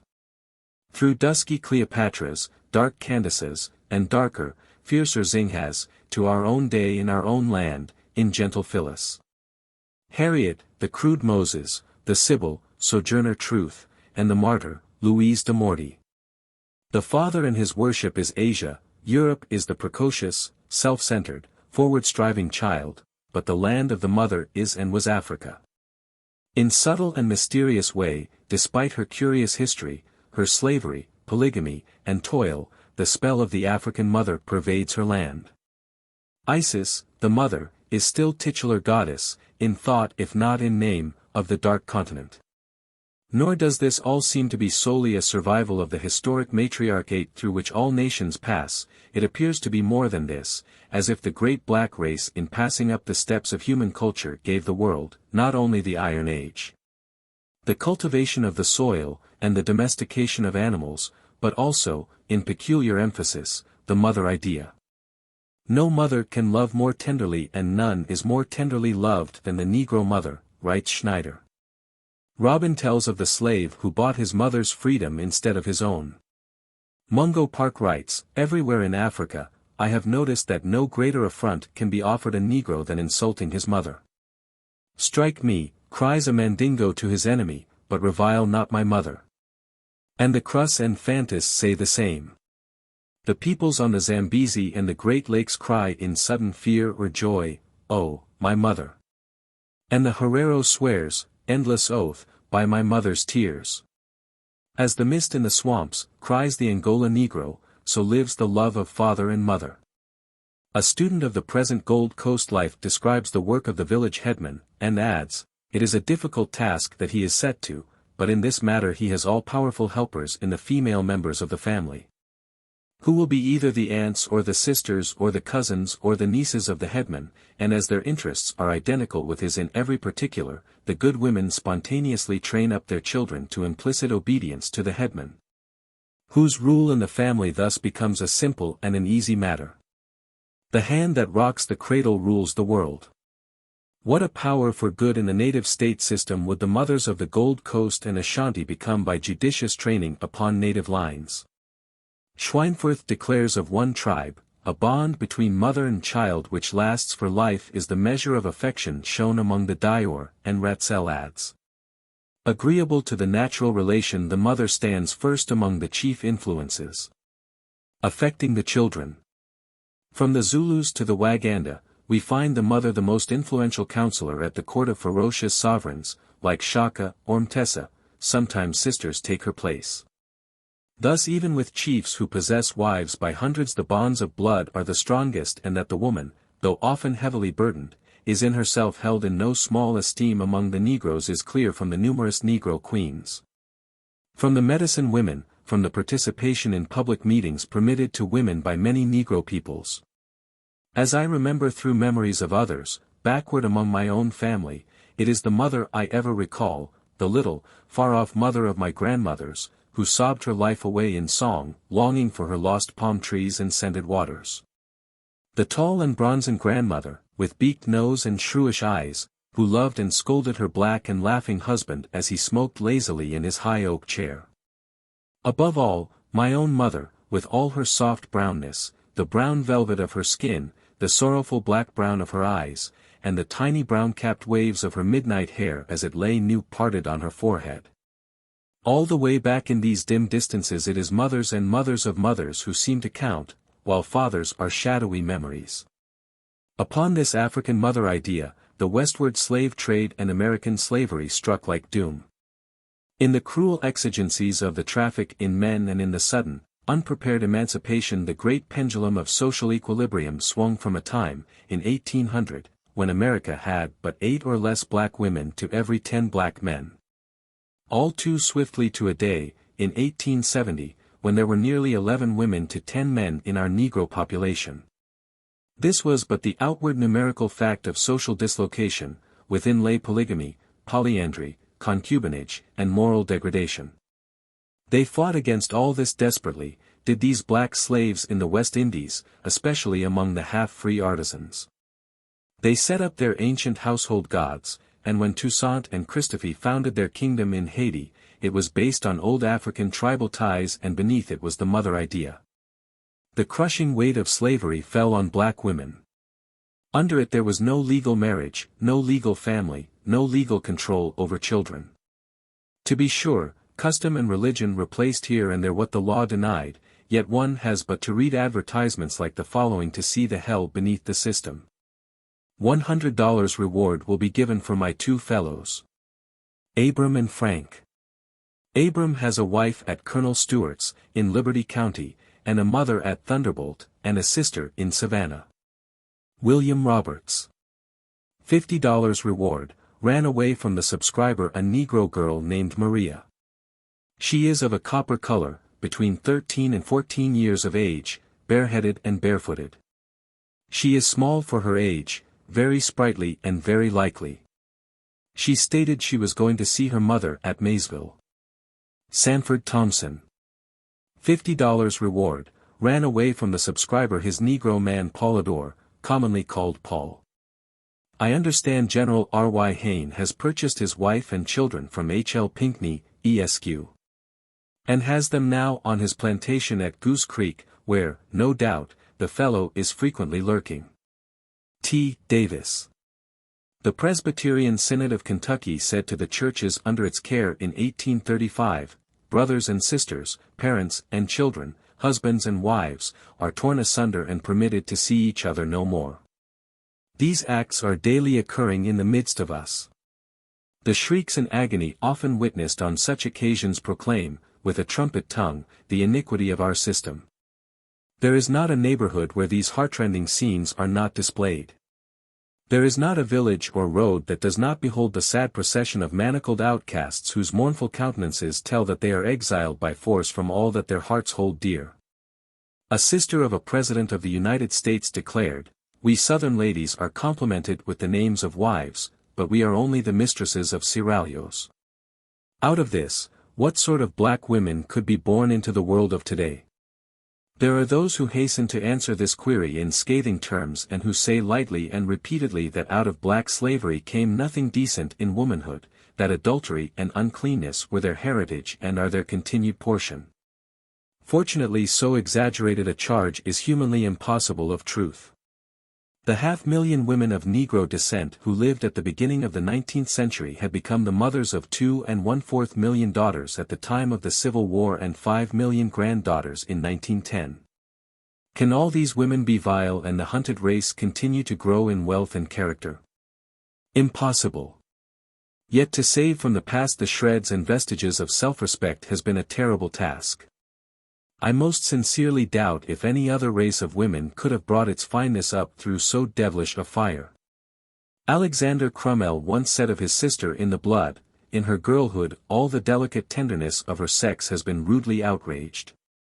In the field, in the rude cabin, in the press room, in the factory she was thrown into the companionship of coarse and ignorant men. No chance was given her for delicate reserve or tender modesty. From her childhood she was the doomed victim of the grossest passion. All the virtues of her sex were utterly ignored. If the instinct of chastity asserted itself, then she had to fight like a tiger for the ownership and possession of her own person and ofttimes had to suffer pain and lacerations for her virtuous self-assertion. When she reached maturity, all the tender instincts of her womanhood were ruthlessly violated. At the age of marriage, always prematurely anticipated under slavery, she was mated as the stock of the plantation were mated, not to be the companion of a loved and chosen husband, but to be the breeder of human cattle for the field or the auction block. Down in such mire has the black motherhood of this race struggled, starving its own wailing offspring to nurse to the world their swaggering masters, welding for its children chains which affronted even the moral sense of an unmoral world. Many a man and woman in the South have lived in wedlock as holy as Adam and Eve and brought forth their brown and golden children, but because the darker woman was helpless. Her chivalrous and whiter mate could cast her off at his pleasure and publicly sneer at the body he had privately blasphemed. I shall forgive the white South much in its final judgment day, I shall forgive its slavery, for slavery is a world-old habit, I shall forgive its fighting for a well-lost cause, and for remembering that struggle with tender tears. I shall forgive its so-called pride of race, the passion of its hot blood, and even its dear, old, laughable strutting and posing. But one thing I shall never forgive, neither in this world or the world to come, its wanton and continued and persistent insulting of the black womanhood which it sought and seeks to prostitute to its lust. I cannot forget that it is such Southern gentlemen into whose hands smug Northern hypocrites of today are seeking to place our women's eternal destiny. Men who insist upon withholding from my mother and wife and daughter those signs and appellations of courtesy and respect which elsewhere he withholds only from bawds and courtesans. The result of this history of insult and degradation has been both fearful and glorious. It has birthed the haunting prostitute, the brawler, and the beast of burden. But it has also given the world an efficient womanhood, whose strength lies in its freedom and whose chastity was won in the teeth of temptation and not in prison and swaddling clothes. To no modern race does its women mean so much as to the Negro nor come so near to the fulfillment of its meaning. As one of our women writes, only the black woman can say, when and where I enter, in the quiet, undisputed dignity of my womanhood, without violence and without suing or special patronage, then and there the whole Negro race enters with me. They came first, in earlier days, like foam flashing on dark, silent waters, bits of stern, dark womanhood here and there tossed almost carelessly aloft to the world's notice. First and naturally they assumed the panoply of the ancient African mother of men, strong and black, whose very nature beat back the wilderness of oppression and contempt. Such a one was that cousin of my grandmother, whom Western Massachusetts remembers as Mum Bet. Scarred for life by a blow received in defense of a sister, she ran away to Great Barrington and was the first slave, or one of the first, to be declared free under the Bill of Rights of 1780. The son of the judge who freed her, writes. Even in her humble station, she had, when occasion required it, an air of command which conferred a degree of dignity and gave her an ascendancy over those of her rank. Which is very unusual in persons of any rank or color. Her determined and resolute character, which enabled her to limit the ravages of Shays' mob, was manifested in her conduct and deportment during her whole life. She claimed no distinction, but it was yielded to her from her superior experience, energy, skill, and sagacity. Having known this woman as familiarly as I knew either of my parents, I cannot believe in the moral or physical inferiority of the race to which she belonged. The degradation of the African must have been otherwise caused than by natural inferiority. It was such strong women that laid the foundations of the great Negro Church of today, with its 5 million members and $90 million in property. One of the early mothers of the church, Mary Still, writes thus quaintly, in the 40s. When we were as cast-outs and spurned from the large churches, driven from our knees, pointed at by the proud, neglected by the careless. Without a place of worship, Allen, faithful to the heavenly calling, came forward and laid the foundation of this connection.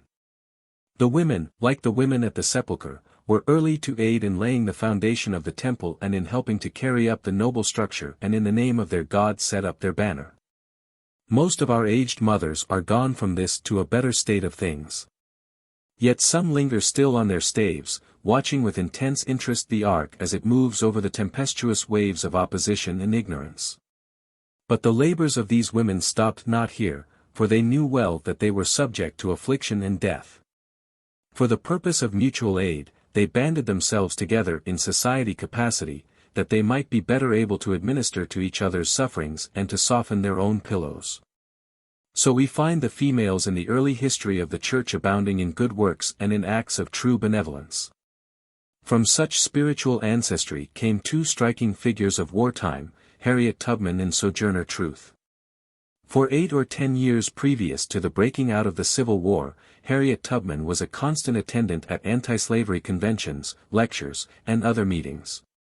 She was a black woman of medium size, smiling countenance, with her upper front teeth gone, attired in coarse but neat clothes, and carrying always an old-fashioned reticule at her side. Usually as soon as she sat down she would drop off in sound sleep. She was born a slave in Maryland, in 1820, bore the marks of the lash on her flesh, and had been made partially deaf, and perhaps to some degree mentally unbalanced by a blow on the head in childhood. Yet she was one of the most important agents of the Underground Railroad and a leader of fugitive slaves. She ran away in 1849 and went to Boston in 1854, where she was welcomed into the homes of the leading abolitionists and where everyone listened with tense interest to her strange stories.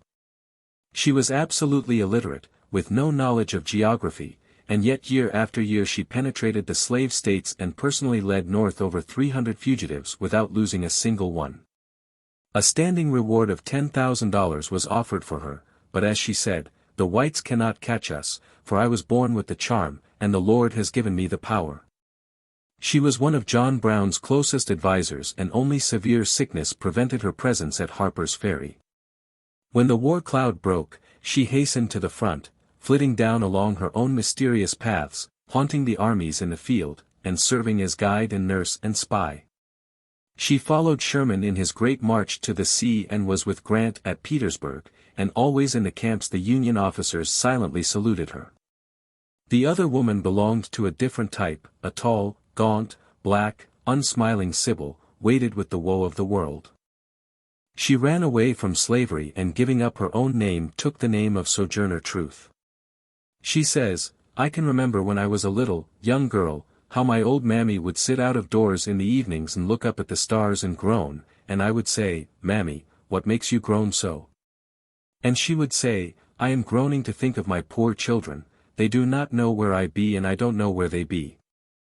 I look up at the stars and they look up at the stars.'" Her determination was founded on unwavering faith in ultimate good. Wendell Phillips says that he was once in Faneuil Hall, when Frederick Douglass was one of the chief speakers. Douglass had been describing the wrongs of the Negro race and as he proceeded he grew more and more excited and finally ended by saying that they had no hope of justice from the whites, no possible hope except in their own right arms. It must come to blood. They must fight for themselves. Sojourner Truth was sitting, tall and dark, on the very front seat facing the platform, and in the hush of feeling when Douglass sat down she spoke out in her deep, peculiar voice, heard all over the hall. "Frederick, is God dead?" Such strong, primitive types of Negro womanhood in America seem to some to exhaust its capabilities. They know less of a not more worthy, but a finer type of black woman wherein trembles all of that delicate sense of beauty and striving for self-realization, which is as characteristic of the Negro soul as is its quaint strength and sweet laughter. George Washington wrote in grave and gentle courtesy to a Negro woman, in 1776, that he would be happy to see, at his headquarters at any time, a person to whom nature has been so liberal and beneficial in her dispensations. This child, Phyllis Wheatley, sang her trite and halting strain to a world that wondered and could not produce her like. Measured today her muse was slight, and yet, feeling her striving spirit, we call to her still in her own words. Through thickest glooms look back, immortal shade. Perhaps even higher than strength and art loom human sympathy and sacrifice as characteristic of Negro womanhood. Long years ago, before the Declaration of Independence, Kate Ferguson was born in New York. Freed, widowed, and bereaved of her children before she was 20, she took the children of the streets of New York, white and black, to her empty arms, taught them, found them homes, and with Dr. Mason of Murray Street Church established the first modern Sunday school in Manhattan. 60 years later came Mary Shadd up out of Delaware. She was tall and slim, of that ravishing dream-born beauty, that twilight of the races which we call mulatto. Well-educated, vivacious, with determination shining from her sharp eyes, she threw herself single-handed into the great Canadian pilgrimage when thousands of hunted black men hurried northward and crept beneath the protection of the lion's paw. She became teacher, editor, and lecturer. Tramping afoot through winter snows, pushing without blot or blemish through crowd and turmoil to conventions and meetings, and finally becoming recruiting agent for the United States government in gathering Negro soldiers in the West. After the war, the sacrifice of Negro women for freedom and uplift is one of the finest chapters in their history. Let one life typify all. Louise D'Amorti, a freeborn Virginia girl, had lived most of her life in Boston.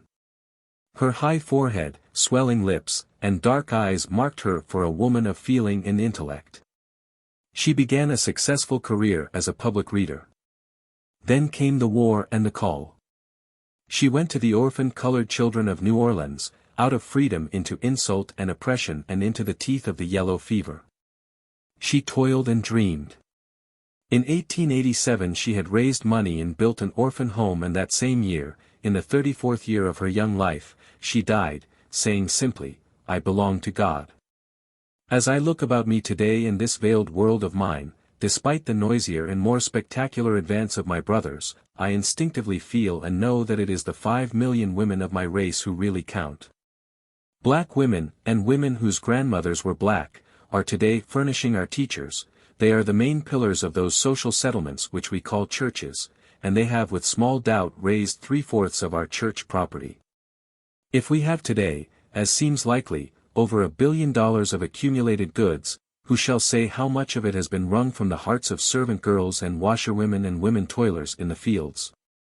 As makers of 2 million homes, these women are today seeking in marvelous ways to show forth our strength and beauty and our conception of the truth. In the United States in 1910 there were 4,931,882 women of Negro descent.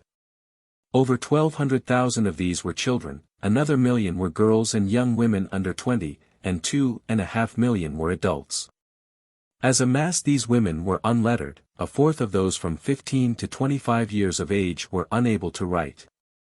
These women are passing through, not only a moral, but an economic revolution.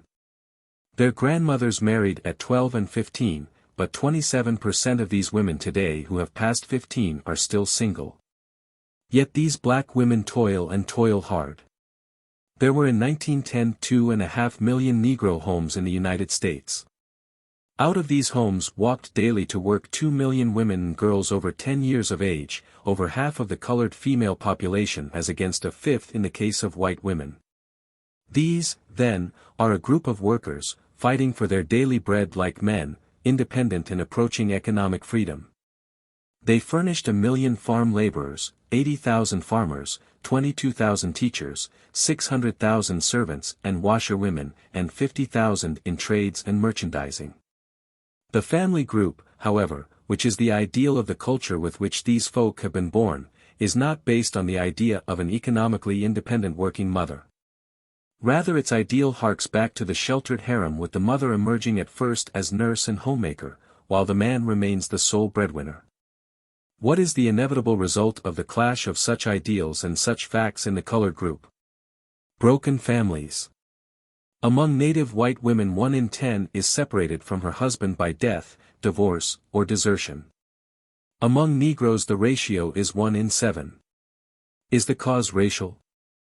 No, it is economic, because there is the same high ratio among the white foreign-born. The breaking up of the present family is the result of modern working and sex conditions, and it hits the laborers with terrible force. The Negroes are put in a peculiarly difficult position, because the wage of the male breadwinner is below the standard, while the openings for colored women in certain lines of domestic work, and now in industries, are many. Thus while toil holds the father and brother in country and town at low wages, the sisters and mothers are called to the city. As a result the Negro women outnumber the men 9 or 10 to 8 in many cities, making what Charlotte Gilman bluntly calls cheap women. What shall we say to this new economic equality in a great laboring class? Some people within and without the race deplore it. Back to the homes with the women, they cry, and higher wage for the men. But how impossible this is has been shown by war conditions. Cessation of foreign migration has raised Negro men's wages, to be sure, but it has not only raised Negro women's wages, it has opened to them a score of new avenues of earning a living. Indeed, here, in microcosm and with differences emphasizing sex equality, is the industrial history of labor in the 19th and 20th centuries. We cannot abolish the new economic freedom of women. We cannot imprison women again in a home or require them all on pain of death to be nurses and housekeepers. What is today the message of these black women to America and to the world? The uplift of women is, next to the problem of the color line and the peace movement, our greatest modern cause. When, now, two of these movements, woman and color, combine in one, the combination has deep meaning. In other years women's way was clear, to be beautiful, to be petted, to bear children. Such has been their theoretic destiny, and if perchance they have been ugly, hurt, and barren, that has been forgotten with studied silence. In partial compensation for this narrow destiny the white world has lavished its politeness on its womankind, its chivalry and bows, its uncoverings and courtesies, all the accumulated homage disused for courts and kings and craving exercise. The revolt of white women against this preordained destiny has in these latter days reached splendid proportions, but it is the revolt of an aristocracy of brains and ability, the middle class and rank and file still plod on in the appointed path.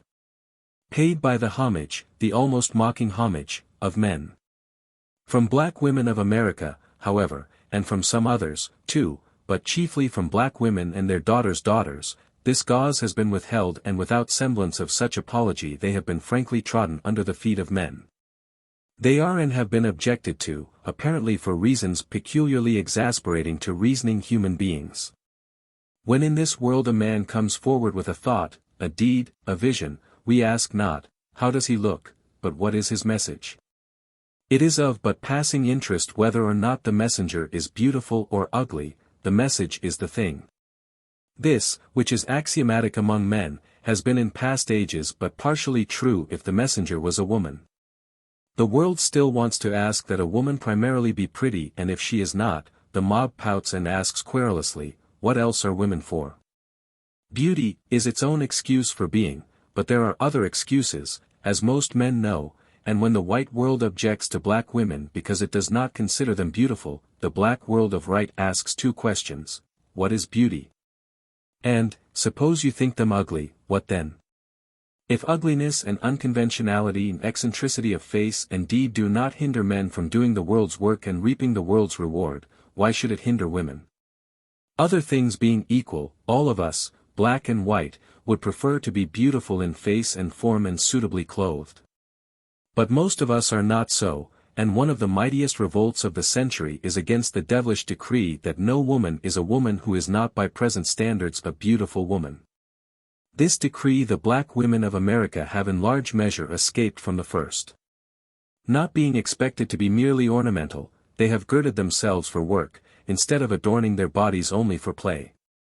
Their sturdier minds have concluded that if a woman be clean, healthy, and educated, she is as pleasing as God wills and far more useful than most of her sisters. If in addition to this she is pink and white and straight-haired, and some of her fellow men prefer this, well and good. But if she is black or brown and crowned in curled mists, and this to us is the most beautiful thing on earth, this is surely the flimsiest excuse for spiritual incarceration or banishment. The very attempt to do this in the case of Negro Americans has strangely overreached itself. By so much as the defective eyesight of the white world rejects black women as beauties, by so much the more it needs them as human beings, an enviable alternative, as many a white woman knows.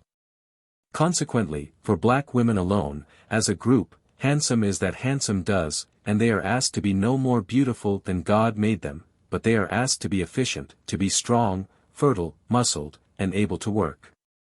If they marry, they must as independent workers be able to help support their children, for their men are paid on a scale which makes sole support of the family often impossible. On the whole, colored working women are paid as well as white working women for similar work, save in some higher grades, while colored men get from 1/4 to 3/4 less than white men. The result is curious and threefold: the economic independence of black women is increased, the breaking up of Negro families must be more frequent, and the number of illegitimate children is decreased more slowly among them than other evidences of culture are increased, just as was once true in Scotland and Bavaria. What does this mean? It forecasts a mighty dilemma which the whole world of civilization, despite its will, must one time frankly face: the unhusbanded mother or the childless wife. God send us a world with woman's freedom and married motherhood inextricably wed, but until he sends it, I see more of future promise in the betrayed girl mothers of the Black Belt than in the childless wives of the White North. And I have more respect for the colored servant who yields to her frank longing for motherhood than for her white sister who offers up children for clothes. Out of a sex freedom that today makes us shudder will come in time a day when we will no longer pay men for work they do not do, for the sake of their harem. We will pay women what they earn and insist on their working and earning it. We will allow those persons to vote who know enough to vote, whether they be black or female, white or male. And we will ward race suicide, not by further burdening the overburdened, but by honoring motherhood, even when the sneaking father shirks his duty. "Wait till the lady passes," said a Nashville white boy. "She's no lady." "She's a nigger," answered another. So some few women are born free, and some amid insult and scarlet letters achieve freedom, but our women in black had freedom thrust contemptuously upon them. With that freedom they are buying an untrammeled independence, and dear as is the price they pay for it, it will in the end be worth every taunt and groan. Today the dreams of the mothers are coming true. We have still our poverty and degradation, our lewdness and our cruel toil. But we have, too, a vast group of women of Negro blood who for strength of character, cleanness of soul, and unselfish devotion of purpose, is today easily the peer of any group of women in the civilized world. And more than that, in the great rank and file of our 5 million women we have the upworking of new revolutionary ideals, which must in time have vast influence on the thought and action of this land. For this, their promise, and for their hard past, I honor the women of my race. Their beauty, their dark and mysterious beauty of midnight eyes, crumpled hair, and soft, full-featured faces, is perhaps more to me than to you, because I was born to its warm and subtle spell, but their worth is yours as well as mine. No other women on earth could have emerged from the hell of force and temptation which once engulfed and still surrounds black women in America with half the modesty and womanliness that they retain. I have always felt like bowing myself before them in all abasement, searching to bring some tribute to these long-suffering victims, these burdened sisters of mine, whom the world, the wise, white world, loves to affront and ridicule and wantonly to insult. I have known the women of many lands and nations, I have known and seen and lived beside them, but none have I known more sweetly feminine, more unswervingly loyal, more desperately earnest, and more instinctively pure in body and in soul than the daughters of my black mothers. This, then, a little thing, to their memory and inspiration. Children of the moon. I am dead. Yet somehow, somewhere, in time's weird contradiction, I may tell of that dread deed, wherewith I brought to children of the moon freedom and vast salvation. I was a woman born, and trod the streaming street that ebbs and flows from Harlem's hills, through caves and cannons limned in light, down to the twisting sea. That night of nights, I stood alone and at the end, until the sudden highway to the moon, golden in splendor, became too real to doubt. Dimly I set foot upon the air. I fled, I flew, through the thrills of light. With all about, above, below, the whirring of almighty wings, I found a twilight land, where, hardly hid, the sun sent softly saddened rays of red and brown to burn the iron soil, and bathe the snow-white peaks in mighty splendor. Black were the men, hard-haired and silent slow, moving as shadows, bending with face of fear to earthward. And women there were none. Woman, woman, woman, I cried in mounting terror. Woman and child. And the cry sang back through heaven, with the whirring of almighty wings. Wings, wings, endless wings. Heaven and earth are wings. Wings that flutter, furl, and fold. Always folding and unfolding. Ever folding yet again. Wings, veiling some vast and veiled face. In blazing blackness. Behind the folding and unfolding. The rolling and unrolling of almighty wings. I saw the black men huddle. Fumed in fear, falling face downward. Vainly I clutched and clawed. Dumbly they cringed and cowered. Moaning in mournful monotone. O freedom, O freedom. O freedom over me. Before I'll be a slave. I'll be buried in my grave. And go home to my God. And be free. It was angel music. From the dead. And ever, as they sang, some winged thing of wings, filling all heaven. Folding and unfolding, and folding yet again. Tore out their blood and entrails. Till I screamed in utter terror. And a silence came. A silence and the wailing of a babe. Then, at last, I saw and shamed. I knew how these dumb, dark, and dusky things had given blood and life to fend the caves of underground. The great black caves of utter night. Where earth lay full of mothers. And their babes. Little children sobbing in darkness. Little children crying in silent pain. Little mothers rocking and groping and struggling. Digging and delving and groveling. Amid the dying dead and dead in life. And drip and dripping of warm, wet blood. Far, far beneath the wings. The folding and unfolding of almighty wings. I bent with tears and pitying hands. Above these dusky star-eyed children. Crinkly-haired, with sweet sad baby voices. Pleading low for light and love and living. And I crooned. Little children weeping there. God shall find your faces fair. Guerdon for your deep distress. He shall send his tenderness. For the tripping of your feet. Make a mystic music sweet. In the darkness of your hair. Light and laughter in the air. Little children weeping there. God shall find your faces fair. I strode above the stricken, bleeding men. The rampart ranged against the skies. And shouted. Up, I say, build and slay. Fight face foremost, force away. Unloose, unfetter, and unbind. Be men and free. Dumbly they shrank. Muttering they pointed toward that peak. Then vastness vaster. Whereon a darkness brooded. Who shall look and live, they sighed. And I sensed the folding and unfolding of almighty wings. Yet did we build of iron, bricks, and blood. We built a day, a year, 1,000 years. Blood was the mortar, blood and tears. And, the thing of wings. The winged, folding wing of things. Did furnish much mad mortar. For that tower. Slow and ever slower rose the towering task. And with it rose the sun. Until at last on one wild day.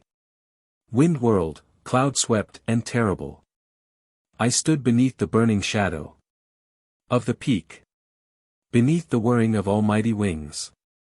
While downward from my feet. Streamed the long line of dusky faces. And the wail of little children sobbing under earth. Alone, aloft. I saw through firmaments on high. The drama of Almighty God. With all its flaming suns and stars. Freedom! I cried. Freedom, cried heaven, earth, and stars. And a voice near far. Amid the folding and unfolding of almighty wings. Answered, I am freedom. Who sees my face is free. He and his. I dared not look. Downward I glanced on deep-bowed heads and closed eyes. Outward I gazed on flecked and flaming blue. But ever onward, upward flew. The sobbing of small voices. Down, down, far down into the night. Slowly I lifted livid limbs aloft. Upward I strove, the face. The face. Onward I reeled, the face. The face. To beauty wonderful as sudden death. Or horror horrible as endless life. Up. Up. The blood-built way. Shadow grow vaster. Terror come faster. Up. Up. To the blazing blackness. Of one veiled face. An endless folding and unfolding. Rolling and unrolling of almighty wings. The last step stood. The last dim cry of pain. Fluttered across the stars. And then. Wings, wings, triumphant wings. Lifting and lowering, waxing and waning. Swinging and swaying, twirling and whirling. Whispering and screaming, streaming and gleaming. Spreading and sweeping and shading and flaming. Wings, wings, eternal wings. Till the hot, red blood. Flood fleeing flood. Thundered through heaven and mine ears. While all across a purple sky. The last vast pinion. Trembled to unfold. I rose upon the mountain of the moon. I felt the blazing glory of the sun. I heard the song of children crying, free. I saw the face of freedom. And I died. 8. The Immortal Child. If a man die, shall he live again? We do not know.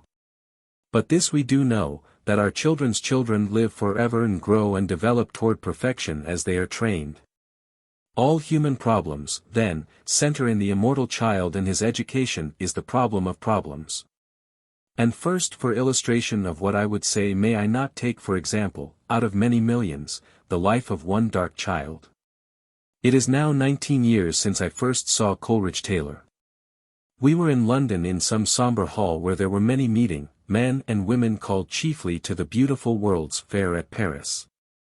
And then a few slipping over to London to meet Pan-Africa.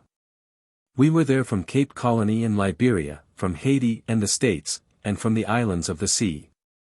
I remember the stiff, young officer who came with credentials from Menelik of Abyssinia. I remember the bitter, black American who whispered how an army of the Sudan might some day cross the Alps. I remember Englishmen, like the Colensos, who sat and counseled with us, but above all, I remember Coleridge Taylor.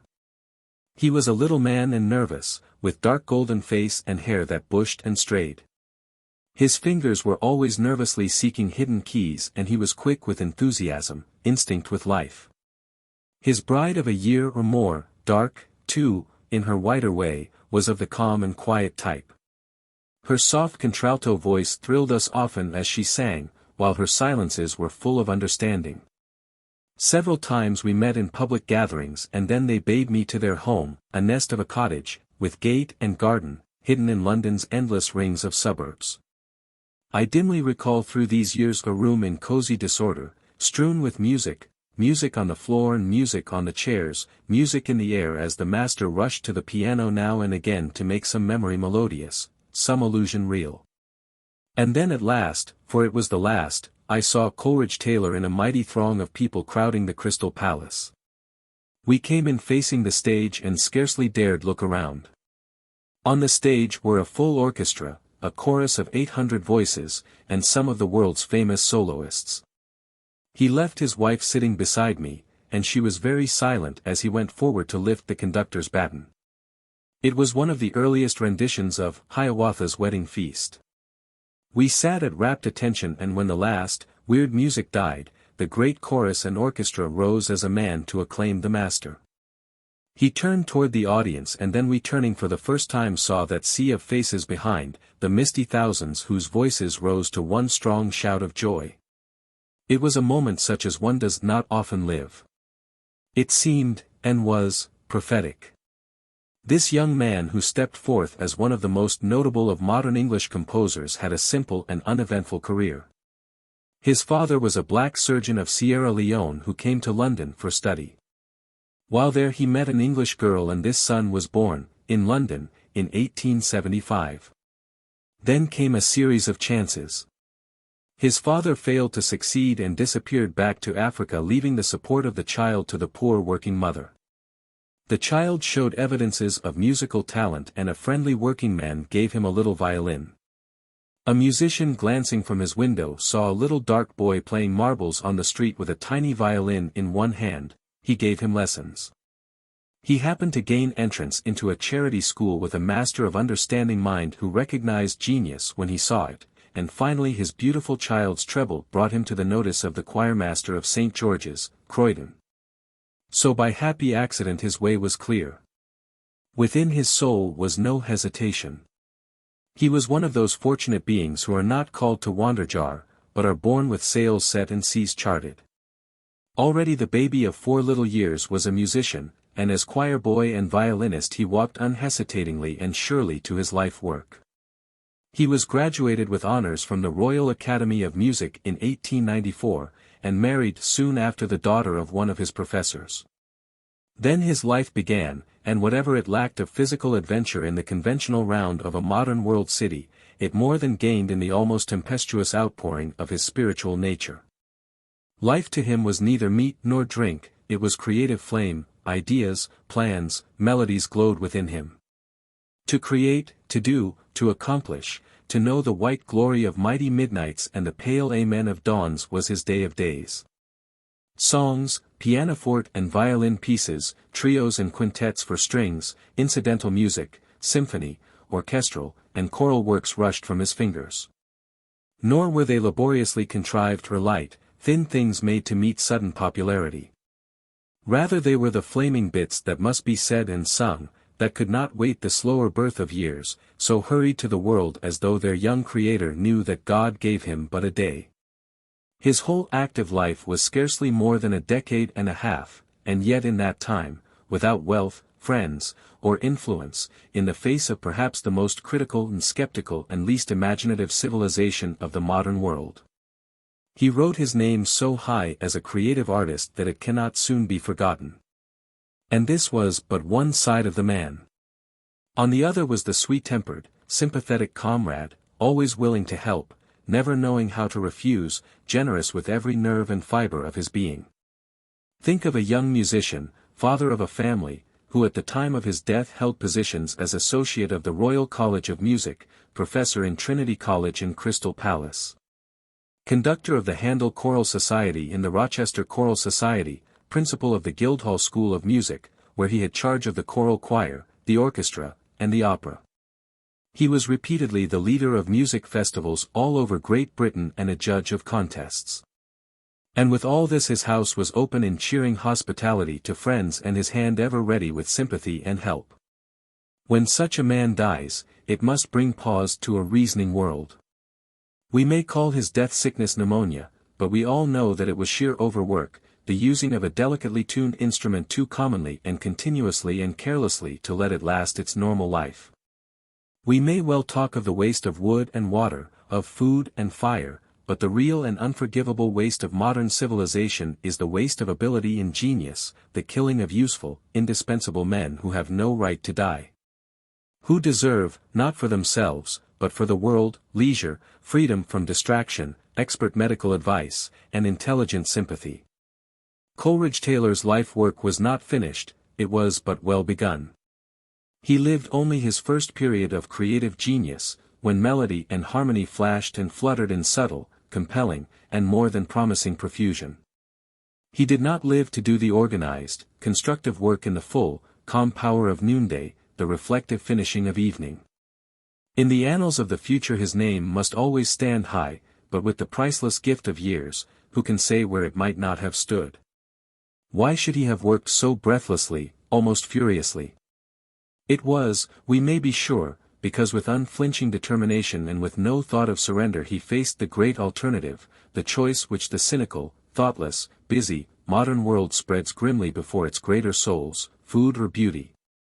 Bread and butter, or ideals. And continually we see worthier men turning to the pettier, cheaper thing, the popular portrait, the sensational novel, the jingling song. The choice is not always between the least and the greatest, the high and the empty, but only too often it is between starvation and something. When, therefore, we see a man, working desperately to earn a living and still stooping to no paltry dickering and to no unworthy work, handing away a Hiawatha for less than a song. Pausing for glimpses of the stars when a world full of charcoal glowed far more warmly and comfortably, we know that such a man is a hero in a sense never approached by the swashbuckling soldier or the lying patriot. Deep as was the primal tragedy in the life of Coleridge Taylor, there lay another still deeper. He smiled at it lightly, as we all do, we who live within the veil, to hide the deeper hurt.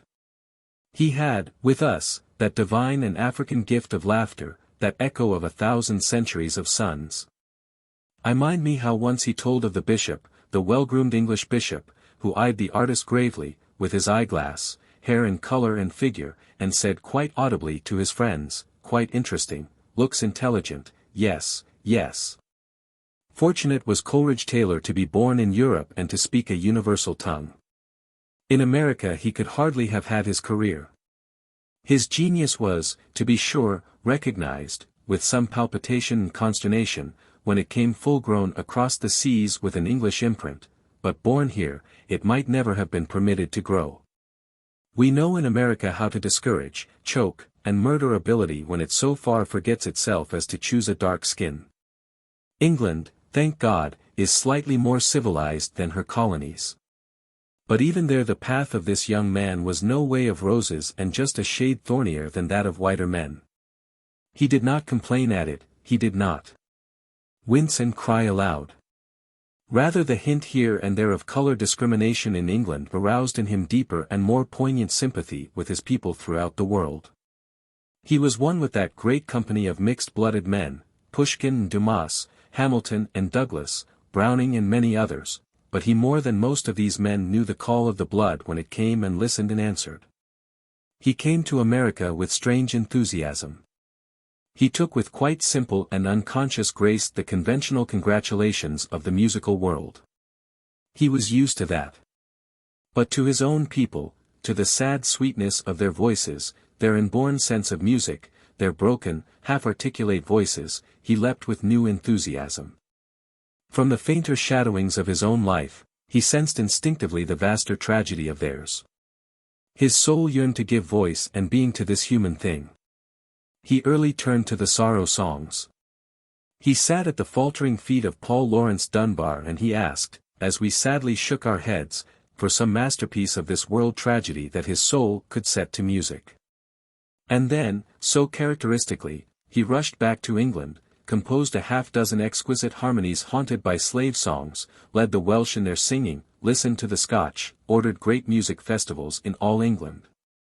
Wrote for Beerbohm Tree, took on another music professorship, promised a trip to Germany, and at last, staggering home one night, on his way to his wife and little boy and girl, fell in his tracks and in 4 days was dead. At the age of 37. They say that in his death throe he arose and facing some great, ghostly choir raised his last baton, while all around the massive silence rang with the last mist music of his dying years. He was buried from St. Michael's on September 5, 1912, with the acclaim of kings and music masters and little children and to the majestic melody of his own music. The tributes that followed him to his grave were unusually hearty and sincere. The head of the Royal College calls the first production of Hiawatha one of the most remarkable events in modern English musical history and the trilogy one of the most universally beloved works of modern English music. One critic calls Taylor's A Name, which with that of Elgar represented the nation's most individual output, and calls his Atonement perhaps the finest passion music of modern times. Another critic speaks of his originality. Though surrounded by the influences that are at work in Europe today, he retained his individuality to the end, developing his style, however, and evincing new ideas in each succeeding work. His untimely death at the age of 37, a short life, like those of Schubert, Mendelssohn, Chopin, and Hugo Wolf, has robbed the world of one of its noblest singers. One of those few men of modern times who found expression in the language of musical song, a lyricist of power and worth. But the tributes did not rest with the artist. With peculiar unanimity they sought his sterling character, the good husband and father, the staunch and loyal friend. And perhaps I cannot better end these hesitating words than with that tribute from one who called this master, friend. And whose lament cried in the night with more of depth and passion than Alfred Noyes is wont in his self-repression to voice. Through him, his race, a moment, lifted up. Forests of hands to beauty, as in prayer. Touched through his lips the sacramental cup. And then sank back, benumbed in our bleak air. Yet, consider, to many millions of people this man was all wrong. First, he ought never to have been born, for he was the mulatto son of a white woman. Secondly, he should never have been educated as a musician, he should have been trained, for his place in the world and to make him satisfied therewith. Thirdly, he should not have married the woman he loved and who loved him, for she was white and the niece of an Oxford professor. Fourthly, the children of such a union, but why proceed? You know it all by heart. If he had been black, like Paul Laurence Dunbar, would the argument have been different? No. He should never have been born, for he is a problem. He should never be educated, for he cannot be educated. He should never marry, for that means children and there is no place for black children in this world. In the treatment of the child the world foreshadows its own future and faith. All words and all thinking lead to the child, to that vast immortality and the wide sweep of infinite possibility which the child represents. Such thought as this it was that made the Master say of old as he saw baby faces.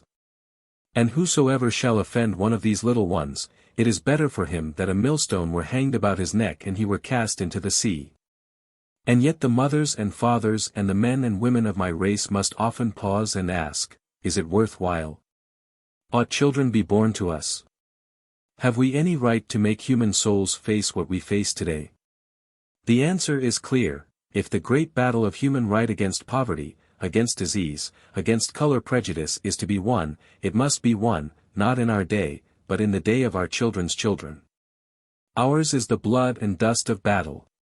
There's the rewards of victory. If, then, they are not there because we have not brought them into the world, we have been the guiltiest factor in conquering ourselves. It is our duty, then, to accomplish the immortality of black blood, in order that the day may come in this dark world when poverty shall be abolished, privilege be based on individual desert. And the color of a man's skin be no bar to the outlook of his soul. If it is our duty as honest colored men and women, battling for a great principle, to bring not aimless rafts of children to the world, but as many as, with reasonable sacrifice, we can train to largest manhood. What in its inner essence shall that training be, particularly in its beginning? The first temptation is to shield the child, to hedge it about that it may not know and will not dream of the color line. Then when we can no longer wholly shield, to indulge and pamper and coddle, as though in this dumb way to compensate. From this attitude comes the multitude of our spoiled, wayward, disappointed children. And must we not blame ourselves? For while the motive was pure and the outer menace undoubted, is shielding and indulgence the way to meet it? Some Negro parents, realizing this, leave their children to sink or swim in this sea of race prejudice.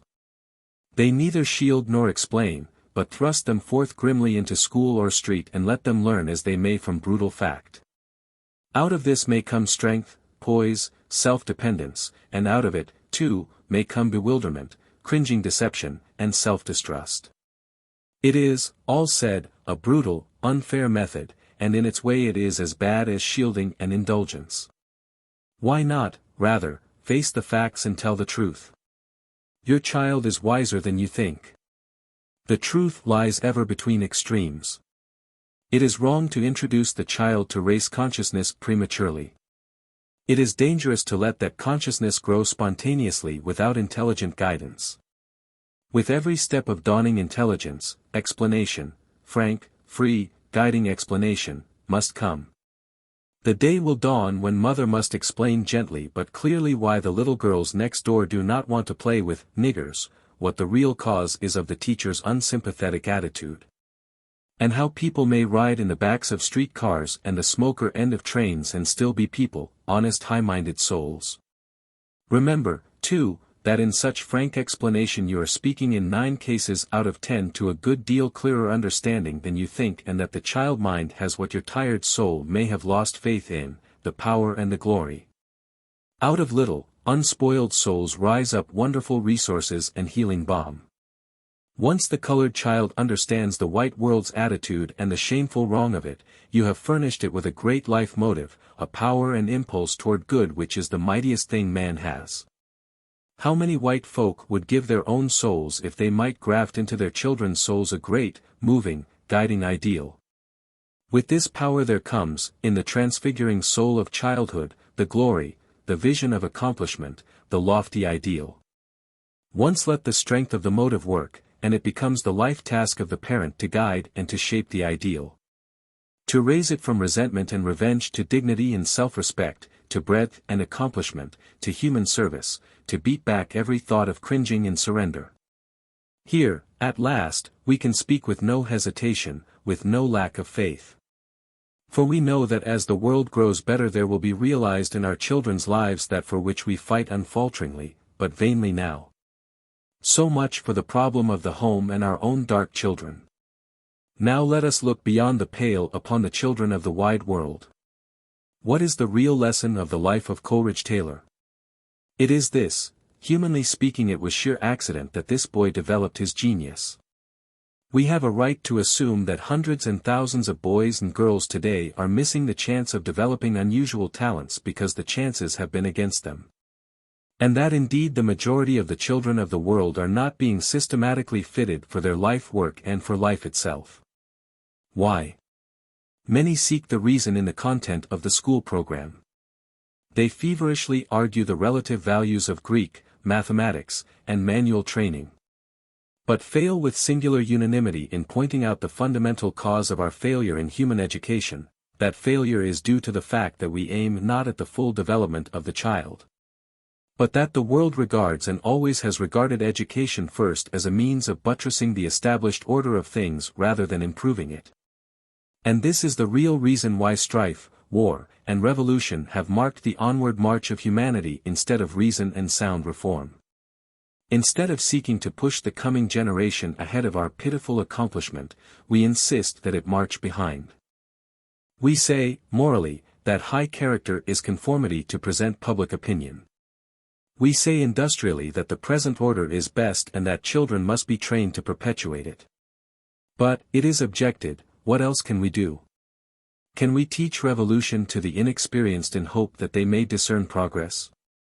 No, but we may teach frankly that this world is not perfection, but development, that the object of education is manhood and womanhood, clear reason, individual talent and genius and the spirit of service and sacrifice. And not simply a frantic effort to avoid change in present institutions. That industry is for man and not man for industry, and that while we must have workers to work. The prime object of our training is not the work but the worker, not the maintenance of present industrial caste but the development of human intelligence by which drudgery may be lessened and beauty widened. Back of our present educational system is the philosophy that sneers at the foolish fathers who believed it self-evident, that all men were created free and equal. Surely the overwhelming evidence is today that men are slaves and unequal. But is it not education that is the creator of this freedom and equality?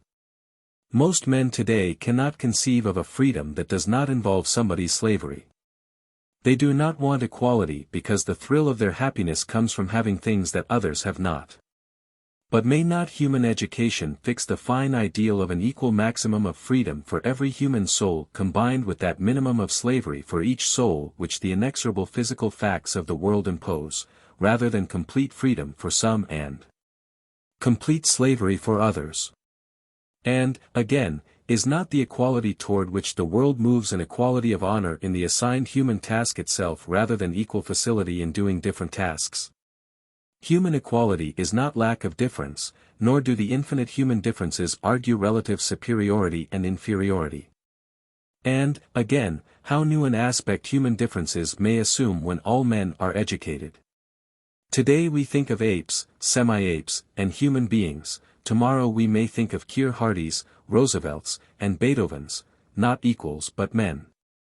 Today we are forcing men into educational slavery in order that others may enjoy life, and excuse ourselves by saying that the world's work must be done.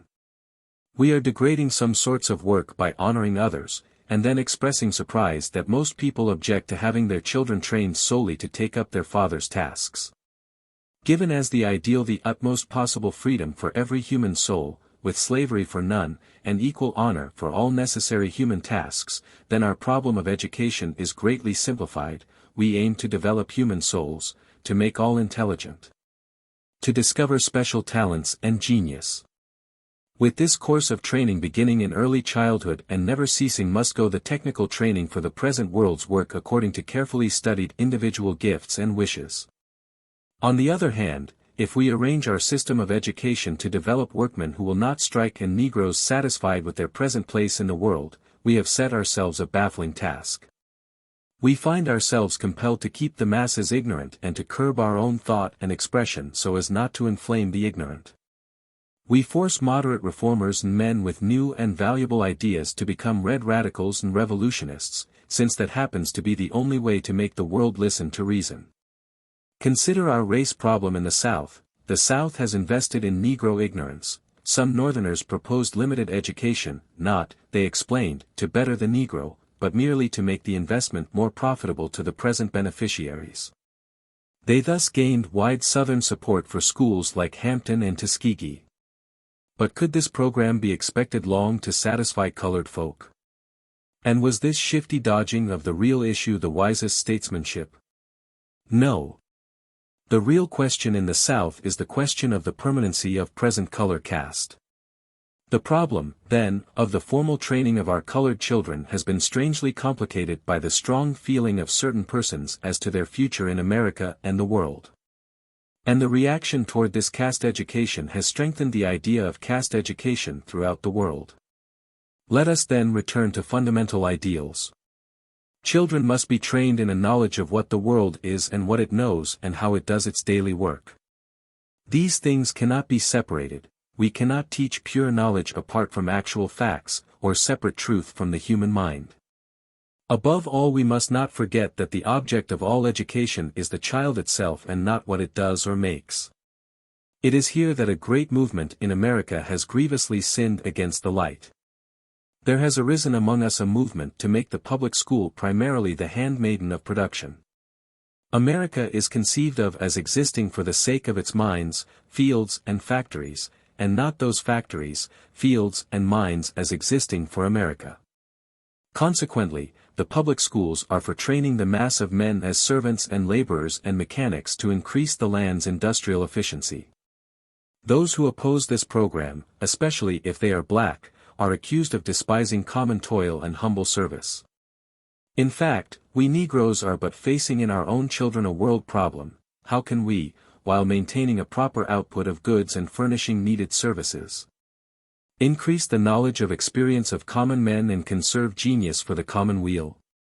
Without wider, deeper intelligence among the masses, democracy cannot accomplish its greater ends. Without a more careful conservation of human ability and talent, the world cannot secure the services which its greater needs call for. Yet today, who goes to college, the talented or the rich? Who goes to high school, the bright or the well-to-do? Who does the physical work of the world, those whose muscles need the exercise or those whose souls and minds are stupefied with manual toil? How is the drudgery of the world distributed, by thoughtful justice or the lash of slavery? We cannot base the education of future citizens on the present inexcusable inequality of wealth nor on physical differences of race. We must seek not to make men carpenters but to make carpenters men. Colored Americans must then with deep determination educate their children in the broadest, highest way. They must fill the colleges with the talented and fill the fields and shops with the intelligent. Wisdom is the principal thing. Therefore, get wisdom. But why am I talking simply of colored children? Is not the problem of their education simply an intensification of the problem of educating all children? Look at our plight in the United States, nearly 150 years after the establishment of a government based on human intelligence. If we take the figures of the 13th census, we find that there were 5.5 million illiterate Americans, of whom 3,184,633 were white. Remembering that illiteracy is a crude and extreme test of ignorance.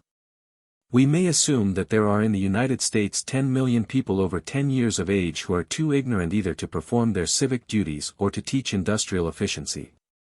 Moreover, it does not seem that this illiteracy is disappearing rapidly. For instance, 9% of American children between 10 and 19 years of age cannot read and write. Moreover, there are millions of children who, judging by the figures for the school year 1909 to 10, are not going to learn to read and write, for of the Americans 6 to 14 years of age there were 3,125. 392 who were not in school a single day during that year. If we take the 11 million youths 15 to 20 years of age for whom vocational training is particularly adapted, we find that nearly 5% of these, or 448,414, are absolutely illiterate. It is not too much to assume that 1 million of them have not acquired enough of the ordinary tools of intelligence to make the most of efficient vocational training. Confining ourselves to the white people, over 15% of the white children 6 to 14 years of age, or 2,253,198, did not attend school during the school year 1909 to 10. Of the native white children of native parents 10 to 14 years of age, nearly a tenth were not in school during that year. 121,878 native white children of native parents, 15 to 19 years of age, were illiterate. If we continue our attention to the colored children, the case is, of course, much worse. We cannot hope to make intelligent workmen and intelligent citizens of a group of people, over 40% of whose children 6 to 14 years of age were not in school a single day during 1909 to 10. For the other 60% the school term in the majority of cases was probably less than 5 months.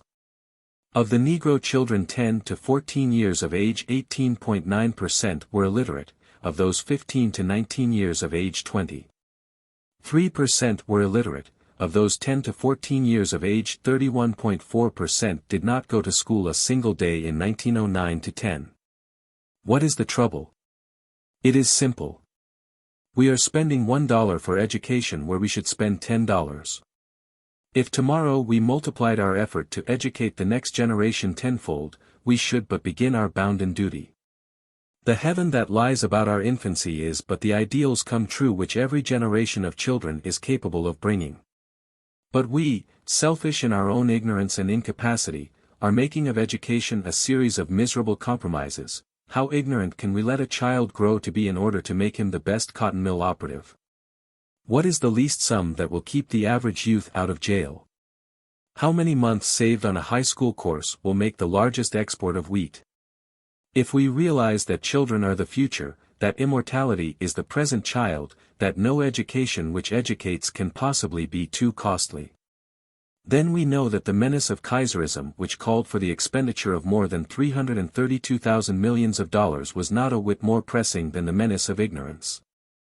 And that no nation tomorrow will call itself civilized which does not give every single human being college and vocational training free and under the best teaching force procurable for love or money. This world has never taken the education of children seriously. Misled by selfish dreamings of personal life forever, we have neglected the true and practical immortality through the endless life of children's children. Seeking counsels of our own soul's perfection, we have despised and rejected the possible increasing perfection of unending generations. Or if we are thrown back in pessimistic despair from making living folk decent, we leap to idle speculations of 1,000 years hereafter instead of working steadily and persistently for the next generation. All our problems center in the child. All our hopes, our dreams are for our children. Has our own life failed? Let its lesson save the children's lives from similar failure. Is democracy a failure? Train up citizens that will make it succeed. Is wealth too crude, too foolish in form, and too easily stolen? Train up workers with honor and consciences and brains. Have we degraded service with menials? Abolish the mean spirit and implant sacrifice. Do we despise women? Train them as workers and thinkers and not as playthings, lest future generations ape our worst mistake. Do we despise darker races? Teach the children its fatal cost in spiritual degradation and murder, teach them that to hate niggers, or chinks, is to crucify souls like their own.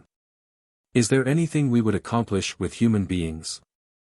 Do it with the immortal child, with a stretch of endless time for doing it and with infinite possibilities to work on. Is this our attitude toward education? It is not, neither in England nor America, in France nor Germany, with black nor white nor yellow folk. Education to the modern world is a burden which we are driven to carry. We shirk and complain. We do just as little as possible and only threat or catastrophe induces us to do more than a minimum.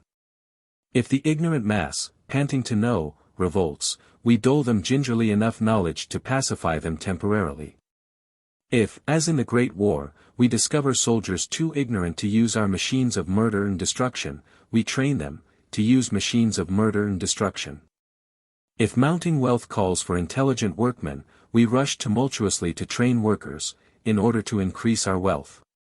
But of great, broad plans to train all men for all things, to make a universe intelligent, busy, good, creative and beautiful, wherein this wide world is such an educational program. To announce it is to invite gasps or Brobdingnagian laughter. It cannot be done. It will cost too much. What has been done with man can be done with men, if the world tries long enough and hard enough. And as to the cost, all the wealth of the world, save that necessary for sheer decent existence and for the maintenance of past civilization, is, and of right ought to be, the property of the children for their education. I mean it. In 1 year, 1917, we spent $96,700,000,000 for war.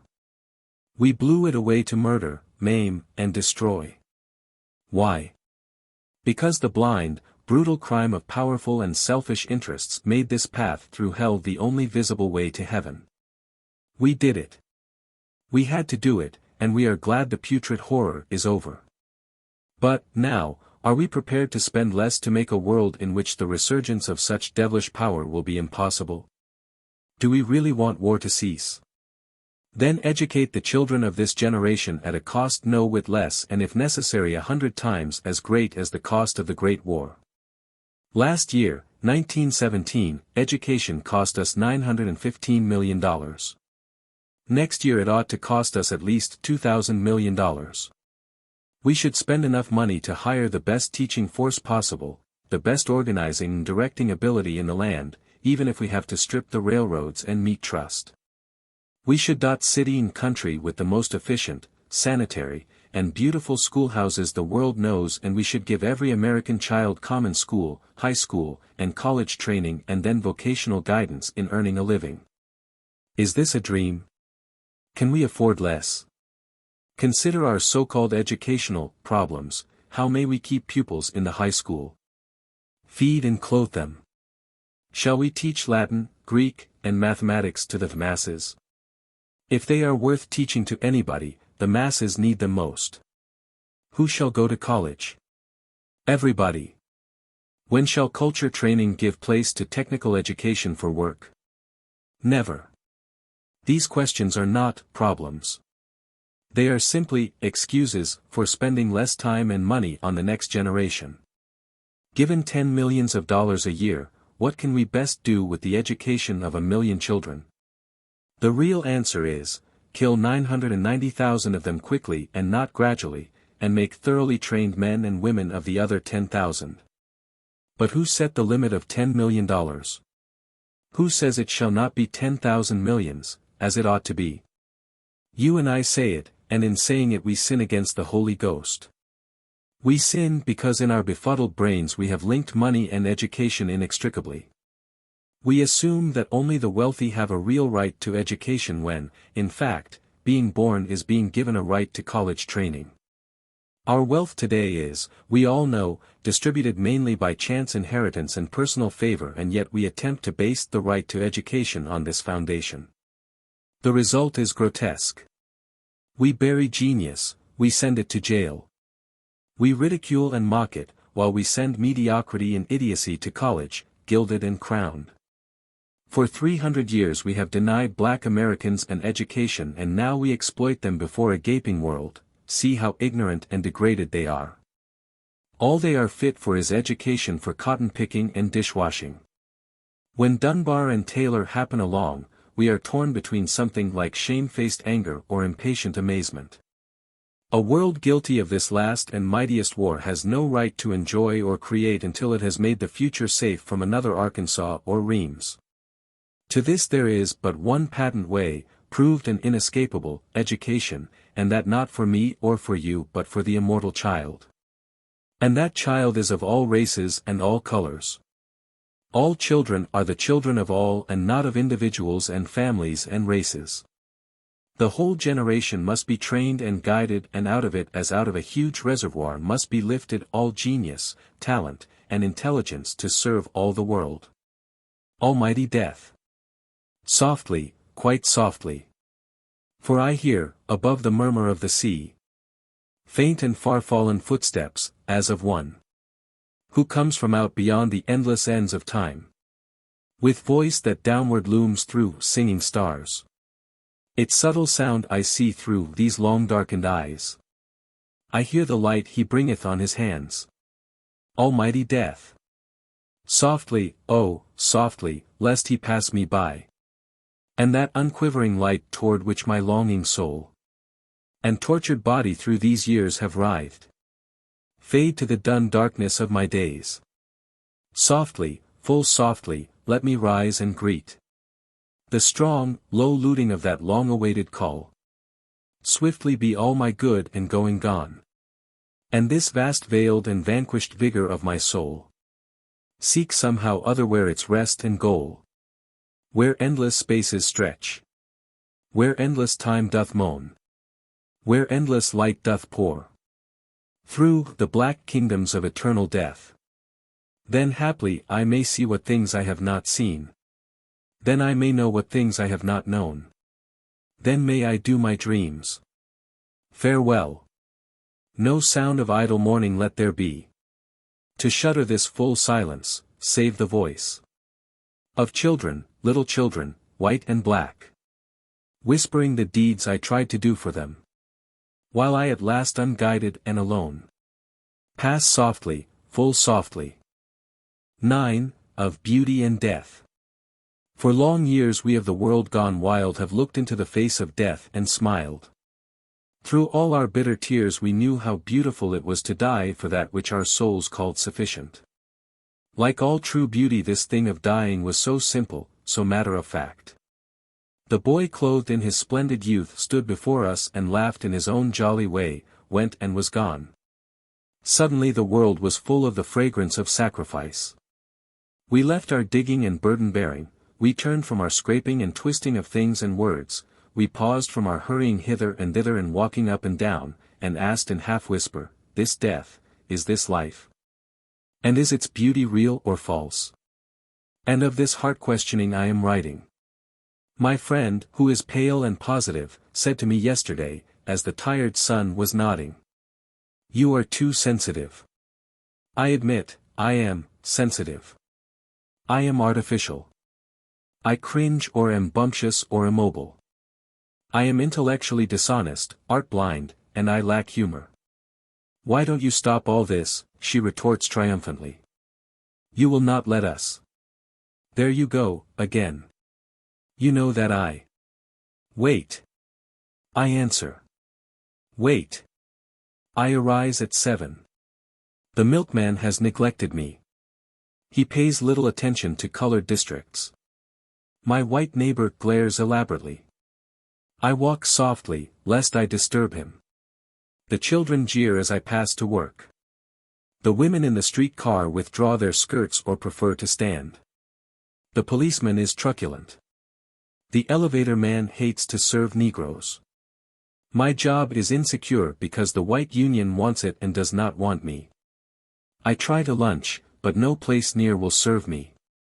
I go 40 blocks to Marshall's, but the committee of 14 closes Marshall's. They say white women frequent it. Do all eating places discriminate?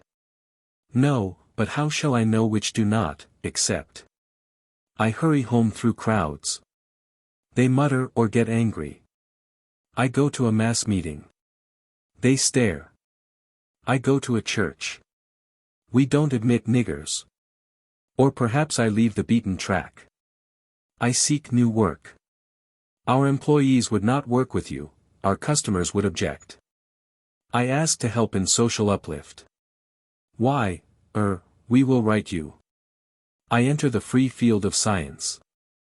Every laboratory door is closed and no endowments are available. I seek the universal mistress, art, the studio door is locked. I write literature. We cannot publish stories of colored folks of that type. It's the only type I know. This is my life. It makes me idiotic. It gives me artificial problems. I hesitate, I rush, I waver. In fine, I am sensitive. My pale friend looks at me with disbelief and curling tongue. Do you mean to sit there and tell me that this is what happens to you each day? Certainly not, I answer low. Then you only fear it will happen. I fear. Well, haven't you the courage to rise above almost a craven fear? Quite craven is my fear, I admit, but the terrible thing is, these things do happen. But you just said. They do happen. Not all each day, surely not. But now and then, now seldom, now, sudden, now after a week, now in a chain of awful minutes, not everywhere, but anywhere, in Boston, in Atlanta. That's the hell of it. Imagine spending your life looking for insults or for hiding places from them, shrinking, instinctively and despite desperate bolsterings of courage, from blows that are not always but ever, not each day, but each week, each month, each year. Just, perhaps, as you have choked back the craven fear and cried, I am and will be the master of my. No more tickets downstairs, here's one to the smoking gallery. You hesitate. You beat back your suspicions. After all, a cigarette with Charlie Chaplin, then a white man pushes by. 3 in the orchestra. Yes, sir. And in he goes. Suddenly your heart chills. You turn yourself away toward the golden twinkle of the purple night and hesitate again. What's the use? Why not always yield, always take what's offered, always bow to force, whether of cannon or dislike? Then the great fear surges in your soul, the real fear, the fear beside which other fears are vain imaginings. The fear lest right there and then you are losing your own soul, that you are losing your own soul and the soul of a people. That millions of unborn children, black and gold and mauve, are being there and then despoiled by you because you are a coward and dare not fight. Suddenly that silly orchestra seat and the cavorting of a comedian with funny feet become matters of life, death, and immortality. You grasp the pillars of the universe and strain as you sway back to that befrilled ticket girl. You grip your soul for riot and murder. You choke and sputter, and she seeing that you are about to make a fuss, obeys her orders and throws the tickets at you in contempt. Then you slink to your seat and crouch in the darkness before the film, with every tissue burning. The miserable wave of reaction engulfs you. To think of compelling puppies to take your hard-earned money, fattening hogs to hate you and yours. Forcing your way among cheap and tawdry idiots, God. What a night of pleasure. Here, then, is beauty and ugliness, a wide vision of world sacrifice, a fierce gleam of world hate. Which is life and what is death, and how shall we face so tantalizing a contradiction? Any explanation must necessarily be subtle and involved. No pert and easy word of encouragement, no merely dark despair, can lay hold of the roots of these things. And first and before all, we cannot forget that this world is beautiful. Grant all its ugliness and sin, the petty, horrible snarl of its putrid threads, which few have seen more near or more often than I, notwithstanding all this, the beauty of this world is not to be denied. Casting my eyes about, I dare not let them rest on the beauty of love and friend, for even if my tongue were cunning enough to sing this, the revelation of reality here is too sacred and the fancy too untrue. Of one world beauty alone may we at once be brutally frank, and that is the glory of physical nature. This, though the last of beauties, is divine. And so, too, there are depths of human degradation which it is not fair for us to probe. With all their horrible prevalence, we cannot call them natural. But may we not compare the least of the world's beauty with the least of its ugliness, not murder, starvation, and rapine, with love and friendship and creation, but the glory of sea and sky and city. With the little hatefulnesses and thoughtfulnesses of race prejudice, that out of such juxtaposition we may, perhaps, deduce some rule of beauty in life, or death. Their mountains hurl themselves against the stars, and at their feet lie black and leaden seas. Above float clouds, white, grey, and Incan, while the clear, impalpable air springs and sparkles like new wine. Last night we floated on the calm bosom of the sea in the southernmost haven of Mount Desert. The water flamed and sparkled. The sun had gone, but above the crooked back of cumulus clouds, dark and pink with radiance, and on the other sky aloft to the eastward piled the gorgeous curtained mists of evening. The radiance faded and a shadowy velvet veiled the mountains, a humid depth of gloom behind which lurked all the mysteries of life and death, while above, the clouds hung ashen and dull. Lights twinkled and flashed along the shore, boats glided in the twilight, and the little puffing of motors droned away. Then was the hour to talk of life and the meaning of life, while above gleamed silently, suddenly, star on star. Bar Harbor lies beneath a mighty mountain, a great, bare, black mountain that sleeps above the town. But as you leave, it rises suddenly, threateningly, until far away on Frenchman's Bay it looms above the town in withering vastness, as if to call all that little world petty save itself. Beneath the cool, wide stare of that great mountain, men cannot live as giddily as in some lesser summer's playground. Before the unveiled face of nature, as it lies naked on the Maine coast, rises a certain human awe. God molded his world largely and mightily off this marvelous coast, and meant that in the tired days of life men should come and worship here and renew their spirit. This I have done, and turning I go to work again. As we go, ever the mountains of Mount Desert rise and greet us on our going, somber, rock-ribbed and silent, looking unmoved on the moving world, yet conscious of their everlasting strength. About us beats the sea, the sail-flecked, restless sea, humming its tune about our flying keel, unmindful of the voices of men. The land sinks to meadows, black pine forests, with here and there a blue and wistful mountain. Then there are islands, bold rocks above the sea, curled meadows, through and about them roll ships, weather-beaten and patched of sail, strong-hulled and smoking, light grey and shining. All the colors of the sea lie about us, grey and yellowing greens and doubtful blues, blacks not quite black, tinted silvers and golds and dreaming whites. Long tongues of dark and golden land lick far out into the tossing waters, and the white gulls sail and scream above them. It is a mighty coast, ground out and pounded, scarred, crushed, and carven in massive, frightful lineaments. Everywhere stand the pines, the little dark and steadfast pines that smile not, neither weep, but wait and wait. Near us lie isles of flesh and blood, white cottages, tiled and meadowed.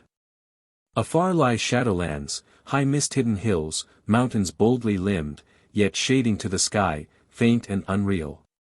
We skirt the pine-clad shores, chary of men, and know how bitterly winter kisses these lonely shores to fill yon row of beaked ice houses that creep up the hills.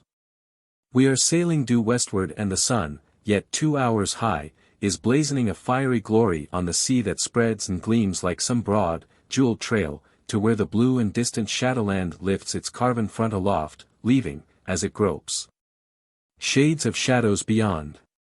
Why do not those who are scarred in the world's battle and hurt by its hardness travel to these places of beauty and drown themselves in the utter joy of life? I asked this once sitting in a southern home.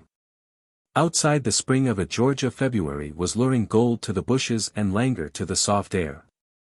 Around me sat color in human flesh, brown that crimsoned readily, dim soft yellow that escaped description. Cream-like duskiness that shadowed to rich tints of autumn leaves. And yet a suggested journey in the world brought no response. I should think you would like to travel, said the white one. But no, the thought of a journey seemed to depress them. Did you ever see a Jim Crow waiting room?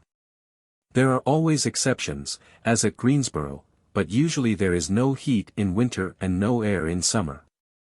With undisturbed loafers and train hands and broken, disreputable settees, to buy a ticket is torture. You stand and wait until every white person at the other window is waited on. Then the tired agent yells across, because all the tickets and money are over there. What do you want? What? Where?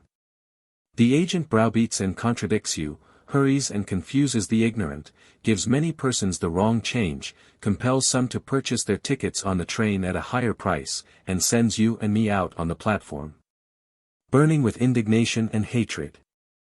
The Jim Crow car is up next, the baggage car and engine. It stops out beyond the covering in the rain or sun or dust. Usually there is no step to help you climb on, and often the car is a smoker cut in two and you must pass through the white smokers or else they pass through your part, with swagger and noise and stares. Your compartment is a half or a quarter or an eighth of the oldest car in service on the road. Unless it happens to be a thorough express, the plush is caked with dirt, the floor is grimy, and the windows dirty. An impertinent white newsboy occupies 2 seats at the end of the car and importunes you to the point of rage to buy cheap candy, Coca-Cola, and worthless, if not vulgar, books. He yells and swaggers, while a continued stream of white men saunters back and forth from the smoker to buy and hear. The white train crew from the baggage car uses the Jim Crow to lounge in and perform their toilet. The conductor appropriates 2 seats for himself and his papers and yells gruffly for your tickets before the train has scarcely started. It is best not to ask him for information even in the gentlest tones. His information is for white persons chiefly. It is difficult to get lunch or clean water. Lunchrooms either don't serve niggers or serve them at some dirty and ill-attended hole in the wall. As for toilet rooms, don't. If you have to change cars, be wary of junctions which are usually without accommodation and filled with quarrelsome white persons who hate a darky dressed up. You are apt to have the company of a sheriff and a couple of meek or sullen black prisoners on part of your way, and dirty-colored section hands will pour in toward night and drive you to the smallest corner. No, said the little lady in the corner, she looked like an ivory cameo and her dress flowed on her like a caress, we don't travel much. Pessimism is cowardice. The man who cannot frankly acknowledge the Jim Crow car as a fact and yet live and hope is simply afraid either of himself or of the world. There is not in the world a more disgraceful denial of human brotherhood than the Jim Crow car of the southern United States. But, too, just as true, there is nothing more beautiful in the universe than sunset and moonlight on Montego Bay in far Jamaica. And both things are true and both belong to this our world, and neither can be denied. The sun, prepared to cross that awful border which men call night and death, marshals his hosts. I seem to see the spears of mighty horsemen flash golden in the light. Empurpled banners flame afar, and the low thunder of marching hosts thrills with the thunder of the sea. Athwart his own path, screening a face of fire, he throws cloud masses, masking his trained guns. And then the miracle is done. The host passes with roar too vast for human ear, and the sun is set, leaving the frightened moon and blinded stars. In the dusk the green gold palms turn their star-like faces and stretch their fan-like fingers, lifting themselves proudly, lest any lordly leaf should know the taint of earth. Out from the isle the serpent hill thrusts its great length around the bay, shouldering back the waters and the shadows. Ghost rains sweep down, smearing his rugged sides, yet on he writhes, undulant with pine and palm, gleaming until his low, sharp head and lambent tongue, grown grey and pale and silver in the dying day, kisses the molten gold of the golden sea. Then comes the moon. Like fireflies nesting in the hand of God gleams the city, dim-swathed by fairy palms. A long, thin thumb, mist-mighty, points shadowy to the Spanish main, while through the fingers foam the seven seas. Above the calm and gold-green moon, beneath the wind-wet earth, and here, alone, my soul enchained, enchanted. From such heights of holiness men turn to master the world. All the pettiness of life drops away and it becomes a great battle before the Lord. His trumpet, where does it sound and whither? I go. I saw Montego Bay at the beginning of the World War. The cry for service as high as heaven, as wide as human feeling, seemed filling the earth. What were petty slights, silly insults, paltry problems, beside this call to do and dare and die? We black folk offered our services to fight. What happened? Most Americans have forgotten the extraordinary series of events which worked the feelings of Black America to fever heat. First was the refusal to accept Negro volunteers for the Army, except in the 4 black regiments already established. While the nation was combing the country for volunteers for the regular army, it would not let the American Negro furnish even his proportionate quota of regular soldiers. This led to some grim bantering among Negroes. "Why do you want to volunteer?" asked many. "Why should you fight for this country?" Before we had chance to reply to this, there came the Army Draft Bill and the proposal by Vardaman and his ilk to accept Negroes. We protested to Washington in various ways, and while we were insisting that colored men should be drafted just as other citizens, the bill went through with 2 little jokers. First, it provided that Negroes should be drafted, but trained in separate units, and, secondly, it somewhat ambiguously permitted men to be drafted for labor. A wave of fear and unrest spread among Negroes, and while we were looking at both these provisions askance, suddenly we received the draft registration blank. It directed persons of African descent to tear off the corner. Probably never before in the history of the United States has a portion of the citizens been so openly and crassly discriminated against by action of the general government.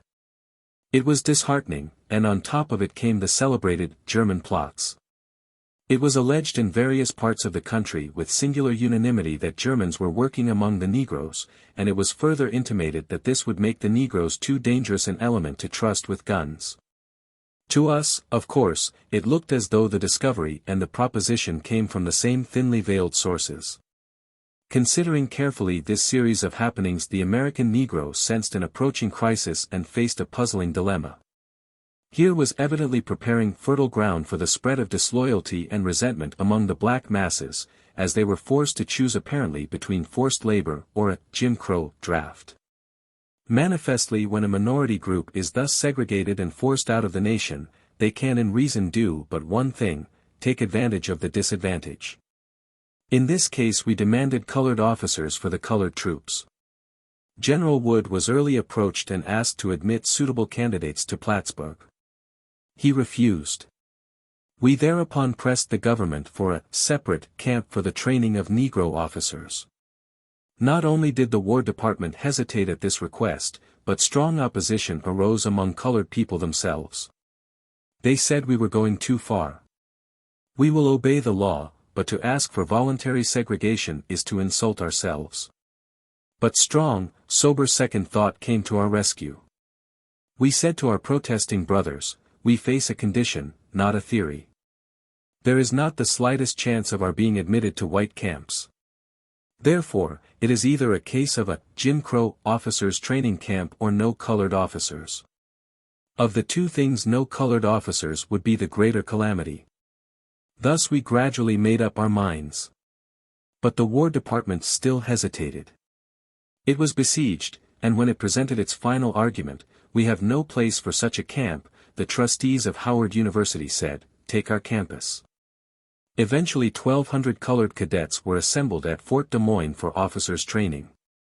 The city of Des Moines promptly protested, but it finally changed its mind. Des Moines never before had seen such a class of colored men. They rapidly became popular with all classes, and many encomiums were passed upon their conduct. Their commanding colonel pronounced their work first class and declared that they presented excellent material for officers. Meantime, with one accord, the thought of the colored people turned toward Colonel Young, their highest officer in the regular army. Charles Young is a heroic figure. He is the typical soldier, silent, uncomplaining, brave, and efficient. From his days at West Point throughout his 30 years of service he has taken whatever task was assigned him and performed it efficiently. And there is no doubt but that the Army has been almost merciless in the requirements which it has put upon this splendid officer. He came through all with flying colors. In Haiti, in Liberia, in Western camps, in the sequoia forests of California, and finally with Pershing in Mexico, in every case he triumphed. Just at the time we were looking to the United States government to call him to head the colored officers' training at Des Moines, he was retired from the Army, because of high blood pressure. There is no disputing Army surgeons, and their judgment in this case may be justified, but coming at the time it did. Nearly every Negro in the United States believed that the high blood pressure that retired Colonel Young was in the prejudiced heads of the Southern oligarchy, who were determined that no American Negro should ever wear the stars of a general. To say that Negroes of the United States were disheartened at the retirement of Colonel Young is to put it mildly, but there was more trouble. The provision that Negroes must be trained separately looked simple and was simple in places where there were large Negro contingents, but in the North with solitary Negroes drafted here and there we had some extraordinary developments. Regiments appeared with one Negro where the Negro had to be separated like a pest and put into a house or even a village by himself while the commander frantically telegraphed to Washington. Small wonder that one poor fellow in Ohio solved the problem by cutting his throat. The whole process of drafting Negroes had to be held up until the government could find methods and places for assembling them. Then came Houston. In a moment the nation forgot the whole record of one of the most celebrated regiments in the United States Army and its splendid service in the Indian Wars and in the Philippines. It was the first regiment mobilized in the Spanish-American War, and it was the regiment that volunteered to a man to clean up the yellow fever camps when others hesitated. It was one of the regiments to which Pershing said in December, "Men, I am authorized by Congress to tell you all that our people back in the States are mightily glad and proud at the way the soldiers have conducted themselves while in Mexico. And I, General Pershing, can say with pride that a finer body of men never stood under the flag of our nation than we find here tonight." The nation, also, forgot the deep resentment mixed with the pale ghost of fear which Negro soldiers call up in the breasts of the white South. It is not so much that they fear that the Negro will strike if he gets a chance, but rather that they assume with curious unanimity that he has reason to strike, that any other persons in his circumstances or treated as he is would rebel. Instead of seeking to relieve the cause of such a possible feeling, most of them strain every effort to bottle up the black man's resentment. Is it inconceivable that now and then it bursts all bounds, as at Brownsville and Houston? So in the midst of this mental turmoil came Houston and East St. Louis. At Houston black soldiers, goaded and insulted, suddenly went wild and shot up the town. At East St. Louis white strikers on war work killed and mobbed Negro workingmen, and as a result 19 colored soldiers were hanged and 51 imprisoned for life for killing 17 whites at Houston, while for killing 125 Negroes in East St. Louis, 20 white men were imprisoned, none for more than 15 years, and 10 colored men with them. Once upon a time I took a great journey in this land to 3 of the ends of our world and over 7,000 mighty miles. I saw the grim desert and the high ramparts of the Rocky Mountains. 3 days I flew from the silver beauty of Seattle to the somber whirl of Kansas City. 3 days I flew from the brute might of Chicago to the air of the angels in California, scented with golden flowers, where the homes of men crouch low and loving on the good, broad earth, as though they were kissing her blossoms. 3 days I flew through the empire of Texas, but all these shall be tales untold, for in all this journey I saw but one thing that lived and will live eternal in my soul, the Grand Canon.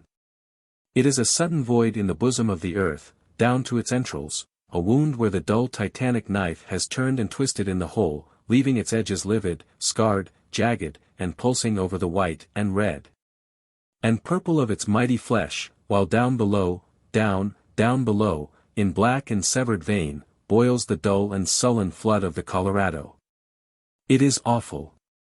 There can be nothing like it. It is the earth and sky gone stark and raving mad. The mountains uptwirled, disbodied and inverted, stand on their peaks and throw their bowels to the sky.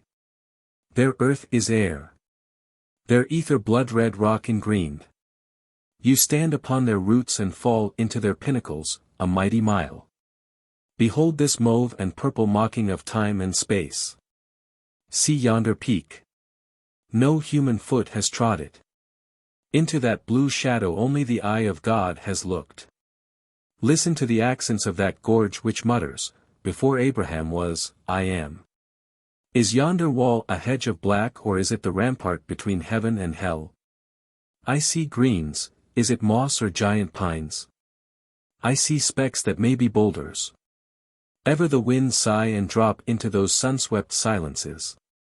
Ever the gorge lies motionless, unmoved, until I fear. It is a grim thing, unholy, terrible. It is human, some mighty drama unseen, unheard, is playing there its tragedies or mocking comedy, and the laugh of endless years is shrieking onward from peak to peak, unheard, unechoed, and unknown. One throws a rock into the abyss. It gives back no sound. It falls on silence, the voice of its thunders cannot reach so far. It cannot be a mere, inert, unfeeling, brute fact, its grandeur is too serene, its beauty too divine. It is not red, and blue, and green, but, ah! The shadows and the shades of all the world, glad colorings touched with a hesitant spiritual delicacy. What does it mean, what does it mean? Tell me, black and boiling water. It is not real. It is but shadows. The shading of eternity. Last night yonder tessellated palace was gloom, dark, brooding thought and sin, while hither rose the mountains of the sun, golden, blazing, ensanguined. It was a dream. This blue and brilliant morning shows all those burning peaks alight, while here, shapeless, mistful, brood the shadowed towers. I have been down into the entrails of earth, down by straight and staring cliffs, down by sounding waters and sun-strewn meadows. Down by green pastures and still waters, by great, steep chasms, down by the gnarled and twisted fists of God to the deep, sad moan of the yellow river that did this thing of wonder. A little winding river with death in its depth and a crown of glory in its flying hair. I have seen what eye of man was never meant to see. I have profaned the sanctuary. I have looked upon the dread disrobing of the night, and yet I live. Ere I hid my head she was standing in her cavern halls, glowing coldly westward, her feet were blackness, her robes, empurpled, flowed mistily from shoulder down in formless folds of folds, her head, pine-crowned, was set with jeweled stars. I turned away and dreamed, the canon, the awful, its depths called, its heights shuddered. Then suddenly I arose and looked. Her robes were falling. At dim dawn they hung purplish green and black. Slowly she stripped them from her gaunt and shapely limbs, her cold, grey garments shot with shadows stood revealed. Down dropped the black-blue robes, grey-pearled and slipped, leaving a filmy, silken, misty thing, and underneath I glimpsed her limbs of utter light. My God! For what am I thankful this night? For nothing. For nothing but the most commonplace of commonplaces, a table of gentlewomen and gentlemen, soft-spoken, sweet-tempered, full of human sympathy, who made me, a stranger, one of them. Ours was a fellowship of common books, common knowledge, mighty aims. We could laugh and joke and think as friends, and the hateful, murderous, dirty thing which in American we call nigger hatred, was not only not there, it could not even be understood. It was a curious monstrosity at which civilized folk laughed or looked puzzled. There was no elegant and elaborate condescension of, we once had a colored servant, my father was an abolitionist, I've always been interested in your people, there was only the community of kindred souls. The delicate reverence for the thought that led, the quick deference to the guest. You left in quiet regret, knowing that they were not discussing you behind your back with lies and license. God! It was simply human decency, and I had to be thankful for it because I am an American Negro, and white America, with saving exceptions, is cruel to everything that has black blood, and this was Paris, in the years of salvation, 1919. Fellow blacks, we must join the democracy of Europe. Toul. Dim through the deepening dark of early afternoon, I saw its towers gloom dusky toward the murk of heaven. We wound in misty roads and dropped upon the city through the great throats of its walled bastions. There lay France, a strange, unknown, unfamiliar France. The city was dispossessed. Through its streets, its narrow, winding streets, old and low and dark, carven and quaint, poured thousands upon thousands of strange feet of khaki-clad foreigners, and the echoes threw back awkward syllables that were never French. Here was France beaten to her knees yet fighting as never nation fought before. Calling in her death agony across the seas till her help came and with all its strut and careless braggadocio saved the worthiest nation of the world from the wickedest fate ever plotted by fools. Tim Brim was playing by the town pump. Tim Brim and the bugles of Harlem blared in the little streets of Marin in far Lorraine. The tiny streets were seas of mud. Dank mist and rain sifted through the cold air above the blue Moselle. Soldiers, soldiers everywhere, black soldiers, boys of Washington, Alabama, Philadelphia, Mississippi. Wild and sweet and wooing leapt the strains upon the air. French children gazed in wonder, women left their washing. Up in the window stood a black major, a captain, a teacher, and I, with tears behind our smiling eyes. Tim Brim was playing by the town pump. The audience was framed in smoke. It rose ghost-like out of memories, bitter memories of the officer near dead of pneumonia whose pain was lighted up by the nurses waiting to know whether he must be Jim Crowed with privates or not. Memories of that great last morning when the thunders of hell called the 92nd to its last drive. Memories of bitter humiliations, determined triumphs, great victories, and bugle calls that sounded from earth to heaven. Like memories framed in the breath of God, my audience peered in upon me, good, brown faces with great, kind, beautiful eyes, black soldiers of America rescuing beloved France, and the words came in praise and benediction therein of why. With its little stock of cigarettes and candies and its rusty wood stove. Alors, said Madame, Cotter sont morts, for dead, for tall, strong sons dead for France, sons like the sweet and blue-eyed daughter who was hiding her brave smile in the dusk. It was a tiny stone house whose front window lipped the passing sidewalk wherever tramped the feet of black soldiers marching home. There was a cavernous wardrobe, a great fireplace invaded by a new and jaunty iron stove. Vast, thick piles of bedding rose in yonder corner. Without was the crowded kitchen and up a half-stair was our bedroom that gave upon a tiny court with arched stone staircase and one green tree. We were a touching family party held together by a great sorrow and a great joy. How we laughed over the salad that got brandy instead of vinegar, how we ate the golden pile of fried potatoes and how we pored over the postcard from the lieutenant of the Senegalese, dear little veil of crushed and risen France. In the day when Negroes went over the top at Pont-à-Mousson. Paris, Paris by purple facade of the opera, the crowd on the Boulevard des Italiens and the great swing of the Champs-Élysées. But not the Paris the world knows. Paris with its soul cut to the core, feverish, crowded, nervous, hurried. Full of uniforms and morning bands, with cafés closed at 9:30, no sugar, scarce bread, and tears so intertwined with joy that there is scant difference. Paris has been dreaming a nightmare, and though she awakes, the grim terror is upon her, it lies on the sand-closed art treasures of the Louvre. Only the flowers are there, always the flowers, the roses of England and the lilies of France. New York. Behind the liberty that faces free France rise the white cliffs of Manhattan, tier on tier, with a curving pinnacle, towers square and twin, a giant inkwell daintily stoppered, an ancient pyramid enthroned. Beneath, low ramparts wide and mighty, while above, faint-limbed against the turbulent sky, looms the vast grace of that cathedral of the purchased and purchasing poor, topping the world and pointing higher. Yonder the grey cobwebs of the Brooklyn bridges leap the sea, and here creep the argosies from all earth's ends. We move to this swift home on dun and swelling waters and hear as we come the heartbeats of the new world. New York and night from the Brooklyn Bridge, the bees and fireflies flit and twinkle in their vast hives, curved clouds like the breath of gods hover between the towers and the moon. One hears the hiss of lightnings, the deep thunder of human things, and a fevered breathing as of some attendant and invincible powers. The glow of burning millions melts outward into dim and fairy outlines until afar the liquid music born of rushing crowds drips like a benediction on the sea.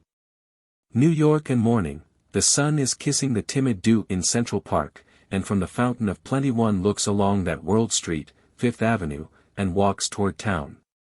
The earth life and curves graciously down from the older mansions of princes to the newer shops of luxury.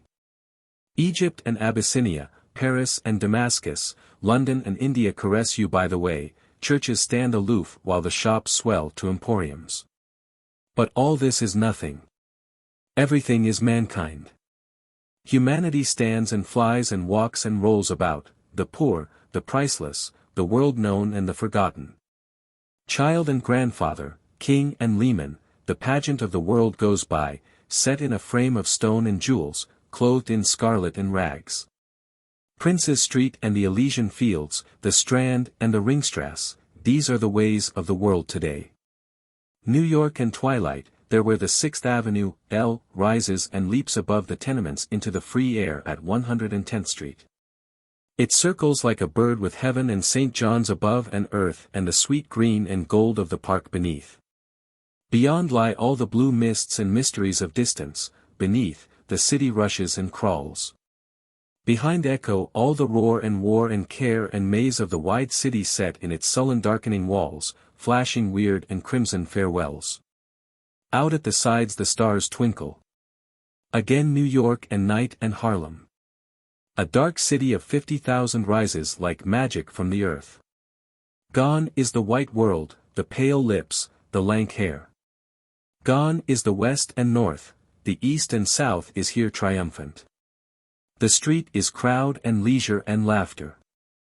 Everywhere black eyes, black and brown, and frizzled hair curled and sleek, and skins that riot with luscious color and deep, burning blood. Humanity is packed dense in high piles of close-knit homes that lie in layers above gray shops of food and clothes and drink, with here and there a moving picture show. Orators declaim on the corners, lovers lark in the streets, gamblers glide by the saloons, workers lounge wearily home. Children scream and run and frolic, and all is good and human and beautiful and ugly and evil, even as life is elsewhere. And then, the veil. It drops as drops the night on southern seas, vast, sudden, unanswering. There is hate behind it, and cruelty and tears. As one peers through its intricate, unfathomable pattern of ancient, old design, one sees blood and guilt and misunderstanding. And yet it hangs there, this veil, between then and now, between pale and colored and black and white, between you and me. Surely it is a thought thing, tenuous, intangible. Yet just as surely is it true and terrible, and not in our little day may you and I lift it. We may feverishly unravel its edges and even climb slow with giant shears to where its ringed and gilded top nestles close to the throne of God. But as we work and climb we shall see through streaming eyes and hear with aching ears, lynching and murder, cheating and despising, degrading and lying. So flashed and fleshed through this vast hanging darkness that the doer never sees the deed and the victim knows not the victor, and each hates all in wild and bitter ignorance. Listen, O Isles, to these voices from within the veil, for they portray the most human hurt of the 20th cycle of that poor Jesus who was called the Christ. There is something in the nature of beauty that demands an end. Ugliness may be indefinite. It may trail off into grey endlessness. But beauty must be complete, whether it be a field of poppies or a great life, it must end, and the end is part and triumph of the beauty. I know there are those who envisage a beauty eternal. But I cannot. I can dream of great and never-ending processions of beautiful things and visions and acts. But each must be complete or it cannot for me exist. On the other hand, ugliness to me is eternal, not in the essence but in its incompleteness, but its eternity does not daunt me, for its eternal unfulfillment is a cause of joy. There is in it nothing new or unexpected. It is the old evil stretching out and ever seeking the end it cannot find. It may coil and writhe and recur in endless battle to days without end, but it is the same human ill and bitter hurt. But beauty is fulfillment. It satisfies. It is always new and strange. It is the reasonable thing. Its end is death, the sweet silence of perfection, the calm and balance of utter music. Therein is the triumph of beauty. So strong is the spell of beauty that there are those who, contradicting their own knowledge and experience, try to say that all is beauty. They are called optimists, and they lie. All is not beauty. Ugliness and hate and ill are here with all their contradiction and illogic, they will always be here, perhaps, God send, with less in volume and force, but here and eternal, while beauty triumphs in its great completion, death. We cannot conjure the end of all ugliness in eternal beauty, for beauty by its very being and definition has in each definition its ends and limits, but while beauty lies implicit and revealed in its end, ugliness writhes on in darkness forever. So the ugliness of continual birth fulfills itself and conquers gloriously only in the beautiful end, death. At last to us all comes happiness, there in the court of peace, where the dead lie so still and calm and good. If we were not dead we would lie and listen to the flowers grow. We would hear the birds sing and see how the rain rises and blushes and burns and pales and dies in beauty. We would see spring, summer, and the red riot of autumn, and then in winter, beneath the soft white snow, sleep and dream of dreams. But we know that being dead, our happiness is a fine and finished thing, and that 10, 100, and 1,000 years, we shall lie at rest, unhurt in the court of peace. The prayers of God. Name of God's name. Red murder reigns. All hell is loose. On gold autumnal air. Walk grinning devils, barbed and hoofed. While high on hills of hate. Black blossomed, crimson skied. Thou sittest, dumb. Father Almighty. This earth is mad. Palsied, our cunning hands. Rotten, our gold. Our argosies reel and stagger. Over empty seas. All the long aisles. Of thy great temples, God. Stink with the entrails. Of our souls. And thou art dumb. Above the thunder of thy thunders, Lord. Lightning thy lightnings. Rings and roars. The dark damnation. Of this hell of war. Red piles the pulp of hearts and heads. And little children's hands. Allah. Elohim. Very God of God. Death is here. Dead are the living, deep, dead the dead. Dying are earth's unborn. The babe's wide eyes of genius and of joy. Poems and prayers, sunglows and earth songs. Great pictured dreams. In marbled fantasies. High hymning heavens, all. In this dread night. Writhe and shriek and choke and die. This long ghost night. While thou art dumb. Have mercy. Have mercy upon us, miserable sinners. Stand forth, unveil thy face. Pour down the light. That seethes above thy throne. And blaze this devil's dance to darkness. Hear. Speak.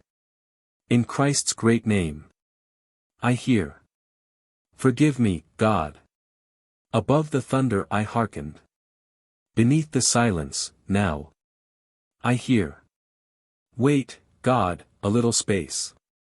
It is so strange to talk with thee. Alone. This gold. I took it. Is it thine? Forgive, I did not know. Blood? Is it wet with blood? 'Tis from my brother's hands. I know, his hands are mine. It flowed for thee, O Lord. War. Not so, not war.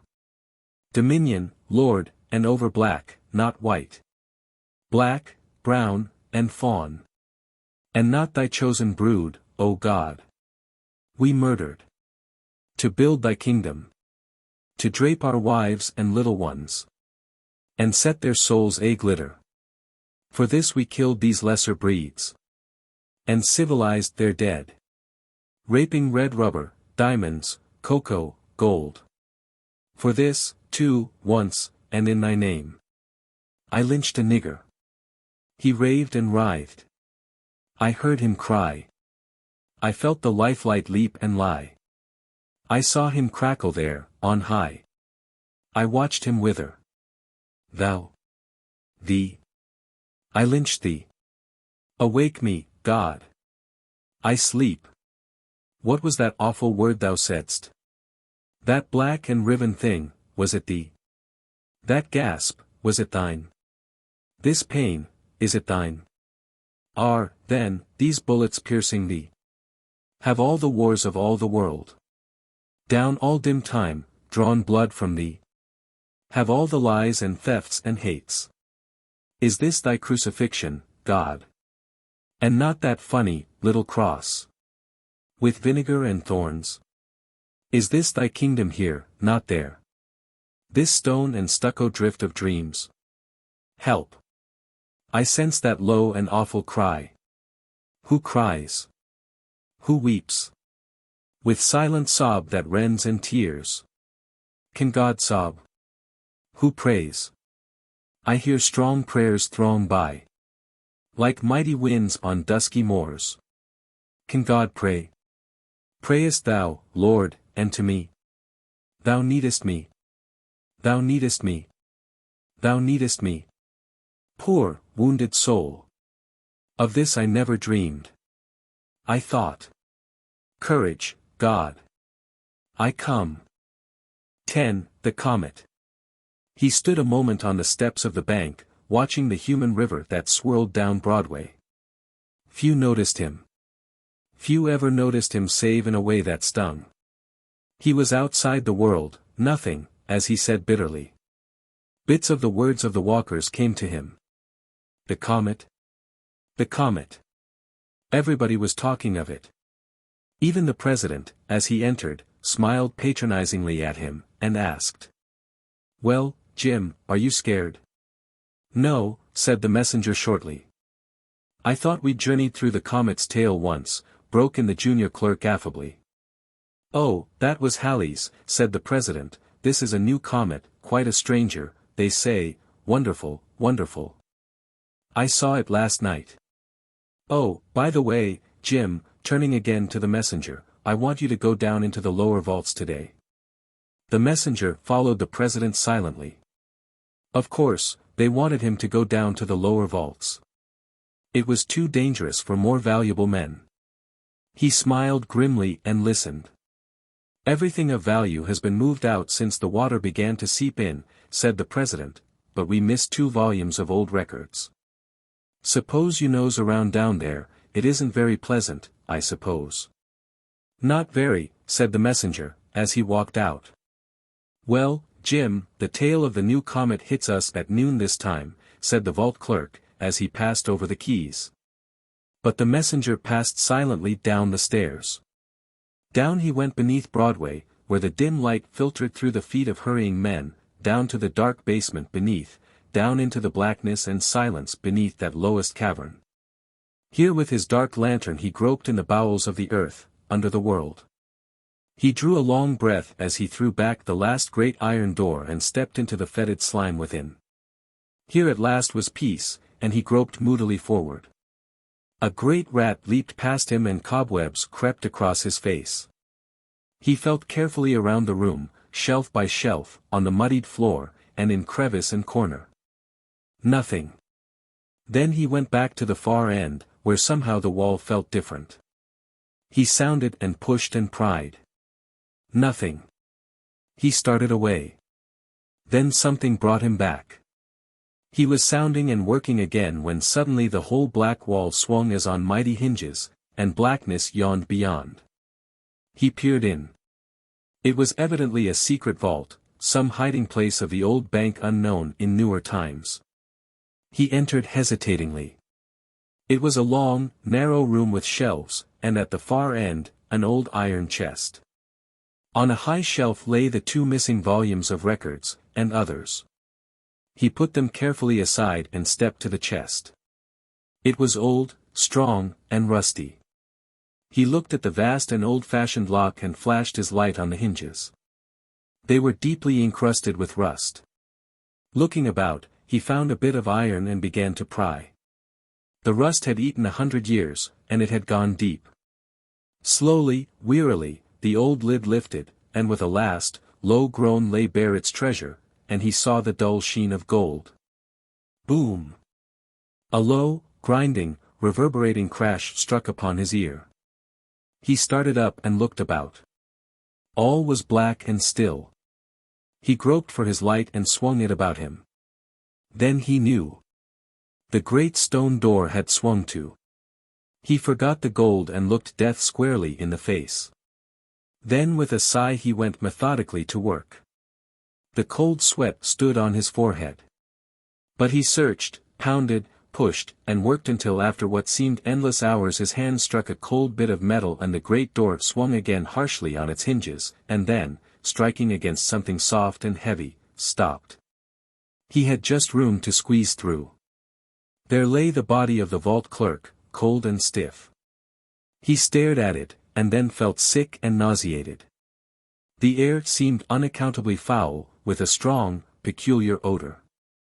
He stepped forward, clutched at the air, and fell fainting across the corpse. He awoke with a sense of horror, leaped from the body, and groped up the stairs, calling to the guard. The watchman sat as if asleep, with the gate swinging free. With one glance at him the messenger hurried up to the subvault. In vain he called to the guards. His voice echoed and re-echoed weirdly. Up into the great basement he rushed. Here another guard lay prostrate on his face, cold and still. A fear arose in the messenger's heart. He dashed up to the cellar floor, up into the bank. The stillness of death lay everywhere and everywhere bowed, bent, and stretched the silent forms of men. The messenger paused and glanced about. He was not a man easily moved, but the sight was appalling. Robbery and murder, he whispered slowly to himself as he saw the twisted, oozing mouth of the president where he lay half buried on his desk. Then a new thought seized him: if they found him here alone, with all this money and all these dead men, what would his life be worth? He glanced about, tiptoed cautiously to a side door, and again looked behind. Quietly he turned the latch and stepped out into Wall Street. How silent the street was! Not a soul was stirring, and yet it was high noon. Wall Street. Broadway. He glanced almost wildly up and down, then across the street, and as he looked, a sickening horror froze in his limbs. With a choking cry of utter fright he lunged, leaned giddily against the cold building, and stared helplessly at the sight. In the great stone doorway 100 men and women and children lay crushed and twisted and jammed, forced into that great, gaping doorway like refuse in a can, as if in one wild, frantic rush to safety. They had rushed and ground themselves to death. Slowly the messenger crept along the walls, wetting his parched mouth and trying to comprehend, stilling the tremor in his limbs and the rising terror in his heart. He met a business man, silk-hatted and frock-coated, who had crept, too, along that smooth wall and stood now stone-dead with wonder written on his lips. The messenger turned his eyes hastily away and sought the curb. A woman leaned wearily against the signpost, her head bowed motionless on her lace and silken bosom. Before her stood a street car, silent, and within, but the messenger but glanced and hurried on. A grimy newsboy sat in the gutter with the last edition in his uplifted hand. Danger, screamed its black headlines. Warnings wired around the world. The comet's tail sweeps past us at noon. Deadly gases expected. Close doors and windows. Seek the cellar. The messenger read and staggered on. Far out from a window above, a girl lay with gasping face and sleevelets on her arms. On a store step sat a little, sweet-faced girl looking upward toward the skies, and in the carriage by her lay, but the messenger looked no longer. The cords gave way, the terror burst in his veins, and with one great, gasping cry he sprang desperately forward and ran as only the frightened run. Shrieking and fighting the air until with one last wail of pain he sank on the grass of Madison Square and lay prone and still. When he rose, he gave no glance at the still and silent forms on the benches, but, going to a fountain, bathed his face. Then hiding himself in a corner away from the drama of death, he quietly gripped himself and thought the thing through. The comet had swept the earth and this was the end. Was everybody dead? He must search and see. He knew that he must steady himself and keep calm, or he would go insane. First he must go to a restaurant. He walked up Fifth Avenue to a famous hostelry and entered its gorgeous, ghost-haunted halls.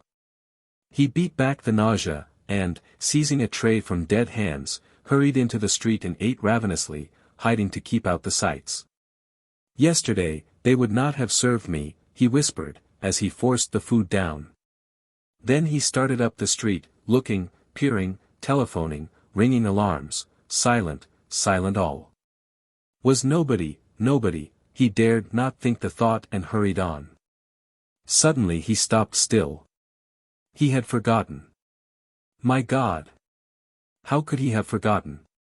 He must rush to the subway, then he almost laughed. No, a car, if he could find a Ford. He saw one. Gently he lifted off its burden, and took his place on the seat. He tested the throttle. There was gas. He glided off, shivering, and drove up the street. Everywhere stood, leaned, lounged, and lay the dead, in grim and awful silence. On he ran past an automobile, wrecked and overturned. Past another, filled with a gay party whose smiles yet lingered on their death-struck lips, on past crowds and groups of cars, pausing by dead policemen. At 42nd Street he had to detour to Park Avenue to avoid the dead congestion. He came back on Fifth Avenue at 57th and flew past the plaza and by the park with its hushed babies and silent throng, until as he was rushing past 72nd Street he heard a sharp cry, and saw a living form leaning wildly out an upper window. He gasped. The human voice sounded in his ears like the voice of God. Hello, help, in God's name, wailed the woman. There's a dead girl in here and a man in, and see yonder dead men lying in the street and dead horses, for the love of God go and bring the officers, and the words trailed off into hysterical tears. He wheeled the car in a sudden circle, running over the still body of a child and leaping on the curb. Then he rushed up the steps and tried the door and rang violently. There was a long pause, but at last the heavy door swung back. They stared a moment in silence. She had not noticed before that he was a Negro. He had not thought of her as white. She was a woman of perhaps 25, rarely beautiful and richly gowned, with darkly golden hair, and jewels. Yesterday, he thought with bitterness, she would scarcely have looked at him twice. He would have been dirt beneath her silken feet. She stared at him. Of all the sorts of men she had pictured as coming to her rescue she had not dreamed of one like him. Not that he was not human, but he dwelt in a world so far from hers, so infinitely far, that he seldom even entered her thought. Yet as she looked at him curiously he seemed quite commonplace and usual. He was a tall, dark working man of the better class, with a sensitive face trained to stolidity and a poor man's clothes and hands. His face was soft and slow and his manner at once cold and nervous, like fires long banked, but not out. So a moment each paused and gauged the other, then the thought of the dead world without rushed in and they started toward each other. "What has happened?" she cried. "Tell me." "Nothing stirs. All is silence. I see the dead strewn before my window as winnowed by the breath of God, and see, she dragged him through great, silken hangings to where, beneath the sheen of mahogany and silver, a little French maid lay stretched in quiet, everlasting sleep. And near her a butler lay prone in his livery. The tears streamed down the woman's cheeks and she clung to his arm until the perfume of her breath swept his face and he felt the tremors racing through her body. I had been shut up in my dark room developing pictures of the comet which I took last night. When I came out, I saw the dead. "What has happened?" she cried again. He answered slowly. "Something, comet or devil, swept across the earth this morning and many are dead." "Many? Very many. I have searched and I have seen no other living soul but you." She gasped and they stared at each other. "My father," she whispered. "Where is he?" He started for the office. "Where is it?" "In the Metropolitan Tower." "Leave a note for him here and come." Then he stopped. "No," he said firmly, "first, we must go to Harlem." "Harlem," she cried. Then she understood. She tapped her foot at first impatiently. She looked back and shuddered. Then she came resolutely down the steps. "There's a swifter car in the garage in the court," she said. "I don't know how to drive it," he said. "I do," she answered. In 10 minutes they were flying to Harlem on the wind. The Stutz rose and raced like an airplane. They took the turn at 110th Street on 2 wheels and slipped with a shriek into 135th. He was gone but a moment. Then he returned, and his face was gray. She did not look, but said, "You have lost, somebody." "I have lost, everybody," he said, simply, "unless." He ran back and was gone several minutes, hours they seemed to her. "Everybody," he said, and he walked slowly back with something film-like in his hand which he stuffed into his pocket. "I'm afraid I was selfish," he said. But already the car was moving toward the park among the dark and lined dead of Harlem, the brown, still faces, the knotted hands, the homely garments, and the silence, the wild and haunting silence. Out of the park, and down Fifth Avenue they whirled. In and out among the dead they slipped and quivered, needing no sound of bell or horn, until the great, square Metropolitan Tower hove in sight. Gently he laid the dead elevator boy aside. The car shot upward. The door of the office stood open. On the threshold lay the stenographer, and, staring at her, sat the dead clerk. The inner office was empty, but a note lay on the desk, folded and addressed but unsent. "Dear daughter. I've gone for a 100-mile spin in Fred's new Mercedes. Shall not be back before dinner. I'll bring Fred with me. JBH. Come," she cried nervously. "We must search the city." Up and down, over and across, back again, on went that ghostly search. Everywhere was silence and death, death and silence. They hunted from Madison Square to Spuyten Duyvil. They rushed across the Williamsburg Bridge, they swept over Brooklyn, from the Battery and Morningside Heights they scanned the river. Silence, silence everywhere, and no human sign. Haggard and bedraggled they puffed a third time slowly down Broadway, under the broiling sun, and at last stopped. He sniffed the air. An odor, a smell, and with the shifting breeze a sickening stench filled their nostrils and brought its awful warning. The girl settled back helplessly in her seat. "What can we do?" she cried. It was his turn now to take the lead, and he did it quickly. The long-distance telephone, the telegraph and the cable, night rockets and then, flight. She looked at him now with strength and confidence. He did not look like men, as she had always pictured men, but he acted like one and she was content. In 15 minutes they were at the central telephone exchange. As they came to the door he stepped quickly before her and pressed her gently back as he closed it. She heard him moving to and fro, and knew his burdens, the poor, little burdens he bore. When she entered, he was alone in the room. The grim switchboard flashed its metallic face in cryptic, sphinx-like immobility. She seated herself on a stool and donned the bright earpiece. She looked at the mouthpiece. She had never looked at one so closely before. It was wide and black, pimpled with usage, inert, dead, almost sarcastic in its unfeeling curves. It looked, she beat back the thought, but it persisted in looking like. She turned her head and found herself alone. One moment she was terrified, then she thanked him silently for his delicacy and turned resolutely, with a quick intaking of breath. "Hello," she called in low tones. She was calling to the world. The world must answer. Would the world answer? Was the world? Silence. She had spoken too low. "Hello," she cried, full-voiced. She listened. Silence. Her heart beat quickly. She cried in clear, distinct, loud tones, "Hello, hello, hello." What was that whirring? Surely, no, was it the click of a receiver? She bent close, she moved the pegs in the holes, and called, until her voice rose almost to a shriek, and her heart hammered. It was as if she had heard the last flicker of creation, and the evil was silence. Her voice dropped to a sob.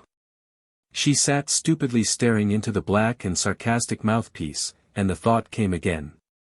Hope lay dead within her. Yes, the cable and the rockets remained, but the world, she could not frame the thought or say the word. It was too mighty, too terrible. She turned toward the door with a new fear in her heart. For the first time she seemed to realize that she was alone in the world with a stranger, with something more than a stranger, with a man alien in blood and culture, unknown, perhaps unknowable. It was awful. She must escape, she must fly. He must not see her again. Who knew what awful thoughts? She gathered her silken skirts deftly about her young, smooth limbs, listened, and glided into a side hall. A moment she shrank back, the hall lay filled with dead women. Then she leaped to the door and tore at it, with bleeding fingers, until it swung wide. She looked out. He was standing at the top of the alley, silhouetted, tall and black, motionless. Was he looking at her or away? She did not know, she did not care. She simply leaped and ran until she found herself alone amid the dead and the tall ramparts of towering buildings. She stopped. She was alone. Alone. Alone on the streets, alone in the city, perhaps alone in the world. There crept in upon her the sense of deception, of creeping hands behind her back, of silent, moving things she could not see, of voices hushed in fearsome conspiracy. She looked behind and sideways, started at strange sounds and heard still stranger, until every nerve within her stood sharp and quivering, stretched to scream at the barest touch. She whirled and flew back, whimpering like a child, until she found that narrow alley again and the dark, silent figure silhouetted at the top. She stopped and rested, then she walked silently toward him, looked at him timidly. But he said nothing as he handed her into the car. Her voice caught as she whispered. "Not that." And he answered slowly, "No, not that." They climbed into the car. She bent forward on the wheel and sobbed, with great, dry, quivering sobs, as they flew toward the cable office on the east side, leaving the world of wealth and prosperity for the world of poverty and work. In the world behind them were death and silence, grave and grim, almost cynical, but always decent. Here it was hideous. It clothed itself in every ghastly form of terror, struggle, hate, and suffering. It lay wreathed in crime and squalor, greed and lust. Only in its dread and awful silence was it like to death everywhere. Yet as the two, flying and alone, looked upon the horror of the world, slowly, gradually, the sense of all-enveloping death deserted them. They seemed to move in a world silent and asleep, not dead. They moved in quiet reverence, lest somehow they wake these sleeping forms who had, at last, found peace. They moved in some solemn, worldwide Friedhof, above which some mighty arm had waved its magic wand. All nature slept until, and quick with the same startling thought, they looked into each other's eyes, he, ashen, and she, crimson, with unspoken thought. To both, the vision of a mighty beauty, of vast, unspoken things, swelled in their souls. But they put it away. Great, dark coils of wire came up from the earth and down from the sun and entered this low lair of witchery. The gathered lightnings of the world centered here, binding with beams of light the ends of the earth. The doors gaped on the gloom within. He paused on the threshold. "Do you know the code?" she asked. "I know the call for help, we used it formerly at the bank." She hardly heard. She heard the lapping of the waters far below, the dark and restless waters, the cold and luring waters, as they called. He stepped within. Slowly she walked to the wall, where the water called below, and stood and waited. Long she waited, and he did not come. Then with a start she saw him, too, standing beside the black waters. Slowly he removed his coat and stood there silently. She walked quickly to him and laid her hand on his arm. He did not start or look. The waters lapped on in luring, deadly rhythm. He pointed down to the waters, and said quietly, "The world lies beneath the waters now, may I go?" She looked into his stricken, tired face, and a great pity surged within her heart. She answered in a voice clear and calm, "No." Upward they turned toward life again, and he seized the wheel. The world was darkening to twilight, and a great, grey pall was falling mercifully and gently on the sleeping dead. The ghastly glare of reality seemed replaced with the dream of some vast romance. The girl lay silently back, as the motor whizzed along, and looked half-consciously for the elf queen to wave life into this dead world again. She forgot to wonder at the quickness with which he had learned to drive her car. It seemed natural. And then as they whirled and swung into Madison Square and at the door of the Metropolitan Tower she gave a low cry, and her eyes were great. Perhaps she had seen the elf queen. The man led her to the elevator of the tower and deftly they ascended. In her father's office they gathered rugs and chairs, and he wrote a note and laid it on the desk. Then they ascended to the roof and he made her comfortable. For a while she rested and sank to dreamy somnolence, watching the worlds above and wondering. Below lay the dark shadows of the city and afar was the shining of the sea. She glanced at him timidly as he set food before her and took a shawl and wound her in it, touching her reverently, yet tenderly. She looked up at him with thankfulness in her eyes, eating what he served. He watched the city. She watched him. He seemed very human, very near now. "Have you had to work hard?" she asked softly. "Always," he said. "I have always been idle," she said. "I was rich. I was poor," he almost echoed. "The rich and the poor are met together," she began, and he finished. "The Lord is the maker of them all." "Yes," she said slowly. "And how foolish our human distinctions seem, now, looking down to the great dead city stretched below, swimming in unlightened shadows." "Yes, I was not human yesterday," he said. She looked at him. "And your people were not my people," she said. "But today," she paused. He was a man, no more, but he was in some larger sense a gentleman, sensitive, kindly, chivalrous, everything save his hands and his face. "Yet yesterday." "Death, the leveler," he muttered. "And the revealer," she whispered gently, rising to her feet with great eyes. He turned away, and after fumbling a moment sent a rocket into the darkening air. It arose, shrieked, and flew up, a slim path of light, and scattering its stars abroad, dropped on the city below. She scarcely noticed it. A vision of the world had risen before her. Slowly the mighty prophecy of her destiny overwhelmed her. Above the dead past hovered the angel of Annunciation. She was no mere woman. She was neither high nor low, white nor black, rich nor poor. She was primal woman, mighty mother of all men to come and bride of life. She looked upon the man beside her and forgot all else but his manhood, his strong, vigorous manhood, his sorrow and sacrifice. She saw him glorified.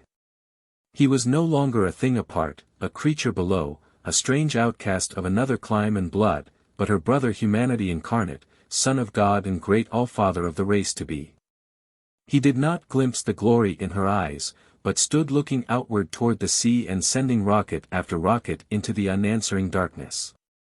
Dark purple clouds lay banked and billowed in the west. Behind them and all around, the heavens glowed in dim, weird radiance that suffused the darkening world and made almost a minor music. Suddenly, as though gathered back in some vast hand, the great cloud curtain fell away. Low on the horizon lay a long, white star, mystic, wonderful. And from it fled upward to the pole, like some one bridal veil, a pale, wide sheet of flame that lighted all the world and dimmed the stars. In fascinated silence the man gazed at the heavens and dropped his rockets to the floor. Memories of memories stirred to life in the dead recesses of his mind. The shackles seemed to rattle and fall from his soul. Up from the crass and crushing and cringing of his caste leaped the lone majesty of kings long dead. He arose within the shadows, tall, straight, and stern, with power in his eyes and ghostly scepters hovering to his grasp. It was as though some mighty pharaoh lived again, or curled Assyrian lord. He turned and looked upon the lady, and found her gazing straight at him. Silently, immovably, they saw each other face to face, eye to eye. Their souls lay naked to the night. It was not lust, it was not love, it was some vaster, mightier thing that needed neither touch of body nor thrill of soul. It was a thought divine, splendid. Slowly, noiselessly, they moved toward each other, the heavens above, the seas around, the city grim and dead below. He loomed from out the velvet shadows vast and dark. Pearl-white and slender, she shone beneath the stars. She stretched her jeweled hands abroad.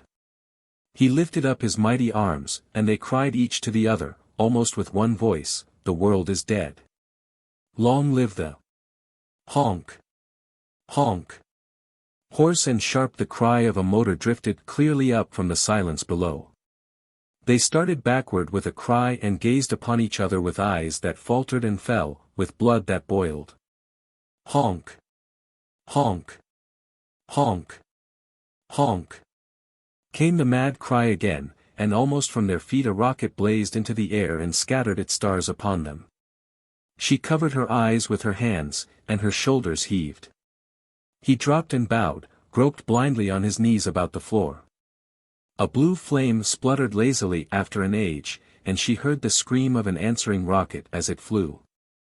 Then they stood still as death, looking to opposite ends of the earth. Clang, crash, clang. The roar and ring of swift elevators shooting upward from below made the great tower tremble. A murmur and babble of voices swept in upon the night. All over the once dead city the lights blinked, flickered, and flamed. And then with a sudden clanging of doors the entrance to the platform was filled with men, and one with white and flying hair rushed to the girl and lifted her to his breast. "My daughter," he sobbed.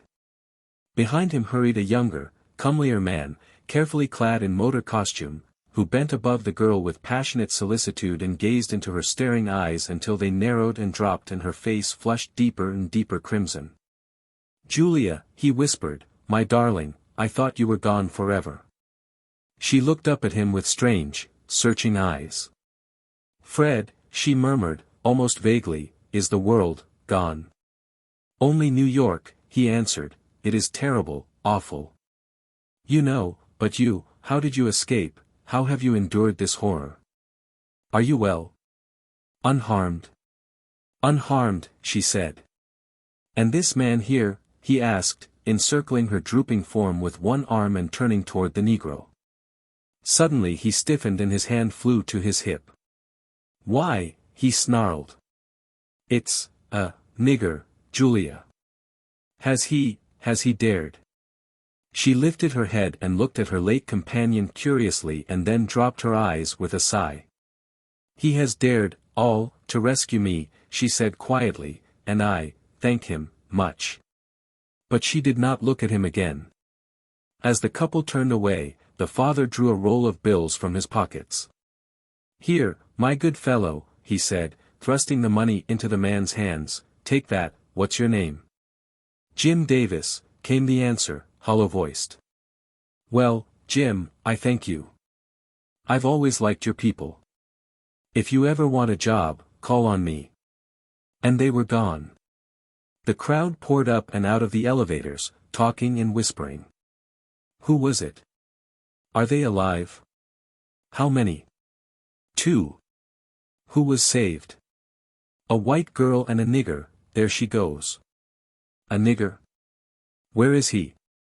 Let's lynch the damned. Shut up, he's all right, he saved her. Saved hell. He had no business. Here he comes. Into the glare of the electric lights the colored man moved slowly, with the eyes of those that walk and sleep. Well, what do you think of that? Cried a bystander. Of all New York, just a white girl and a nigger. The colored man heard nothing. He stood silently beneath the glare of the light, gazing at the money in his hand and shrinking as he gazed. Slowly he put his other hand into his pocket and brought out a baby's filmy cap, and gazed again. A woman mounted to the platform and looked about, shading her eyes. She was brown, small, and toil-worn, and in one arm lay the corpse of a dark baby. The crowd parted and her eyes fell on the colored man. With a cry she tottered toward him. Jim! He whirled and, with a sob of joy, caught her in his arms. A hymn to the peoples. O truce of God! And primal meeting of the sons of man. Foreshadowing the union of the world. From all the ends of earth we come. Old night, the elder sister of the day. Mother of dawn in the golden east. Meets in the misty twilight with her brood. Pale and black, tawny, red and brown. The mighty human rainbow of the world. Spanning its wilderness of storm. Softly in sympathy the sunlight falls. Rare is the radiance of the moon. And on the darkest midnight blaze the stars. The far-flown shadows of whose brilliance drop like a dream on the dim shores of time. Forecasting days that are to these as day to night. So sit we all as one. So, gloomed in tall and stone-swathed groves. The Buddha walks with Christ. And Alquran and Bible both be holy. Almighty Word. In this thine awful sanctuary. First and flame-haunted city of the widened world. Assoil us, Lord of lands and seas. We are but weak and wayward men. Distraught alike with hatred and vainglory. Prone to despise the soul that breathes within. High-visioned hordes that lie and steal and kill. Sinning the sin each separate heart disclaims. Clambering upon our riven, writhing selves. Besieging heaven by trampling men to hell. We be blood guilty. Lo, our hands be red. Not one may blame the other in this sin. But here in the white silence of the dawn. Before the womb of time. With bowed hearts all flame and shame. We face the birth pangs of a world. We hear the stifled cry of nations all but born. The wail of women ravished of their stunted brood. We see the nakedness of toil, the poverty of wealth. We know the anarchy of empire, and doleful death of life. And hearing, seeing, knowing all, we cry. Save us, world spirit, from our lesser selves. Grant us that war and hatred cease. Reveal our souls in every race and hue. Help us, O human God, in this thy truce. To make humanity divine.